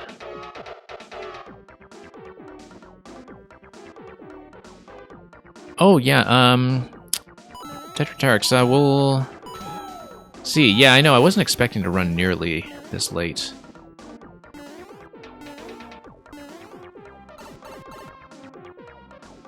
So I'll see if I can accommodate you. Like, I do want to try to do the cake hunt here first, and I don't know how long that's going to take. And depending on whether we can find it anytime soon.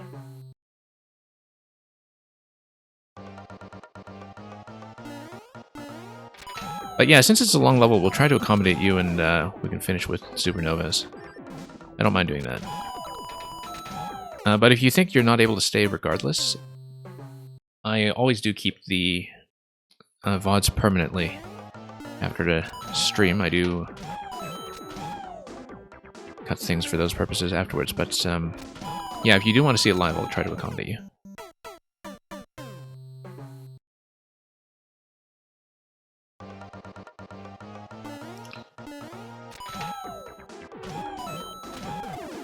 Okay, let's go over here.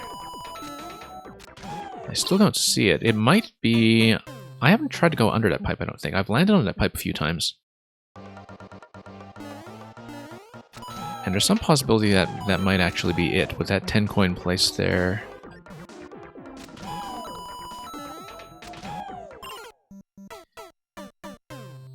I'm just trying to remember what I did to land there, because I don't think I ever did that very intentionally. But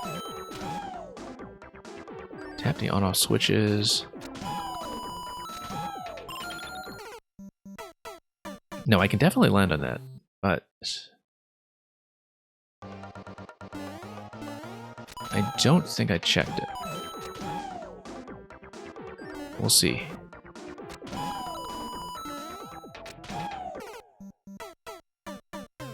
And, sorry, we're just going to do a quick spam block over here.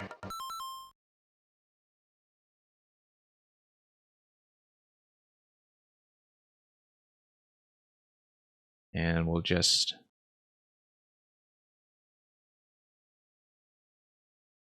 try to handle some of that, if I can.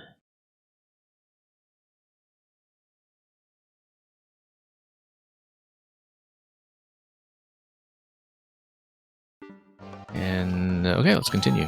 Whoops.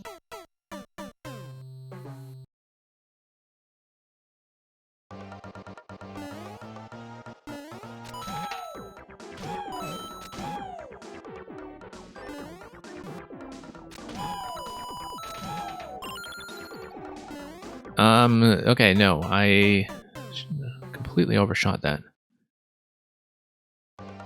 I think I want to check the entirety of this section anyway, so we'll try to go back here and make that happen.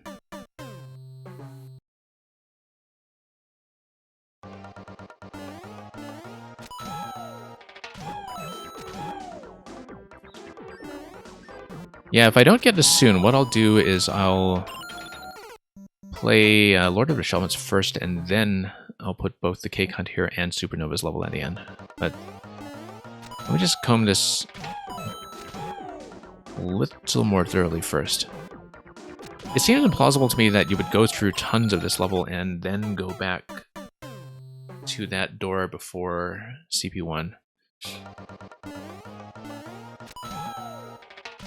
Like, I feel like if you have the cake fairly soon here, you can imagine yourself going through a pipe here, going back into main world, and then having a cake followed by a door exit. That doesn't make you repeat very much content, but it's not going to be something that's at the end of the boss, for instance. It's not going to be that far off. No, we can definitely pull back there. I think the pipe is the likeliest location right now, and we'll make sure we check that. Because I'm just thinking about how the level will be structured in such a way that it would make sense to kick you out from that door. Yeah, there it is. There it is. We landed on that pipe so many times, too. Landed on it over and over. And just didn't think about this.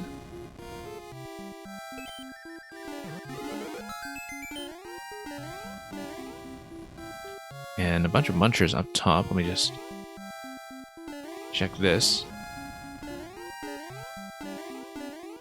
Okay, good. Don't need to worry about inadvertently giving up on 100%. Sure, we'll try to close out the rest of this level, but if we don't manage to do this on this attempt, for the sake of time, we'll just take the existing clear and be content with it.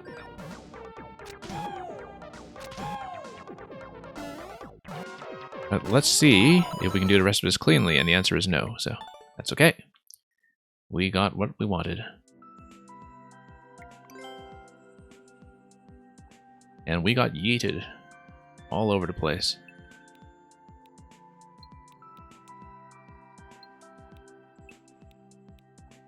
And yeah, lots of yeeting all over the place.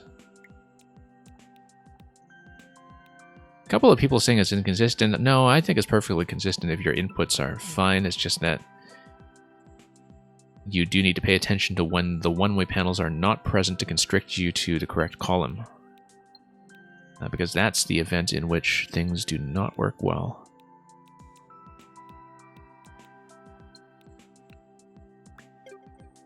Okay. We're going to check all this once more comment art comes in, I think. It's one of the unfortunate things about playing it early in the week, even if we are after many, many people. Okay, we're going to do things upon request slightly out of order, and we will do Four Wings before we do Supernova. A counter to the usual prescribed programming, just to accommodate the fact that the maker is in fact here. Prior to this, though, we're going to read the accompanying poem.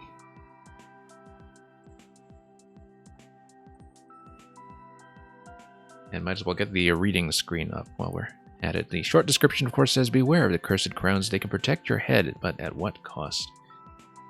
The lengthier one is somewhat based on Three Rings for the Elven Kings Under the Sky, you know, yada yada yada, in the land of Mordor where the shadows lie. And if the pattern of the levels accompanying levels by Four Wings are any indication, we are going to have this clue us in to the structure of the level, like with the Robert Frost poem last year.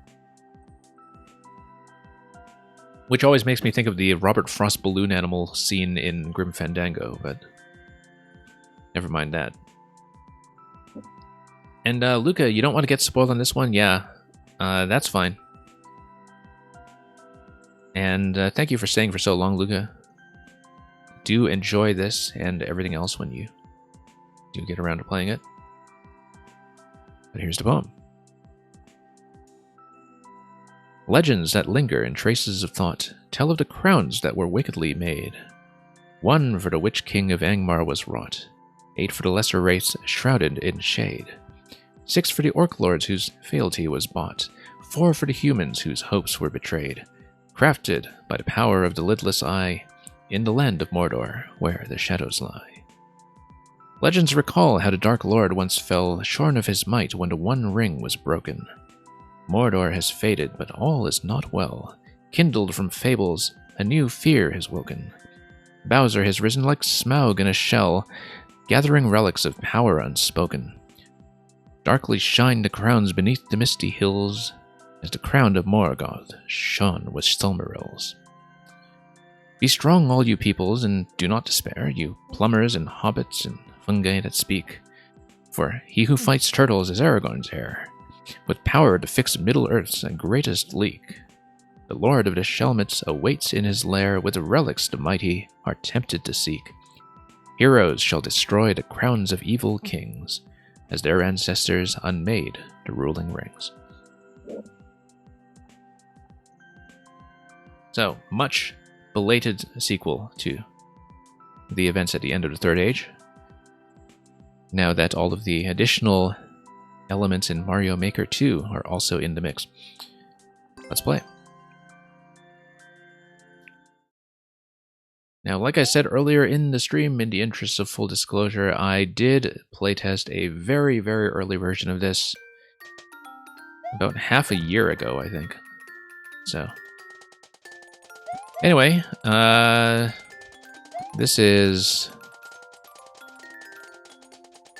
I'm trying to remember if any of the wizards were actually wearing blue, because I'm thinking like there's, you know, Gandalf the Grey, Saruman the White, or of many colors, and Radagast the Brown. I don't think anybody actually had blue, but we'll take it.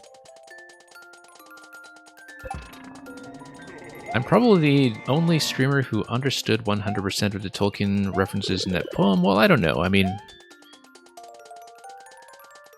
there are some other Mario Maker streamers who know their Tolkien. I just don't think I've seen them do 5YMM yet, as far as I know. I'll have to remember if any of them are still around and possibly looking at these. They might take an interest in this. Okay, so this, you have Bowser, you have all that. I remember that this was important somehow, and I don't recall how. It was something to do with Bowser's positioning, probably. This looks very conspicuously like a breakable exit. Oh, and it says no Shelmet. Yes, no, that's what it is. It says no Shelmet over there because if you break this, you can't progress.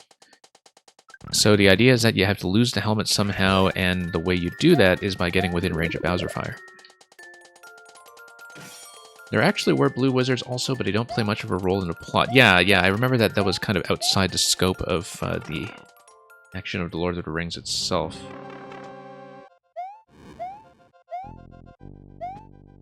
Okay. Yeah, I haven't kept up with a lot of the newly published material that the Tolkien estate has released over time, with a lot of stuff that has been posthumously edited for publication in recent years. Because there's quite a lot of the Legendarium that has finally reached commercial audiences just within the last decade or so. Okay, so we have a coin over here from having lost a Shelmet. We're going to touch the central checkpoint and then investigate the structure of what we're doing here. Pipe with Yoshi. And then that's an exit. This thing on the top left is unreachable until we perhaps have Yoshi and can jump up. We'll check the pipe in a moment. Key door is a key exit, and then you've got a pipe down here leading to something to do with the bomb. Yeah, I actually don't remember this wall at all. I seem to recall the overall structural concept, but probably not the specifics, so... Okay, coin collection over here. We will have a bomb down here that I can't do anything with yet. And then we have Yoshi in this location. Yoshi can grab fire, Yoshi can spit. And then we have the helmets. I think, yeah, if the exits in the main room were any indication, all of the various locations in this level, I think, require you to not wear the helmet or otherwise have a way of losing it. So the idea is that we manage to get rid of everything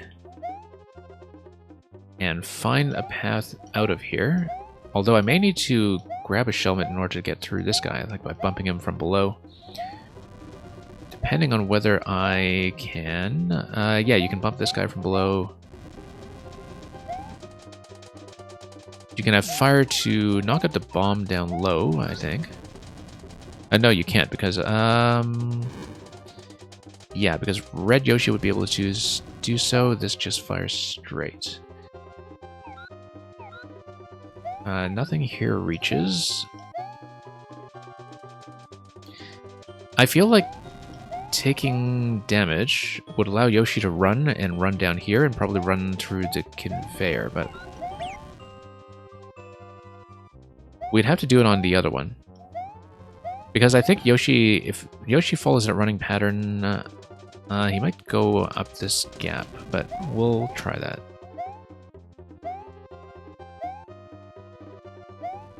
Okay, Yoshi goes down, and Yoshi does run over to one tile gap, so that's not it.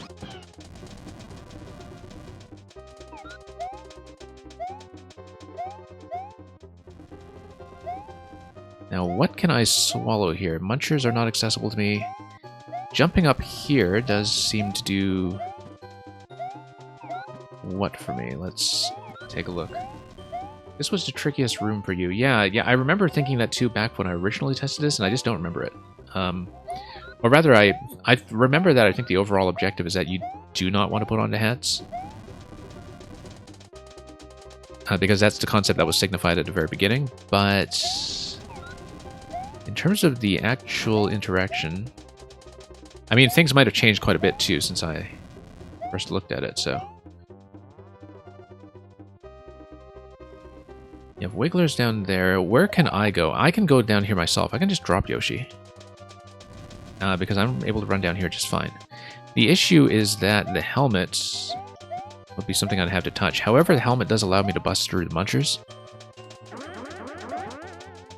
And so that might be relevant. The other thing I can do is just drop Yoshi and push him. I think that should work on the conveyor. I'm not exactly certain. It might not, actually, because Yoshi's going to be reset to that position, and I can't get past him.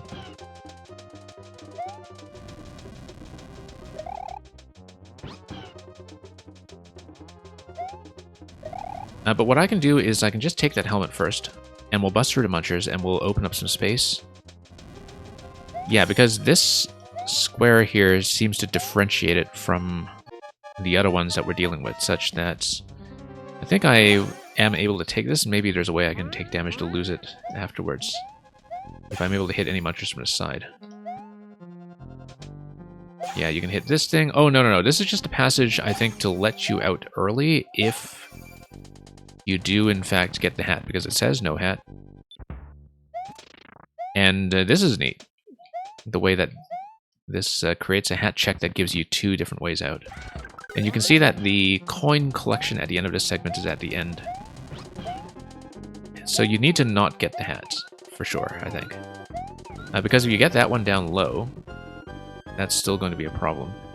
However, you can use Yoshi to spit fire to kill each of the spiny hats as you go along. The issue is how we take that one out down there. Or either of them down there, in fact.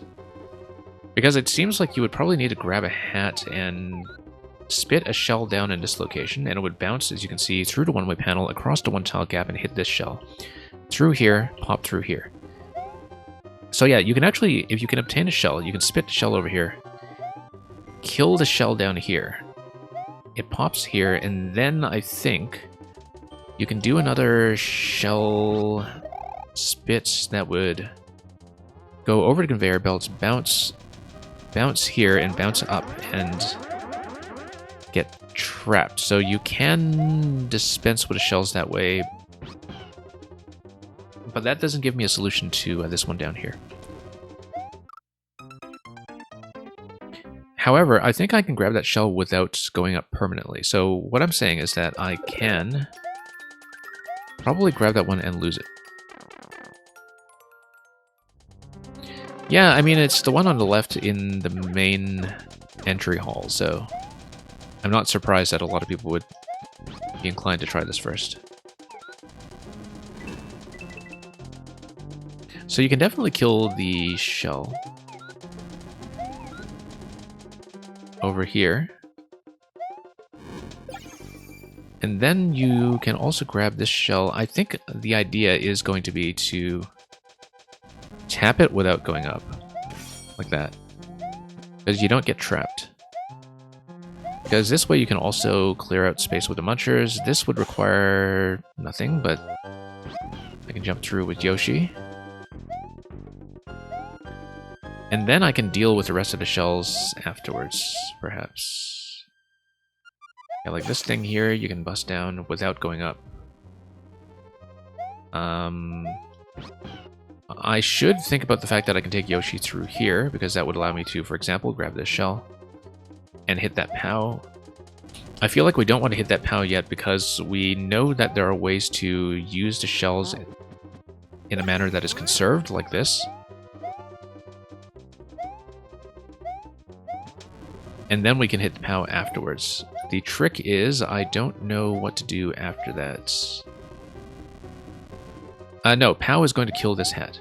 So do we have any other shells remaining to get out of here? I don't think we do, actually. I think that takes care of all of them, except for the one I'm wearing. For the one I'm wearing, I need to probably spit out the current shell and take damage from it. Because I can hit myself right now just fine. Like that. And that's the only thing. I think that accounts for all of them, actually. And then I drop Yoshi and take the same passageway that was the safety passage previously.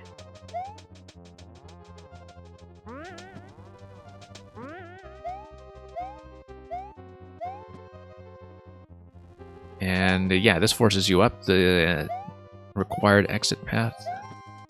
And then you get out. And then that way, this doesn't break and this doesn't fall to give you this door. You come up here. And, yeah, that's the POW. Okay, so this is the other zone. You can tell by the yellow pipe that connects to the first zone, and that gives you a checkpoint. And that gets within range of everything breaking down. Let's take a look down low, and that gives you access after the checkpoint to the first entry. Let's do it in that order, just to keep everything systematic. Refreshing checkpoint. I do like how this is timed here with the blaster drop as a gating mechanism. Yeah, these are probably the exits from the rooms that are entered in the other lobby. Let's do the bomb room.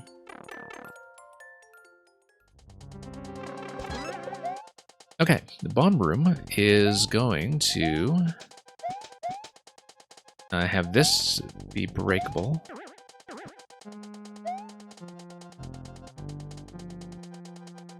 And yeah, this looks like it's just the same kind of gate control mechanism as we saw on the other side. We've got fire on the left, along with conveyors galore. Okay, so assumption here is we don't touch the hat. If we don't touch the hat, we can do that and we kill the hat. And that's the only interaction you can do. It's all controlled. So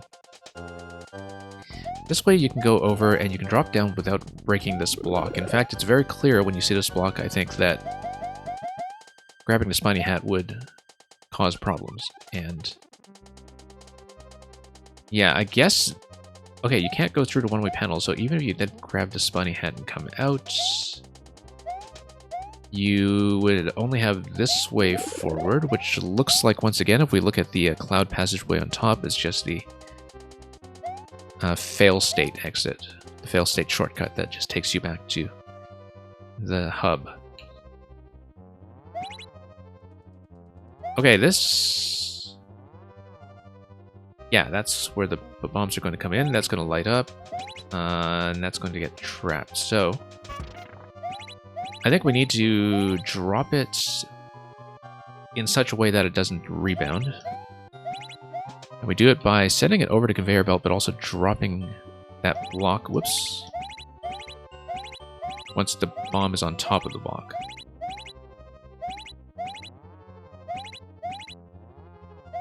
There we go. No, not quite.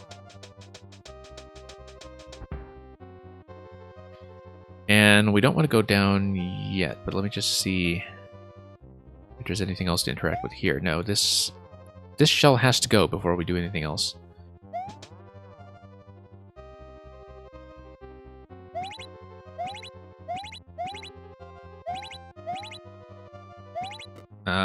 It bounces back.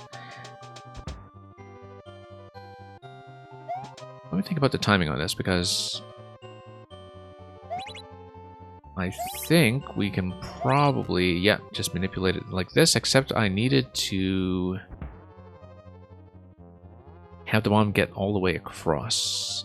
And so that is seemingly timing dependent, but we'll...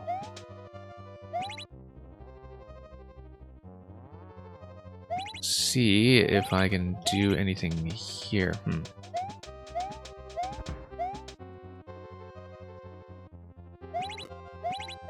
No, I see. The bomb deflected off the blue blocks there. If it didn't deflect off the blue blocks there, it should have been able to blow up the bottom part.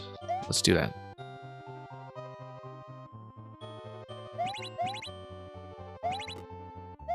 Okay. Let's try it again. Let it walk, and then we drop it. Oh, no. I shouldn't have double tapped that. I should have let it through. Yeah, I just needed to let it stay, in fact, after the second tap that drops it.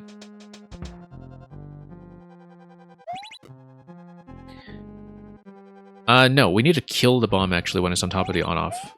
Otherwise, it is going to get back into the pit.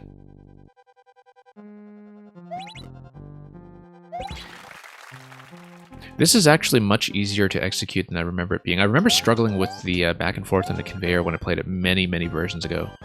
That's one of the things I do recall very distinctly about this level. I still don't have a good way to deal with this guy, though. Oh no, we need to send a bomb all the way across, and then... Is it within a 2x2 range? Maybe. Let's send in another bomb, then. Let's do that. Nope, not quite. Or I take the helmet and I use the bomb to take damage myself. Maybe. Because I can claim the helmet and then lose it. Because right now I don't think I'm able to actually... oh no, it's within range. Okay, never mind. Yeah, no, because I was thinking, okay, it would be spectacular to do this, but then if you grab the spiny helmet here, you can't actually get back out, so that was not going to be the case. We are timed out, but we'll redo that segment.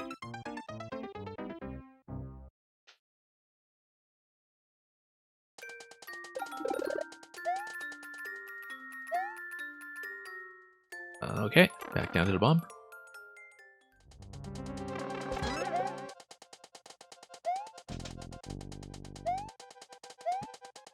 And through we go.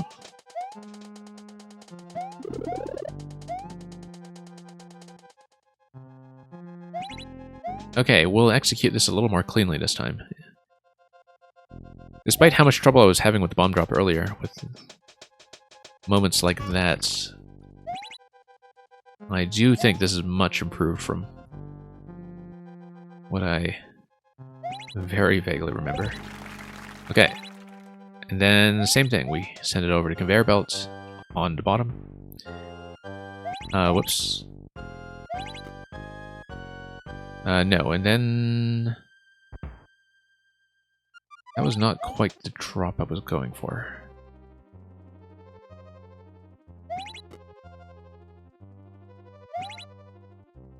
That works.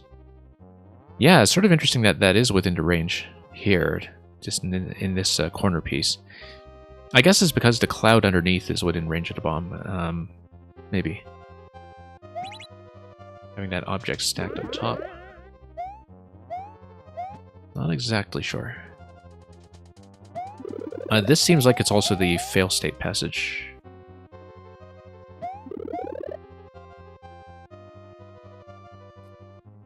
We don't want to pick up that hat on the right side. We probably can just go down and hit the POW unless there's some ordering issue that we have with that. This seems like it's another bomb.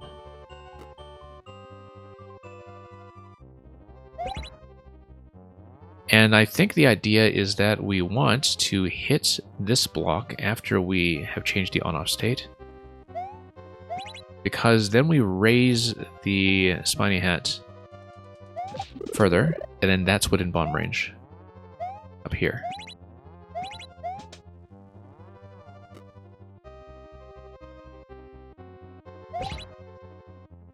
Yeah, like that very active interaction of getting that to detonate. Hitting the POW does what? I don't see... Oh, it's the muncher down low, okay. Ah, yes, and then you've got fire that's going to deflect all the way up.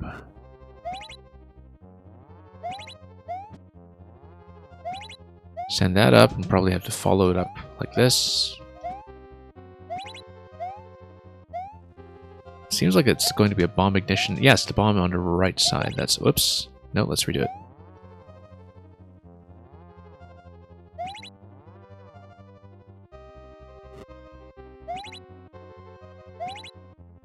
So as long as we don't kill the Podoboo, we're probably going to be fine. Whoops. Yeah, still not quite doing that intersection. And yeah, we send it through here. It deflects over to the bomb. That blows up the next hat. That's fairly understandable.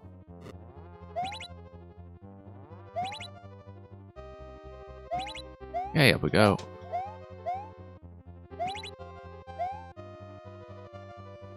And yeah, let's let that deflect safely. That should wriggle its way over. And the bomb should take that out. Good. I think we are all clear, unless I missed something. We are all clear. Here's the hat check once again.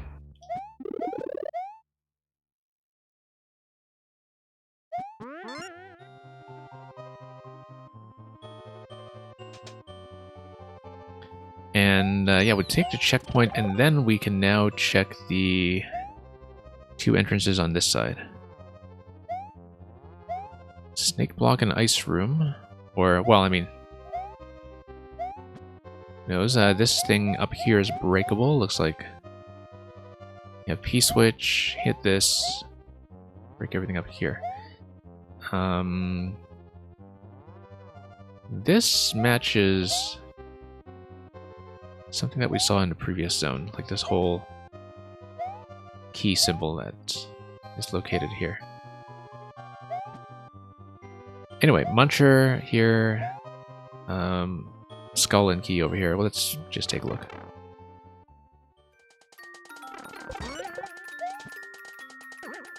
Okay. We don't want to hit that hat, I don't think, so we'll go up the vine and see if that does anything for me. Yeah, POW. And then likely we just use the POWs from here to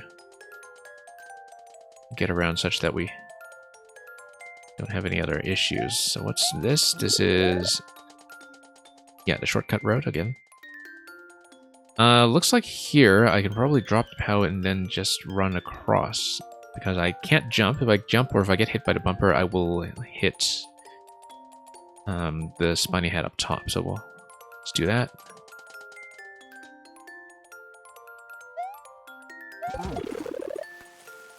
Pop that, grab the POW. This seems like it's going to spring me out. I don't... well, there's no other thing I could do to interact with it, so let's just take that gate. Another POW up there. POW is going to get rid of both spinies here. Do I actually want that? Thwomp is going to be a side thwomp, and it's going to hit the POW on the way up.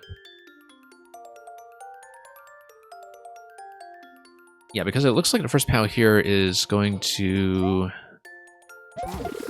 hit that. And then I think I need to fire this second POW. Oh, someone suggested that you make the anti-key theft mechanism as prominent as possible. Yeah, the thing about anti-key theft is that, you know, even though anybody who plays puzzles must be really familiar with them by now, that for a surprising number of players, I think there's still a bit of a knowledge check. If they just come in with certain assumptions about how keys are supposed to work. Whoops, I put on the hat. We need to redo this, but we're going to time out anyway, so let's just get through all this. Yeah, something about that POW sequence there I didn't do quite right. Let's go back.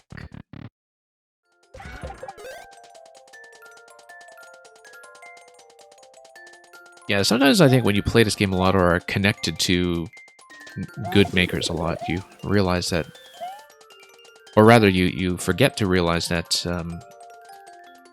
for a lot of the people who are just playing Endless or just playing Versus, they don't see stuff like anti-key theft, they don't see stuff like even global music loops even.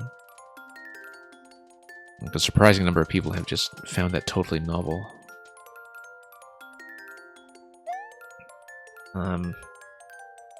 But I think, as with any checkpoint conventions, you know, including the linear checkpoints, the recycling checkpoints, there's always going to be a kind of burden of convention and knowledge that the players have to adapt to. So let's rethink this. I wonder if the POW order matters, where... yeah, we hadn't... take this out. One POW throw here should take out multiple objects, right? It takes out the Muncher, takes out the spiny. The issue is that we're one POW short, or something on top. And if it's a range issue, I wonder if we need to rethink the POW order here. Let me go back and do that.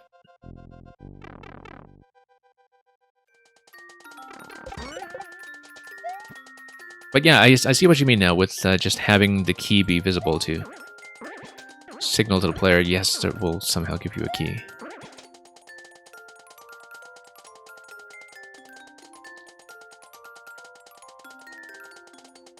But I'll have to go back and look at that to see how understandable it is, just, you know, reconstructing it from first principles by looking at the whole on-off setup that is there. Go through with the POW. I wonder if there's something... Yeah, you can hit that POW, you can do that. I wonder if there's something else that I need to do to... Oh, you know what? No. I can prevent the Spiny from going up by hitting the POW this way. There we go. That solves that problem.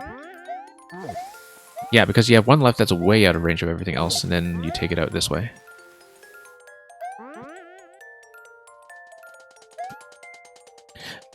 This guy. Didn't think about that.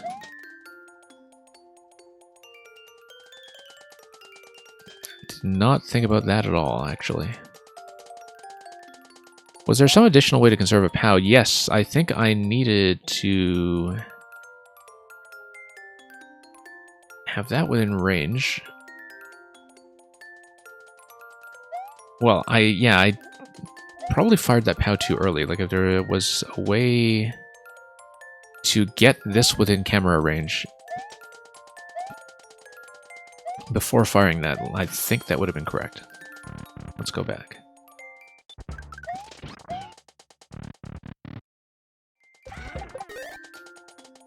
Okay. Yeah, I'm glad this spits you right back into the room. It's a nice reset mechanism here. Rather than having you weave your way back to the hub like the other ones. I think this one in particular, since it's very sequence dependent.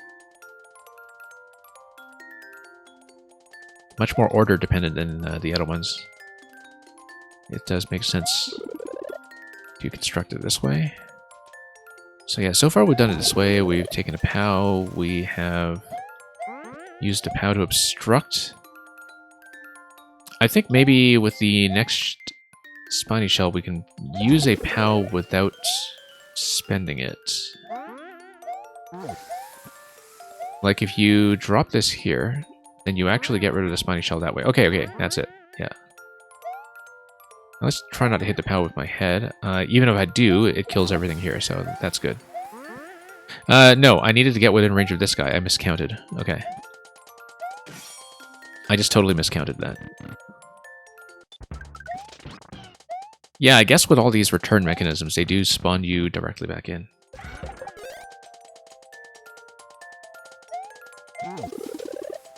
And, yeah, man, that captures the appropriate sentiment very, very accurately.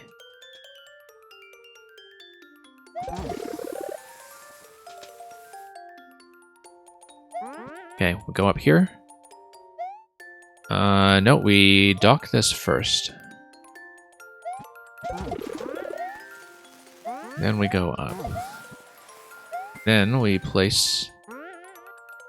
And then we get within range. By scrolling over. Yep, both of them are on screen. Now we do it. All clear.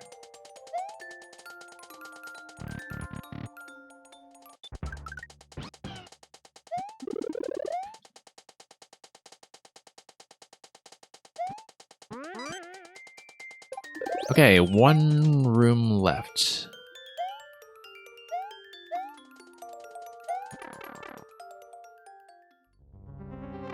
One room to the right, in fact. So yeah, that's going to blow everything up. And we'll check this. It's going to be the mushroom room. The mushroom. Oh, with the poison mushroom, okay. Because we are in night.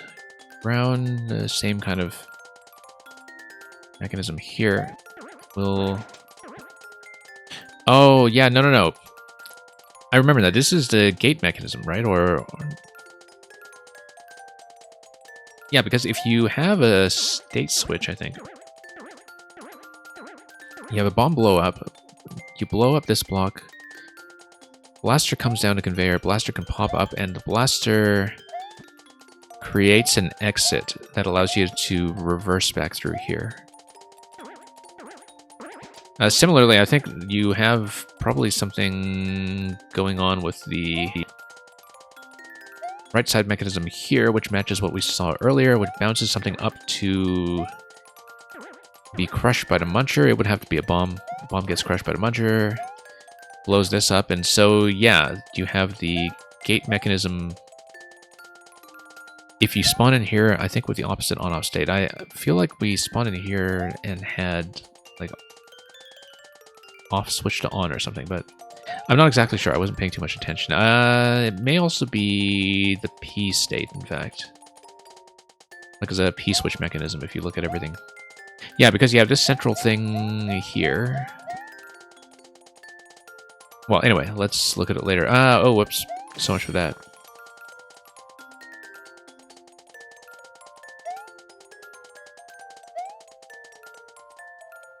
$140 will likely time out in this segment here, just from looking at it. How is the only thing to interact with so far, so yeah, that takes the poison mushroom across, and then we can bounce it up. I think the idea is to take damage from the poison mushroom. And I do need the off state in order to come through here. The star would kill the poison mushroom, so let me refrain from getting the star until I know what I'm doing. I can drag the poison mushroom using my exposition. Because what is a novel adaptation without a lot of exposition? And then we have on-off over here. Okay, so under what circumstances would I want to star? I would want to star for speed, but the star would also kill the mushroom, and I don't want that. So why would it possibly want to star unless... Yeah, red pipe seems to spawn a star and then it jumps up. I think maybe it's for speed, but... I go to the right, I hit the snake block. The poison mushroom I can navigate to... make go over. Oh, does the star affect the behavior of the poison mushroom? Yes, it does. Yes, it does. It runs away. And then I accidentally killed it. Okay. Yeah, no, the star pushes the poison mushroom, and that's what I want to do, because I can't just drag it. If I just drag it, I don't think I can actually position it accurately, but we'll see. We'll see. Yeah, if you try to go back to a section you've already completed, the level remembers you've completed it. I remember working out how that worked because I was trying to break it. But I have to look at this carefully again. Whoops. Yeah, no, that's fine.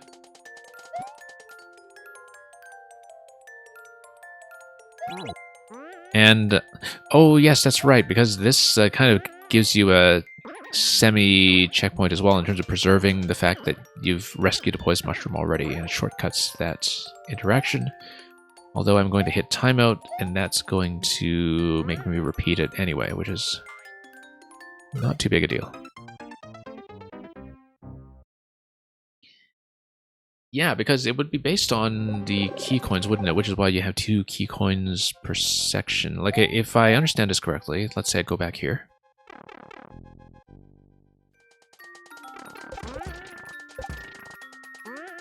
Yeah, then this drops, and this also drops.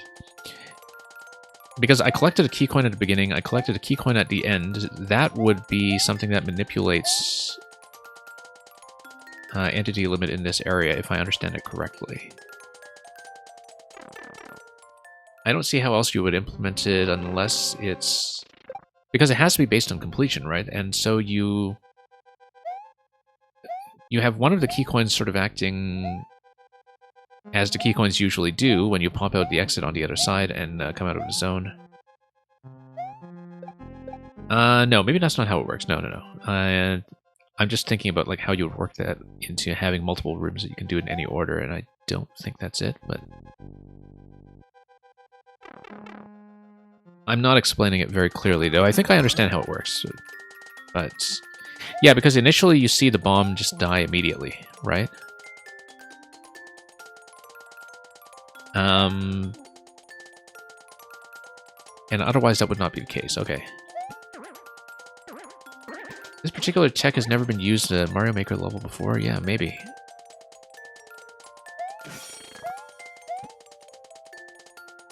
I definitely haven't seen anything exactly like that. Like, I've seen a couple of different gating mechanisms, but probably not with this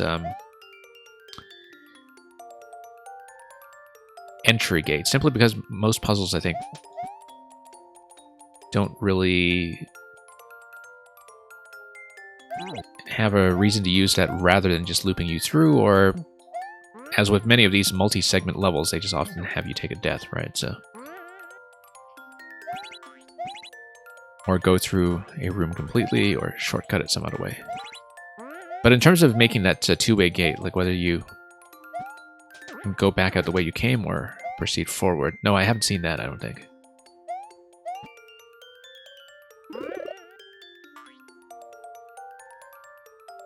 Yeah, because very often, you know, I play enough puzzles that people say, oh, this has never been used in a level before, and I've definitely seen it. I don't think it's actually the case here. Like, but it's pretty elaborate. So let's grab this. We push. I push like this, and then I push like that, and then that gets stuck until this expires. Okay, no, I see, because that's how you prevent the mushroom from being pushed, or rather dragged into the column before you can actually get to it, right? Or because you have the on state, you run over here. Let's say you don't have the star. If you don't have the star, mushroom kind of... Mushroom has to stay on your left if you don't have the star, and so it is unable to get through the on-off gate that is on the road that I'm on now with a single red block. Okay, no, I see how it works.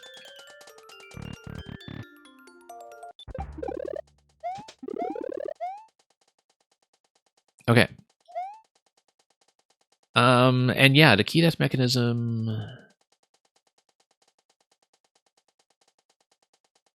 Even as somebody who knows about anti-key death, I don't know if I would read that and immediately think like anti-key death. I think the thing that makes anti-key death obvious to me is the fact that you have that pre-collection of coins, but like prior to getting into the checkpoint, if people are paying attention to that. But maybe so, maybe so. I feel like sometimes with checkpoint logic, depending on the level, I need to map it out on paper to really have everything add up. Anyway, we're going to take that. We're going to see the anti-key death mechanism in action, likely, if we run into timeout. Now, there was the ceiling break that was at the top, but oh, no. We want the key door over here. Key door was on this side, yep. 30 coin up there. Probably something you can grab with Yoshi.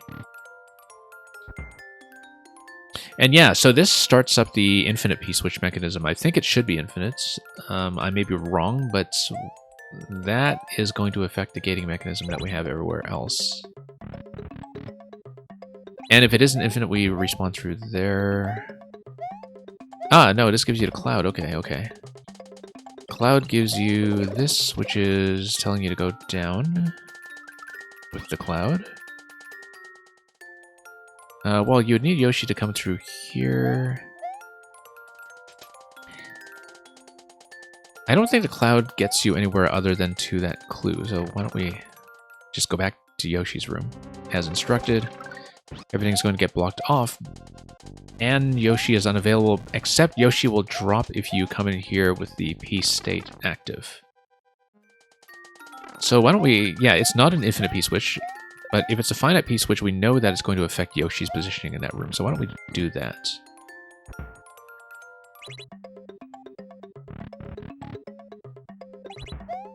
Yeah, it's interesting that the 30 coin there actually does signal to me that I should be looking for a way to reobtain Yoshi. And we'll get back in here, and the P-state is going to give me that. I think the P-state may affect some of the other rooms as well, but I'm not totally clear. Like, if you try to enter every room with the P-switch doing something, maybe. Yeah, and look at how the P-state actually affects this mechanism here. That's very neat.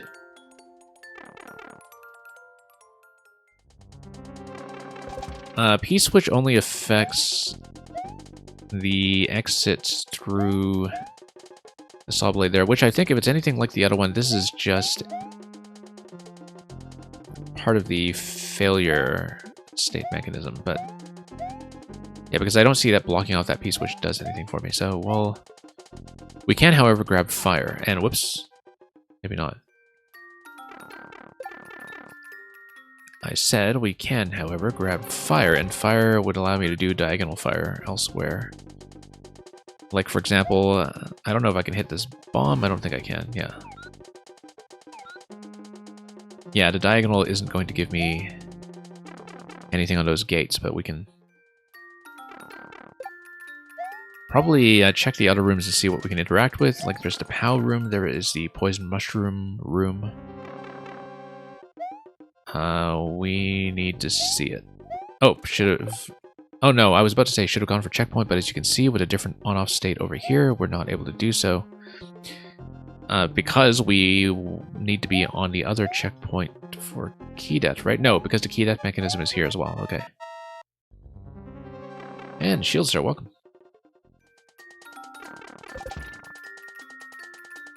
I don't think I can hit this bomb. It's similarly angled. I can hit the one on the right. Gives me POW for Yoshi.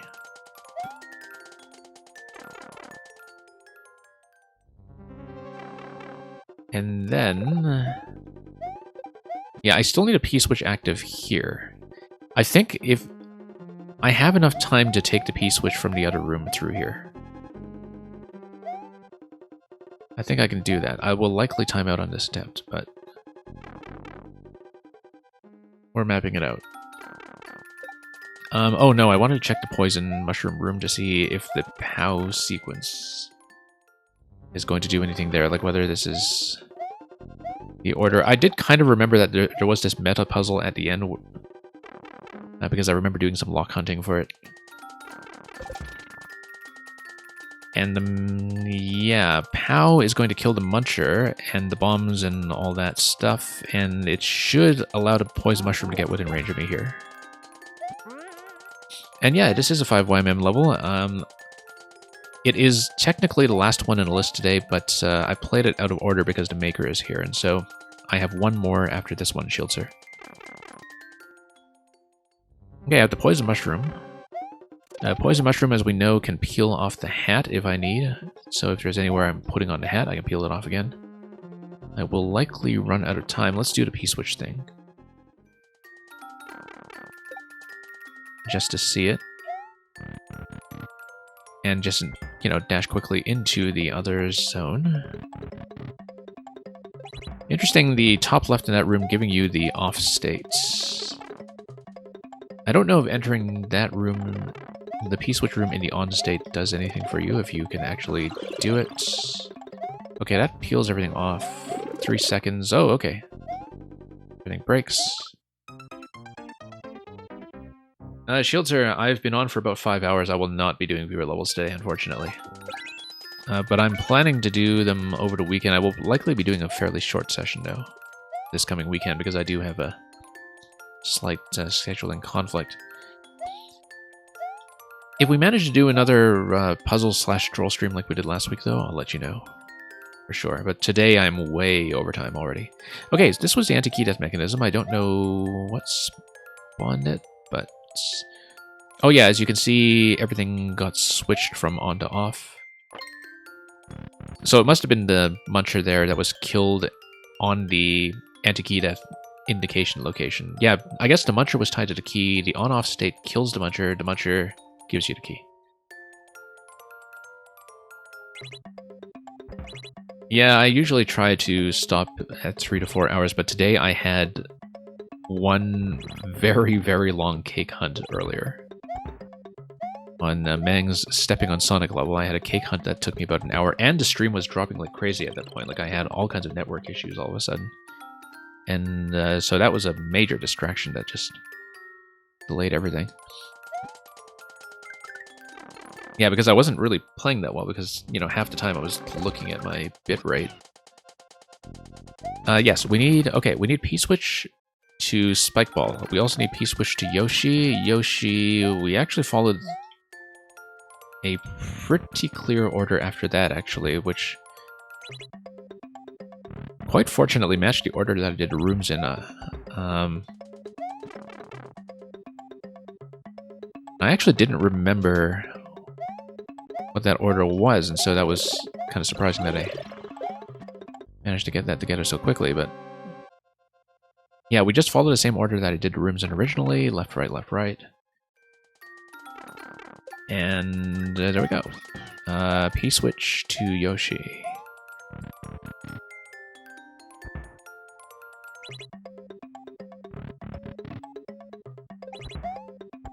Yeah, because, you know, with the gating mechanism that we see here, I think the thing that really makes it worthwhile is the fact that the kind of concept of the meta puzzle at the end, where you have this item order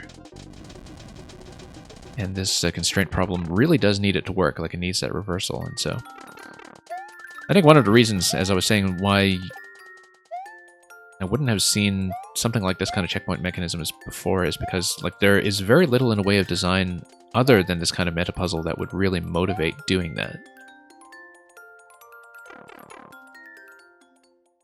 Like, it's hard to think of puzzle concepts that need it, and this one clearly does need it, right? So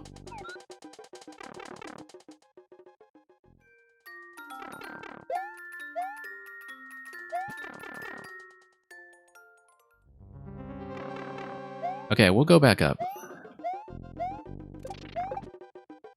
And yeah, same order. We grab the POW. The POW gives me the poison mushroom. And in the absence of understanding what the poison mushroom gives me, I think I do take it up top for the rest. What am I holding? I went to get Yoshi. Yoshi got fire. Yeah, well, no, I wanted to fire at the bomb. Let's get the bomb. Let's not forget what I'm actually holding. Grab the POW. POW will give you poison. We broke this already, right? Yes, we did.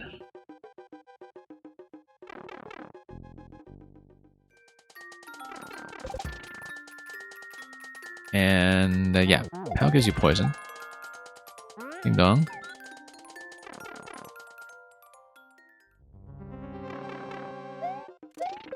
And then poison allows me to peel off the hat, and so we should expect something like that.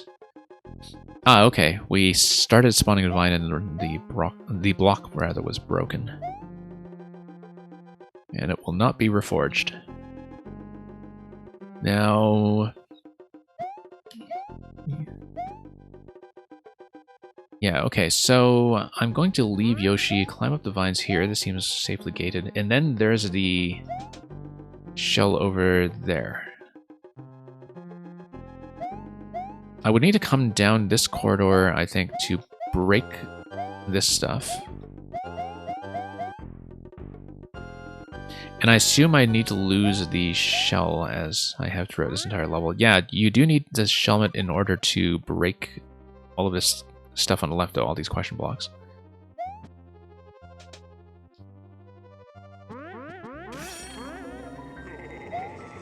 Yeah, this section is, of course, completely different from what I would have tested, because I know it was redesigned a couple of times for lock fixes, and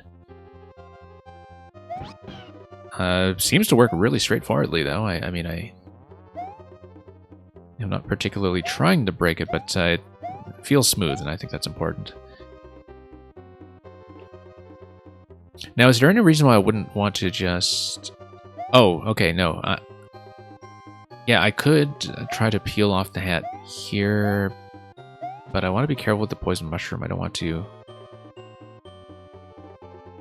expand it. I'm in castle theme. The poison mushroom should go...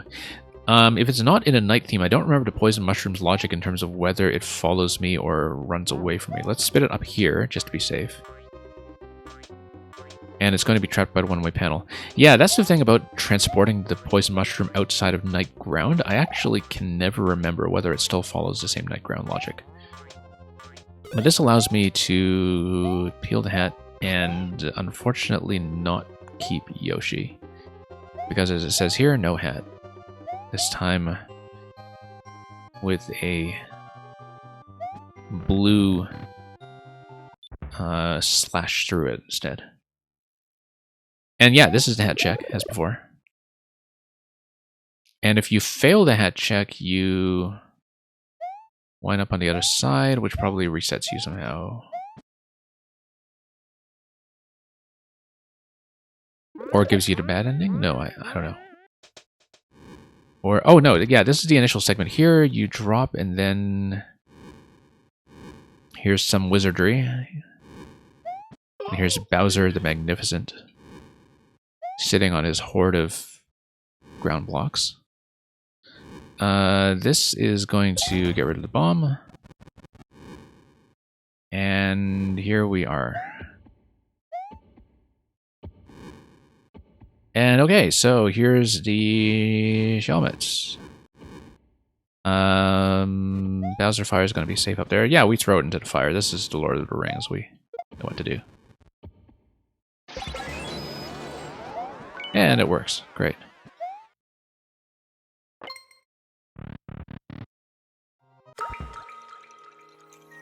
And yeah, you have two gates here. This gate is only traversable if you have the helmet. This gate is only traversable if you don't. And we get the Kirby symbols over here, and the celebration. Oh, my precious.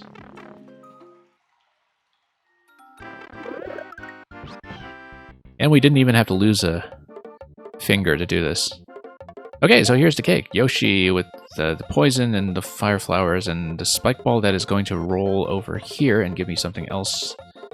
Well, it's going to open this up. There we go.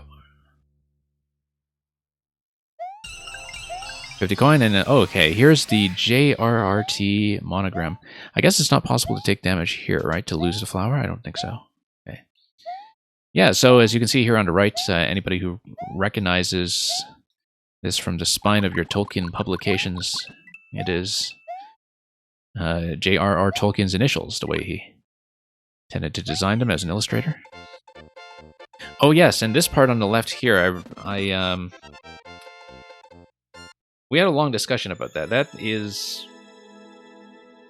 the lettering in Tengwar, which is the script of the two major Elvish languages, Quenya and Sindarin. And it says 5 plus the first letter, like the equivalent of the letter L, which is the word for, I believe it's pronounced Loa in Quenya, which is, it's 5 years, basically.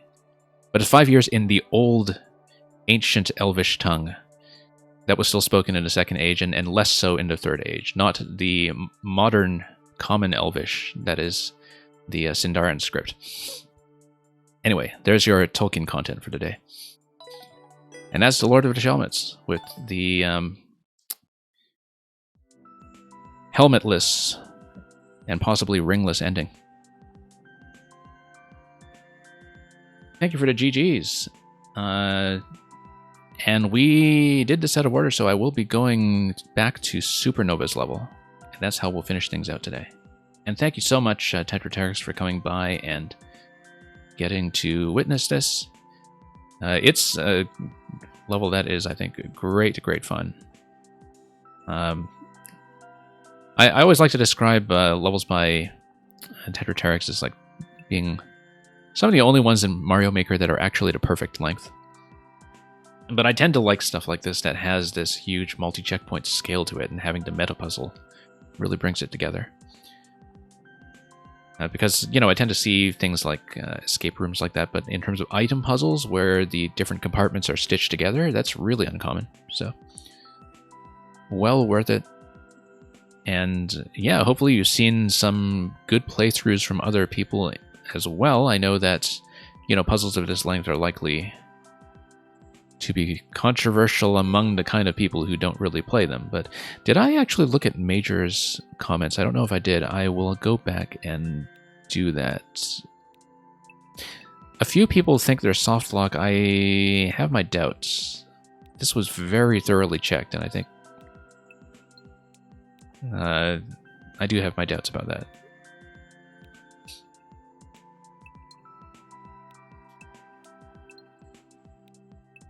And most elaborate puzzle that you've ever beaten, yeah.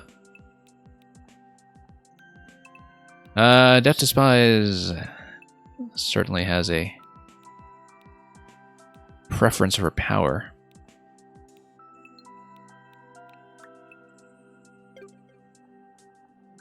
And let me see if I actually checked the comments of Major's level. I don't know if I did.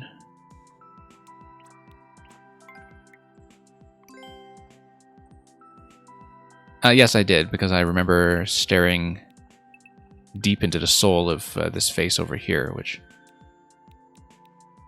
Yeah, and all the people saying that they were yeeting all over the place.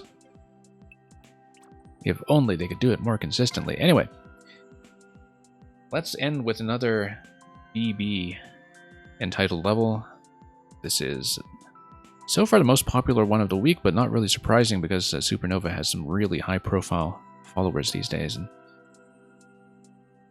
has really taken off in popularity over the course of the past few months. This is going to be Bonehead Bunker, another SMP3 castle, where the objective is to step right up and take on my Obstacle course if you dare. Let's take a look. I also see that my network is starting to cough a little bit again, unfortunately. Let's hope it holds up, because frame drops on a fast-moving level, as I think this will be, are not a good idea. So do let me know if we have issues, otherwise we'll just... well, we'll suffer through it. Okay, quite a readable track, actually. This is just going to go back and forth in nice wide arcs, and we'll hit the spike out of nowhere, because I wasn't watching where I was going. And, of course, all these pipes are going to be connected with that L shape up front to make geographic sense.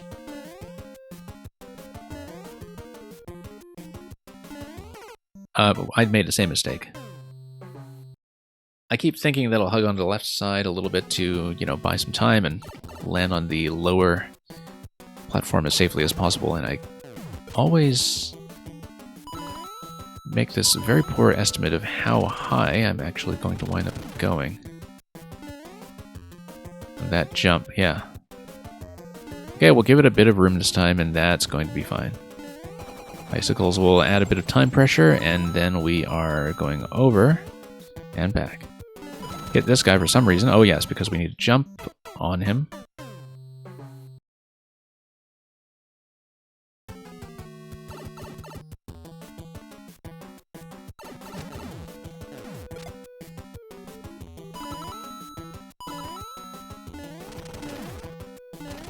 And yeah, plenty of time to react to this, actually. It's fairly gentle in terms of pacing. And then we'll go up and back. Hit this. No, I keep overshooting that for no good reason.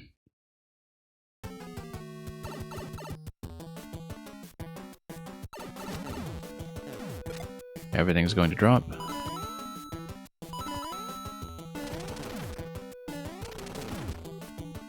Yeah, I can see why this is really popular in that it is one of the more accessible levels this week. Along with Electrodudes as well, in terms of just the central interaction being very familiar. In that, you know, there's nothing surprising about the way it controls, nothing that you particularly need to learn, but just a lot of very recognizable traditional Mario play in a dynamic setting. And Lantis, welcome. Yeah, Lantis, we've done everything else. I did Lord of the Shelmets before this level because we did a brief reordering. But other than that, yeah, we're going to finish out with Supernova plus Supernova's Cake.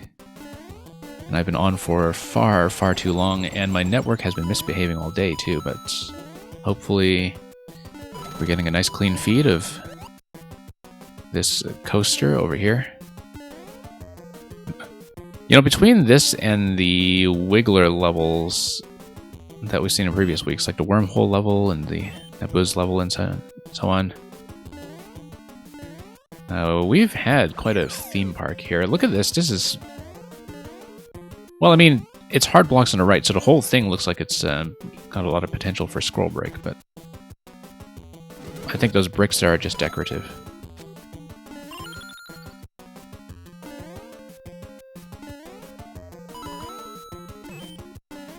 Now, knowing Supernova and knowing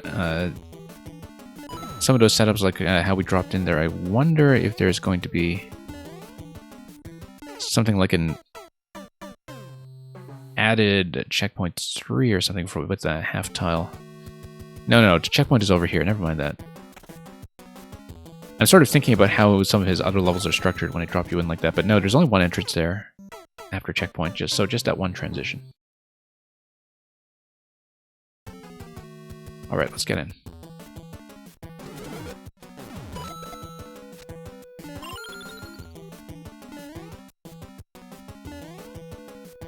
Then that goes over. Whoops. No. Then I go over to blasters, and then we finish up with that.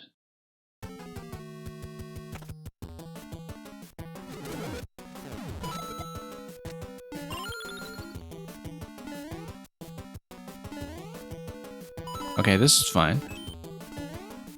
This is all fine. We wait, and then we hit the POWs.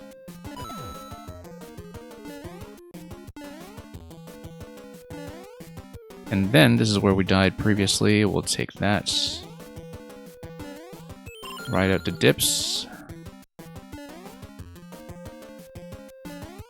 No, I was just a little late reacting to that. Obviously, you do get onto Wiggler and then onto the top track. I missed the Wiggler because I kind of miscalculated from getting into that pretty late. So, we'll see if we can manage to get all that to line up properly.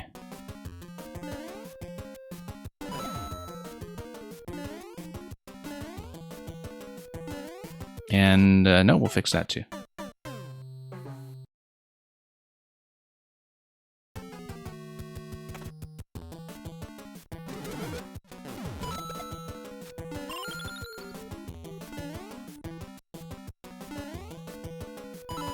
Okay, tap this, go over.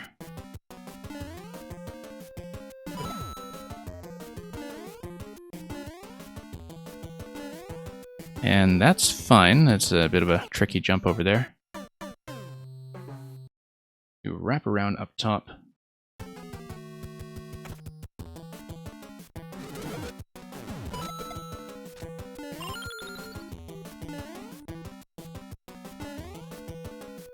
We'll go over, hit this, hit that. Still keeping my eyes peeled for the cake route. Oh, well. Yeah, sometimes the issue with getting on top of the skull coasters when they are on diagonals is that it is very easy to slip off the side. That's something that comes up quite often with the way that people try to do skull coaster setups in this game, or I'm sure most of you have seen the track setup that does the blue waves as well, that have been very popular since Maker 1. And so, I think in general, the principle here is to not try to fall on the coasters while they are on a diagonal, because the risk of slipping is rather high. And we can just watch where that's going to happen just from where the tracks themselves are following a diagonal placement, or allowing the skulls to fall down.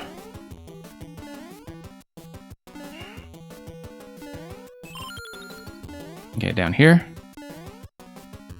Then we activate the thwomp. Nope, still overshooting. Partly because I'm miscalculating the thwomp speed relative to my speed already going forward, and so.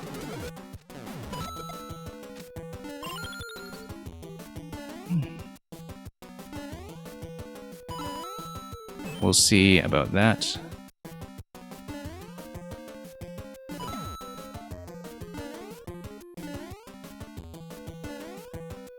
Go over, and down, and over, and down. Okay, let's calculate this accurately this time. Following the coin trail might actually have been helpful. And so we'll tap everything here. Oh, didn't expect that bit on the turnaround.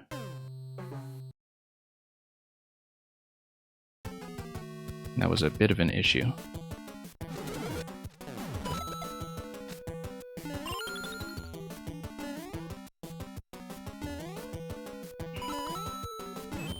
Okay.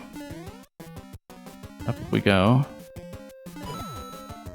Tap this guy.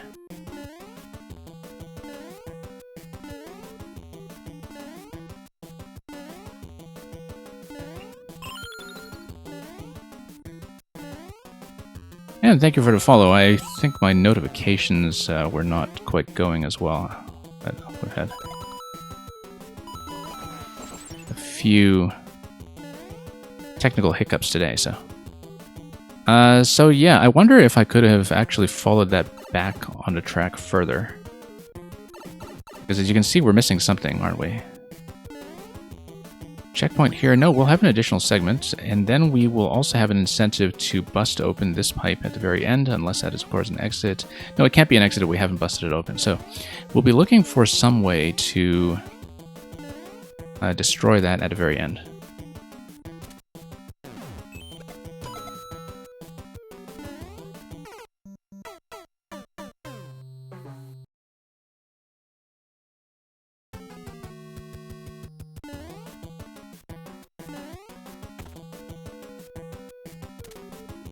Okay, there we go. Just checking to make sure my connection is holding steady. We'll attempt this. And yeah, quite a lot to read here. I think the 10 coin, yeah, we'll just get there next.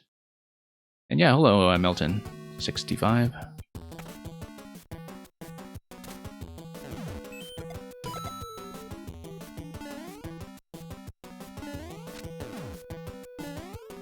Okay, got this. Probably should have considered going for the 50 coin, but yeah, 10 coin here is going to give me a signal. And those guys are going to fly everywhere. This is going to give me something additional to jump on.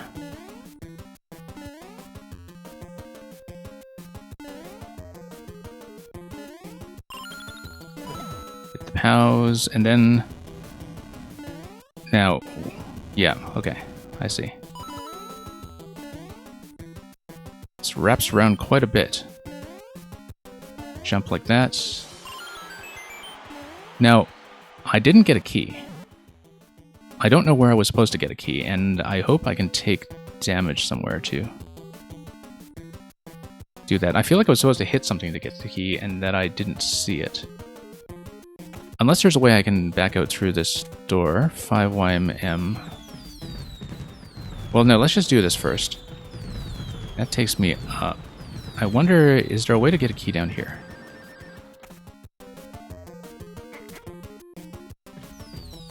Let's tap the blocks. And I don't think I can die here either. Yeah, no, this just gives you a 5YM at the ends. I missed a key, and I need to figure out how to take a death, because I believe the key will probably give you something to do with that blue pipe at the end. Oh, I don't know. Can I die here? Or must I start over? Well, let's grab a clear and let's redo the last segment, because I will just take the death if I don't hit the key door this time. Yeah, I wasn't clear on whether I could have reset myself there manually, but we'll redo it and try it again.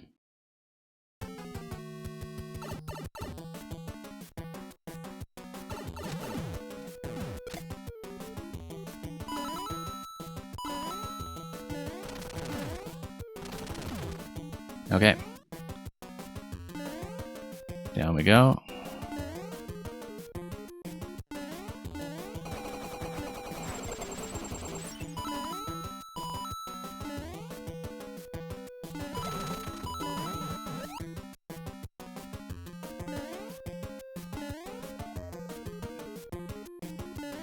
Now, there is some chance that I may not be able to stay long enough to see this through, because we have run so far over my usual time already, but we'll try to maintain 100%, and if we don't do it, we'll of course catch up on that in the next available stream.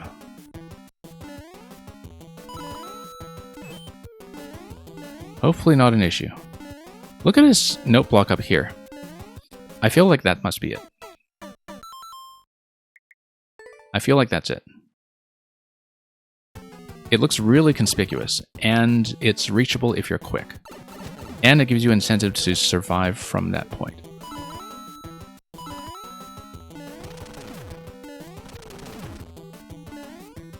Yeah, it has just the right amount of pushing your timing a little bit, being fairly observable, and standing apart from everything else that we've seen so far. So, whoops. So we're going to try it that way. Tap the note block for the key and survive all the way to the end from there, if I can. Which also means that if I'm able to skip checkpoints after that, I should do so.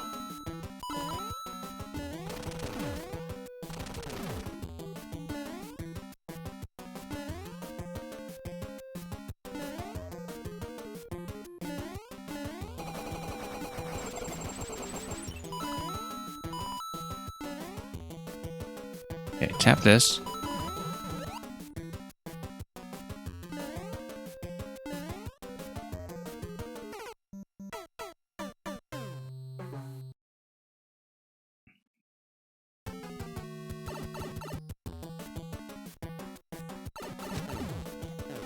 All right, let's try to make this happen.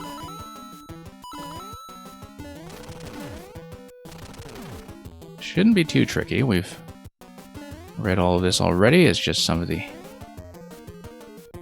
minor mistakes as well as the occasional diagonal slipping.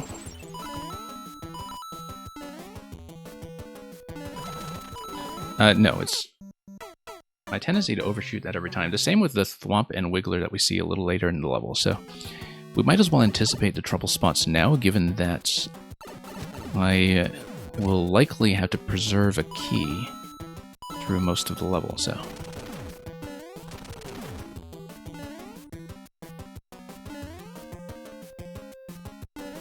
We'll just try to anticipate some of those difficulties before we really run into them. Okay. There we go.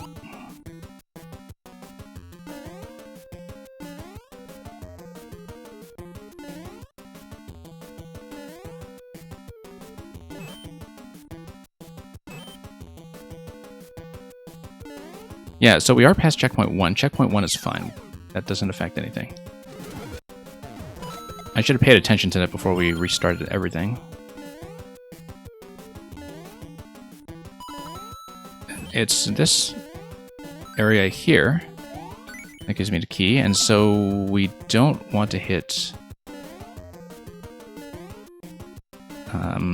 well, anything lethal, obviously, from here, but... resetting from checkpoint 1 is fine. And maybe necessary if I flubbed that, but luckily we got that down just fine. And yeah, that's fine. We're still in the same checkpoint segment, and that's fairly easy to reproduce, so. Let's just navigate our way through that again.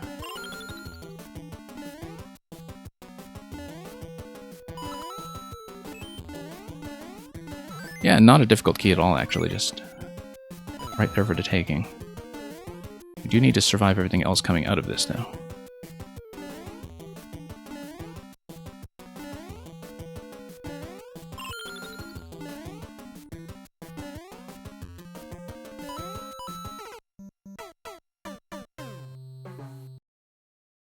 Lots of drop frames again. Yeah, that's really unfortunate. I do see that that's happening again. And it's unfortunate because this is a level that has so much movement attached to it.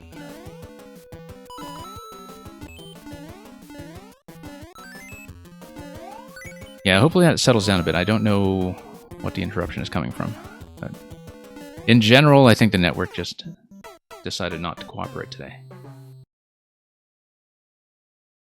And hopefully that clears out. I am just seeing that on my bitrate graph right now.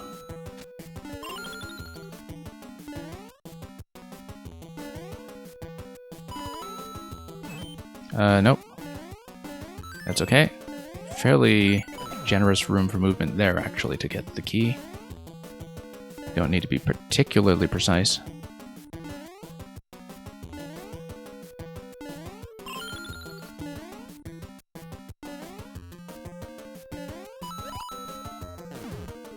Okay, down we go.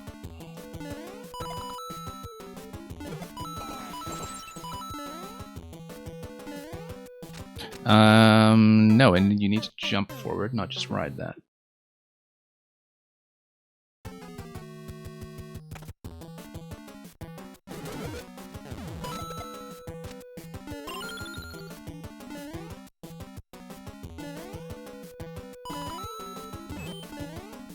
Nope.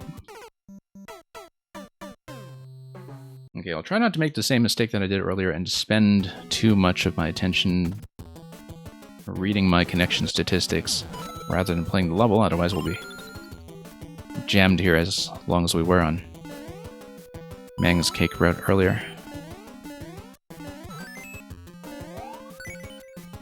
I mean, just need to play this through cleanly. It's not going to be too tall in order, I hope. And so we'll see if we can get that going.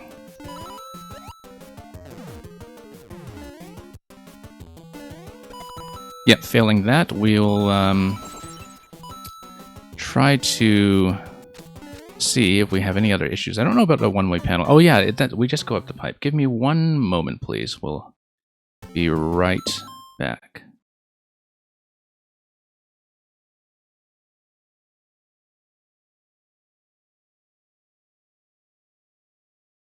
Okay, I don't know if it is fixed or if it has settled down, but let's continue.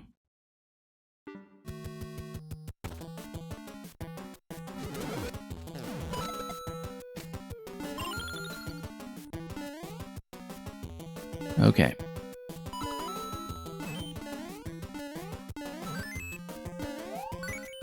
I'm gonna hit this, and let's try it again.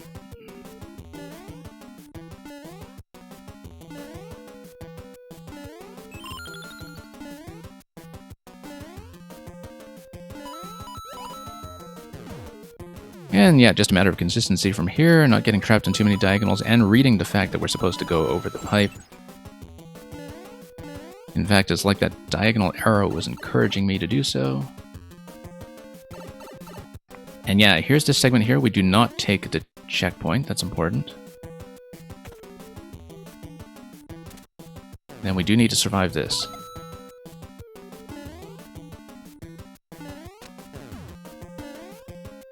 So, hit this. Yeah, the 10 coin here was the bit I was worried about earlier. Otherwise... Oh, no, we're going to take death. Okay, no, we didn't need to jump directly over. I was just misreading the track there, since the skull platform was sailing right off.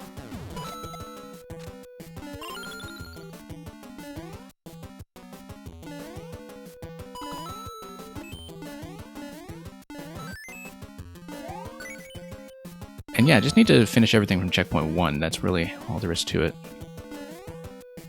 We've had enough practice by now that it shouldn't be too tall in order. But just because of some of the separation we see here, we need to keep light on our feet.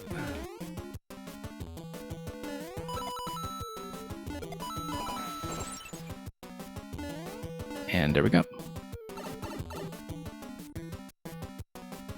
Okay, we'll skip to checkpoint. Come through here.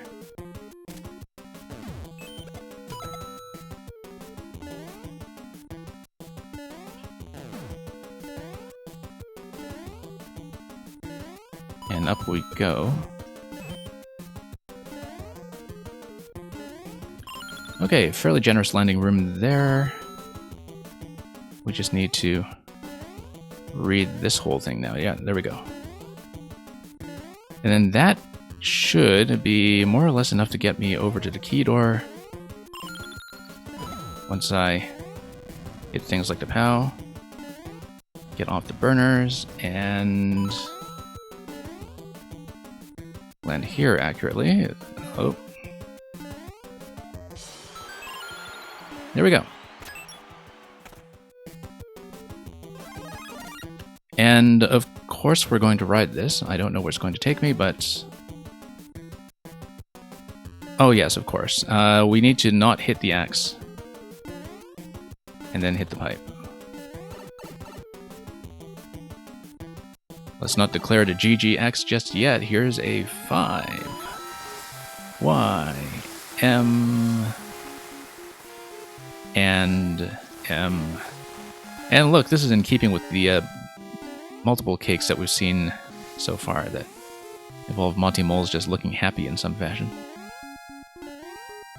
This is an interesting cake, too. It's like a...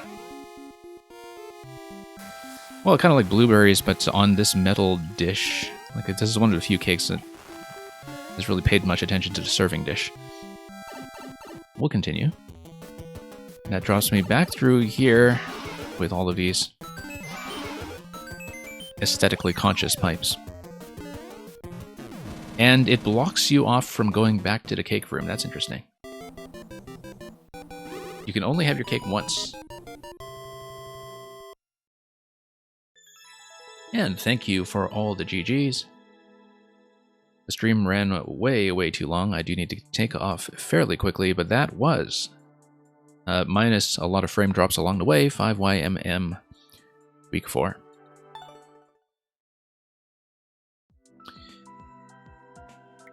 Let's take a look at the comments, and that will be the last thing we do here. A couple of pages to get through, given the popularity of this level so far. So I'm not going to read everything, I'm just going to skim for any notable artwork.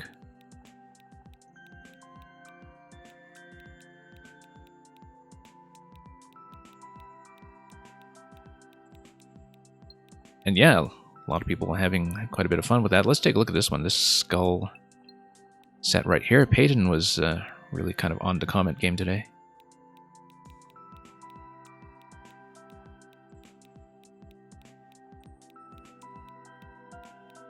Yeah, it's very approachable level, but also very dynamic for you know, people who mostly want to think about interacting with new spaces, but with very familiar controls and concepts. It's really just a lot of jumping around, but with tons of stuff going on around you, that's still easy to read. And this guy is proud of the cake.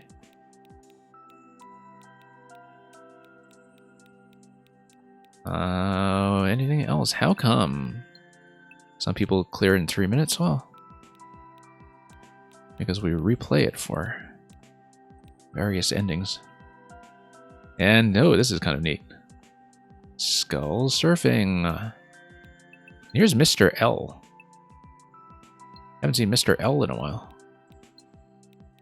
Not since Super Paper Mario.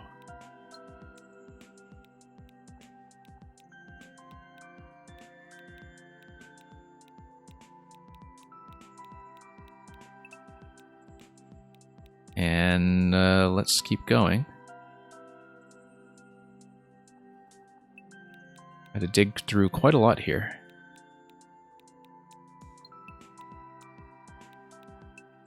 And reminds you of that one secret level in NSMB Wii. Yeah, that's clearly what it was based on. 8-7. And of course there were the Screaming Skull Coaster levels in NSMB U as well.